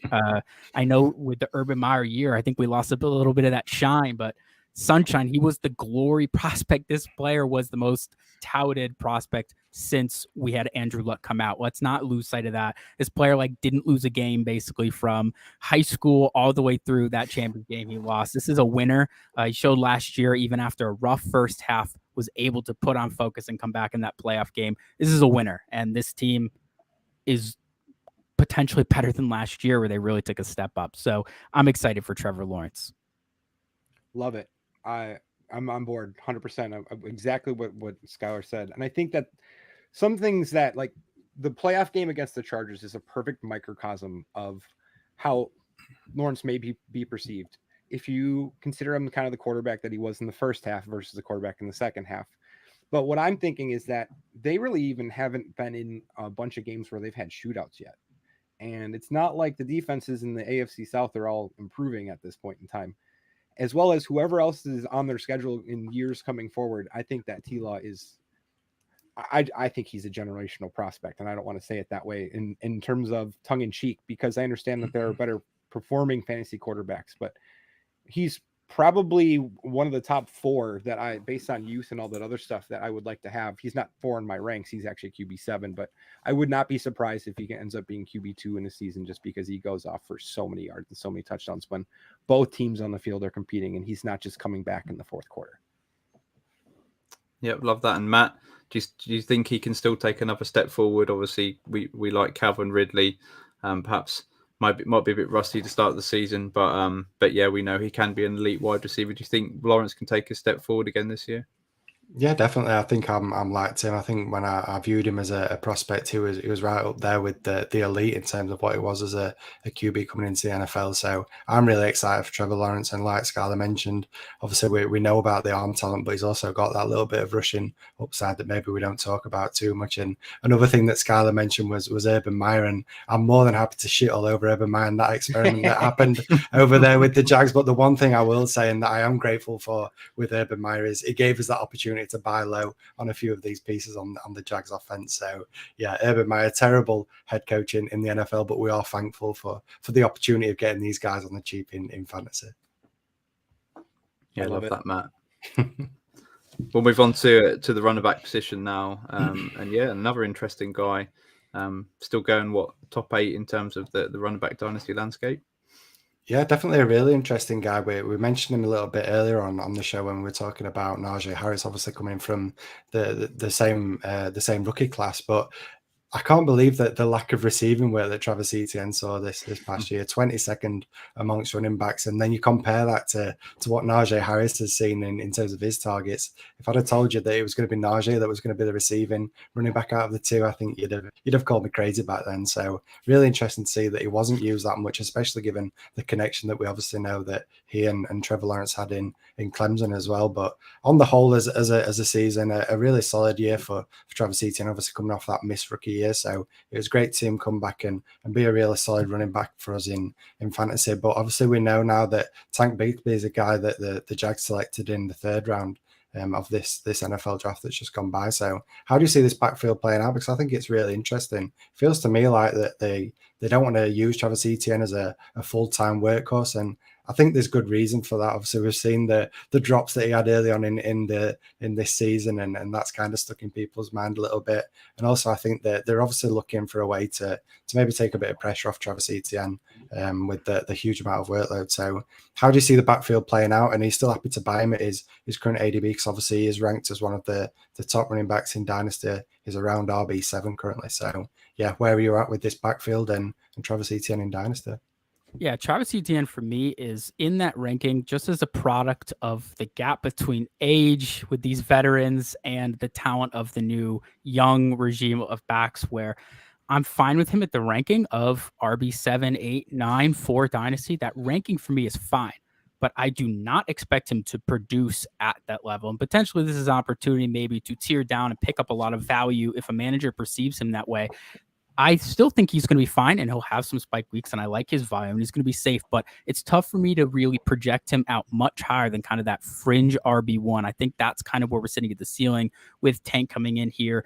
Before James Robinson left last year, I know James played like 60% of snaps in the first 2 weeks and obviously bought in the first 2 weeks, but those next 3 or 4 weeks before they obviously moved him out of town, he settled in right around 40% of the snaps, and Etienne was playing in the mid 50s. And I think that's the kind of share we are going to see here. I kind of compare it to in recent years, not when he was super talented, that Dallas situation with Ezekiel Elliott and Tony Pollard, where Tank Bigsby can kind of play that relief pounder, red zone type role, who's still a capable pass catcher like Zeke did, where he's going to take a lot of that work away from Tony Pollard.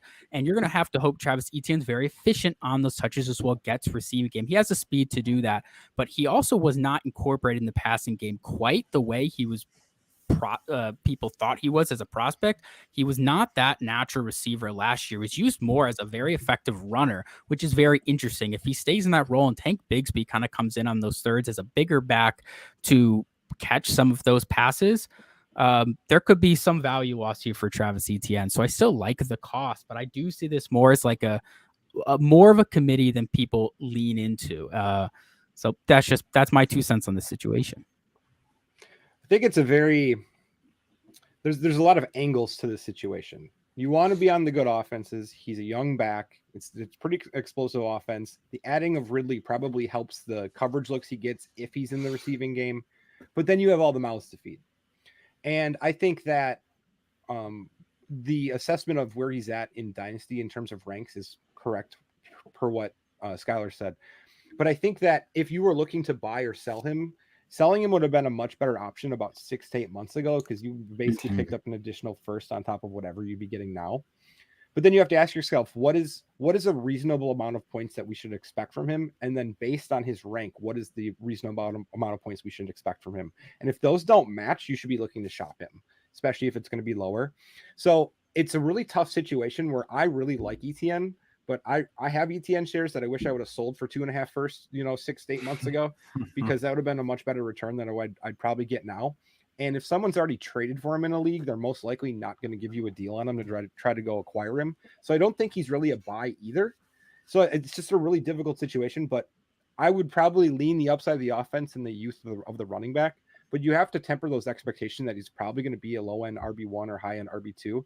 And as I said this a lot about Ken Walker in different pods, is that he might have been RB3 in Dynasty ranks just a couple months ago, but he was never performing at the level of what we perceive an RB3 to be for like the last 6 years of them getting close to 20-point thresholds and things like that. He was never going to be that guy. So when we look at ETN, we kind of got to think the same thing, unless he catches 60 balls and scores a bunch of points through the air this year. Yeah, I think you both summed that up really well. I think personally, I've got some concerns on ETN, but I think we have to rank him there because, as you mentioned, the people below him in the rankings are the guys that are getting up there in age or have got question marks themselves.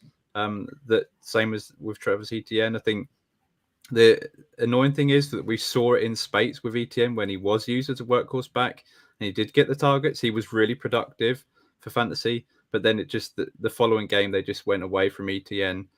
Didn't use him where we'd like him. So really inconsistent production. So yeah, really frustrating to own him. So I think with Tank Bigsby, I think he's a really solid prospect, does everything really well. So yeah, I think it's going to be a 60%, 40%. So how effective can ETN be with that 60%, 50% of the touches?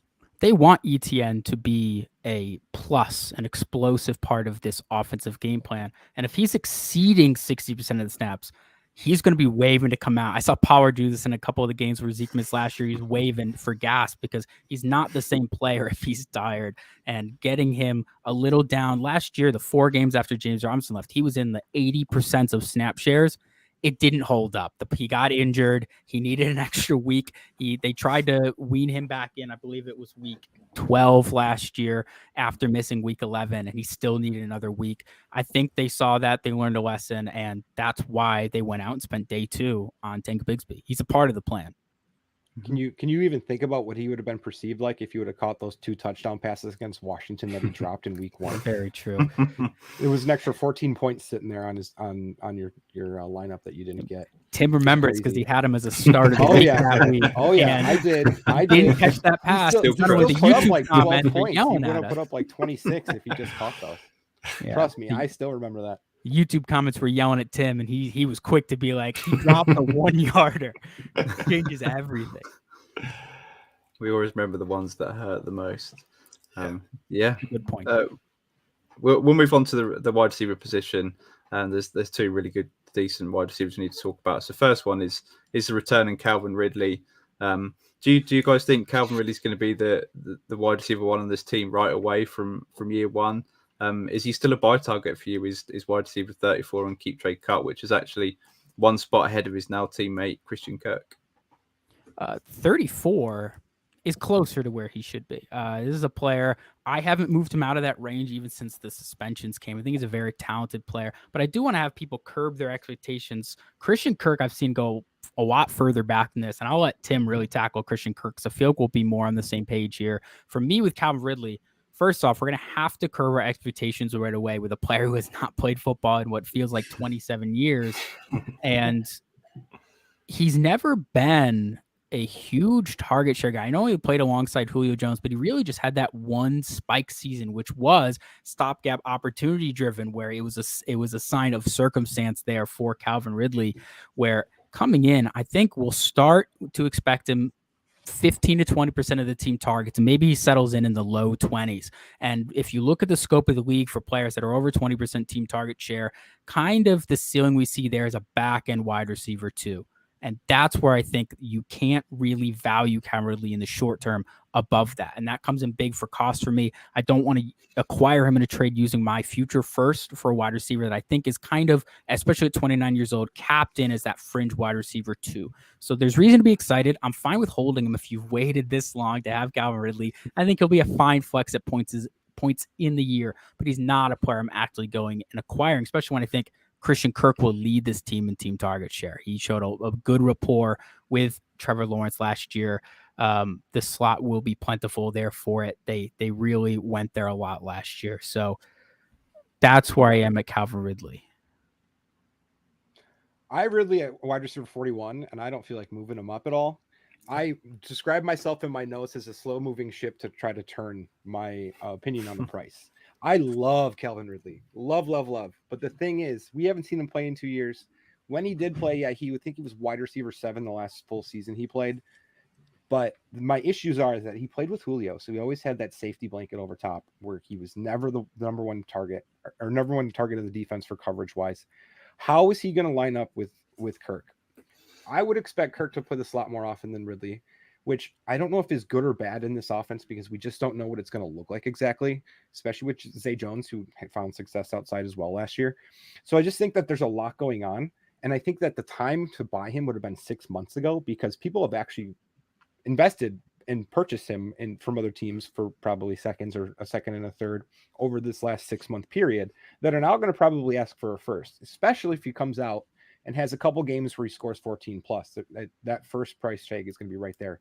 And him already being 29, there's a lot of situations going on where, he hits 30, which I'm not saying that's any sort of cliff for wide receivers, but there's a cliff when it comes to value of a wide receiver just because they know that you'll never see a better version of this wide receiver ever again. He's always just going to start declining, which it might be till 35 that he's able to produce as a high level wide receiver.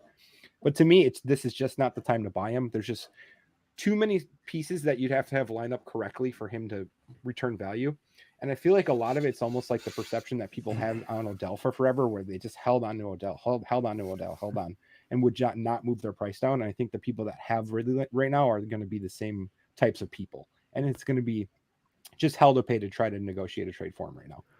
Yeah, with cost, to what Tim's saying, Calvin Ridley in startup drafts right now goes right next to players in the range of the Jordan Addison, Quentin Johnston, Zay Flowers that people are taking, which for me, that signals roughly the market's valuing him as a late first right now. When Calvin Ridley was coming off that wide receiver 4 season, I picked him up in a spot or two for a first and a second.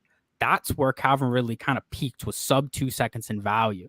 Even if he comes out and is like wide receiver 4 next year, he doesn't reach that. And if he's already costing you a late first and you're not going to be able to probably flip him for more than a first and a second, even if he crushes, I don't necessarily see from a market standpoint, an ROI or a smart investment here on Calvin Ridley. If you have him, you're looking for flex production.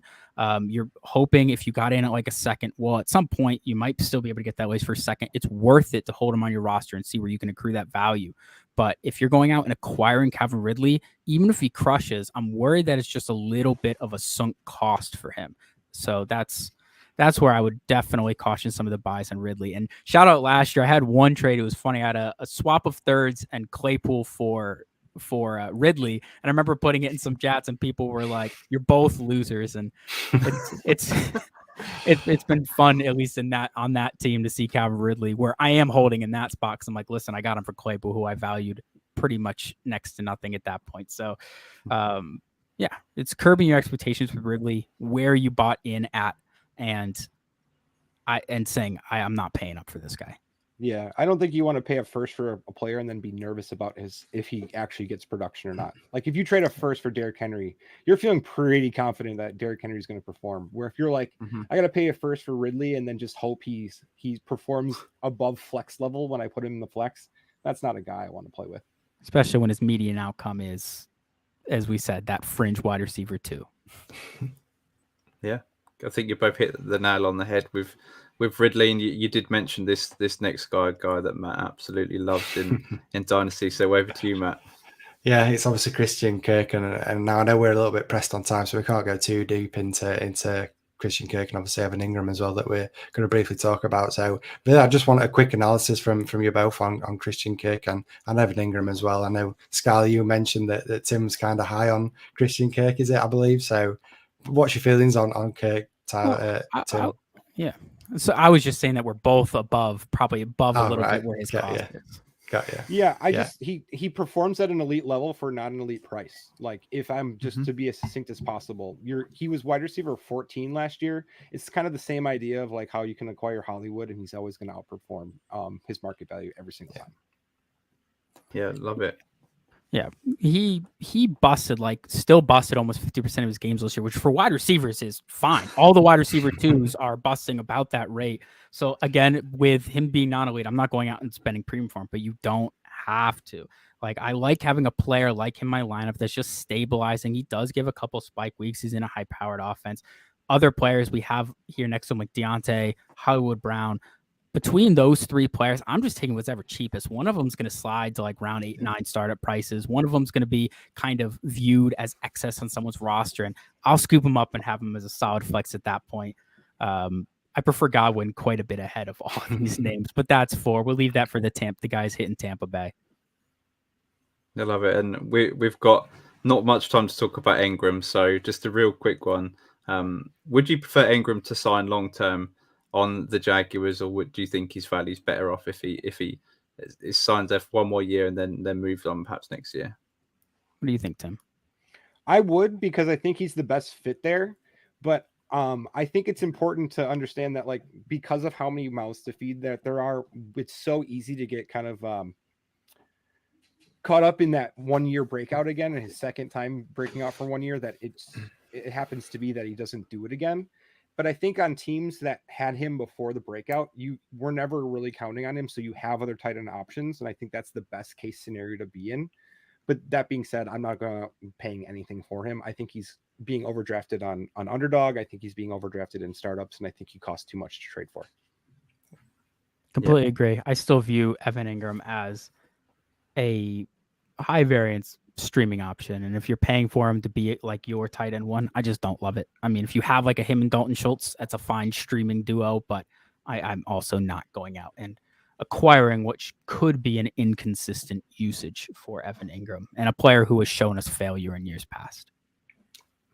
Yeah, no, I love it, and with that brings us to the end of talking about the Jaguars, the end of our hour. So Tim and Skylar, thanks so much for coming on. Really appreciate you sharing this hour with us. Just before you go, just let the audience know where they can find you, and is there anything you'd want to plug? Yeah, you can find all things JWB at JWB_FF. Go check us out on Twitter, YouTube, JWB Fantasy Football, and let's chat some ball sometimes. We've been having a lot of fun this week on Twitter, so go give me and Tim a follow and come interact with us. We have a good time. We have fun here. And if you like us talking together, Skylar and I, we have a show during the season. It's our Scare, Prayer, and Square, Scare, and Prayer sit start, and then a prayer piece each week for sit starts. And we were 70% accurate last year. So something that we take pride in. We care way more about those players hitting than we do our players in our own lineups. Trust me. Oh, yeah. So definitely racing for the YouTube comments. So big deal Awesome. for us. But yeah. Join the Discord if you can. That's definitely a place that we interact a lot, and feel free to send any of us a DM. We're more than willing to respond and have conversations. No, once again, awesome. Thanks for coming on. Make sure you follow these guys because they're doing some great work in the Dynasty community. So yeah, once again, cheers guys for coming on. Really appreciate you sharing this hour with us. Yeah, cheers guys. Cheers. Yeah, with that, we just want to say a huge thank you for all the donations we've received so far. You can still donate in it right up until the end of June. So go check out our link on our pinned tweet at Fantasy Wildcard on Twitter, or search Fantasy Wildcard Charity Streamathon 2023 on Just Giving. And thank you once again for supporting Mind Charity. Something that's really dear, close to our hearts. And yeah, I think we're smashing it so far in terms of the donations, Matt. They're coming in all the time, and hopefully we get some more in these last few hours. Absolutely. On to stream 4. Yeah, let's do it.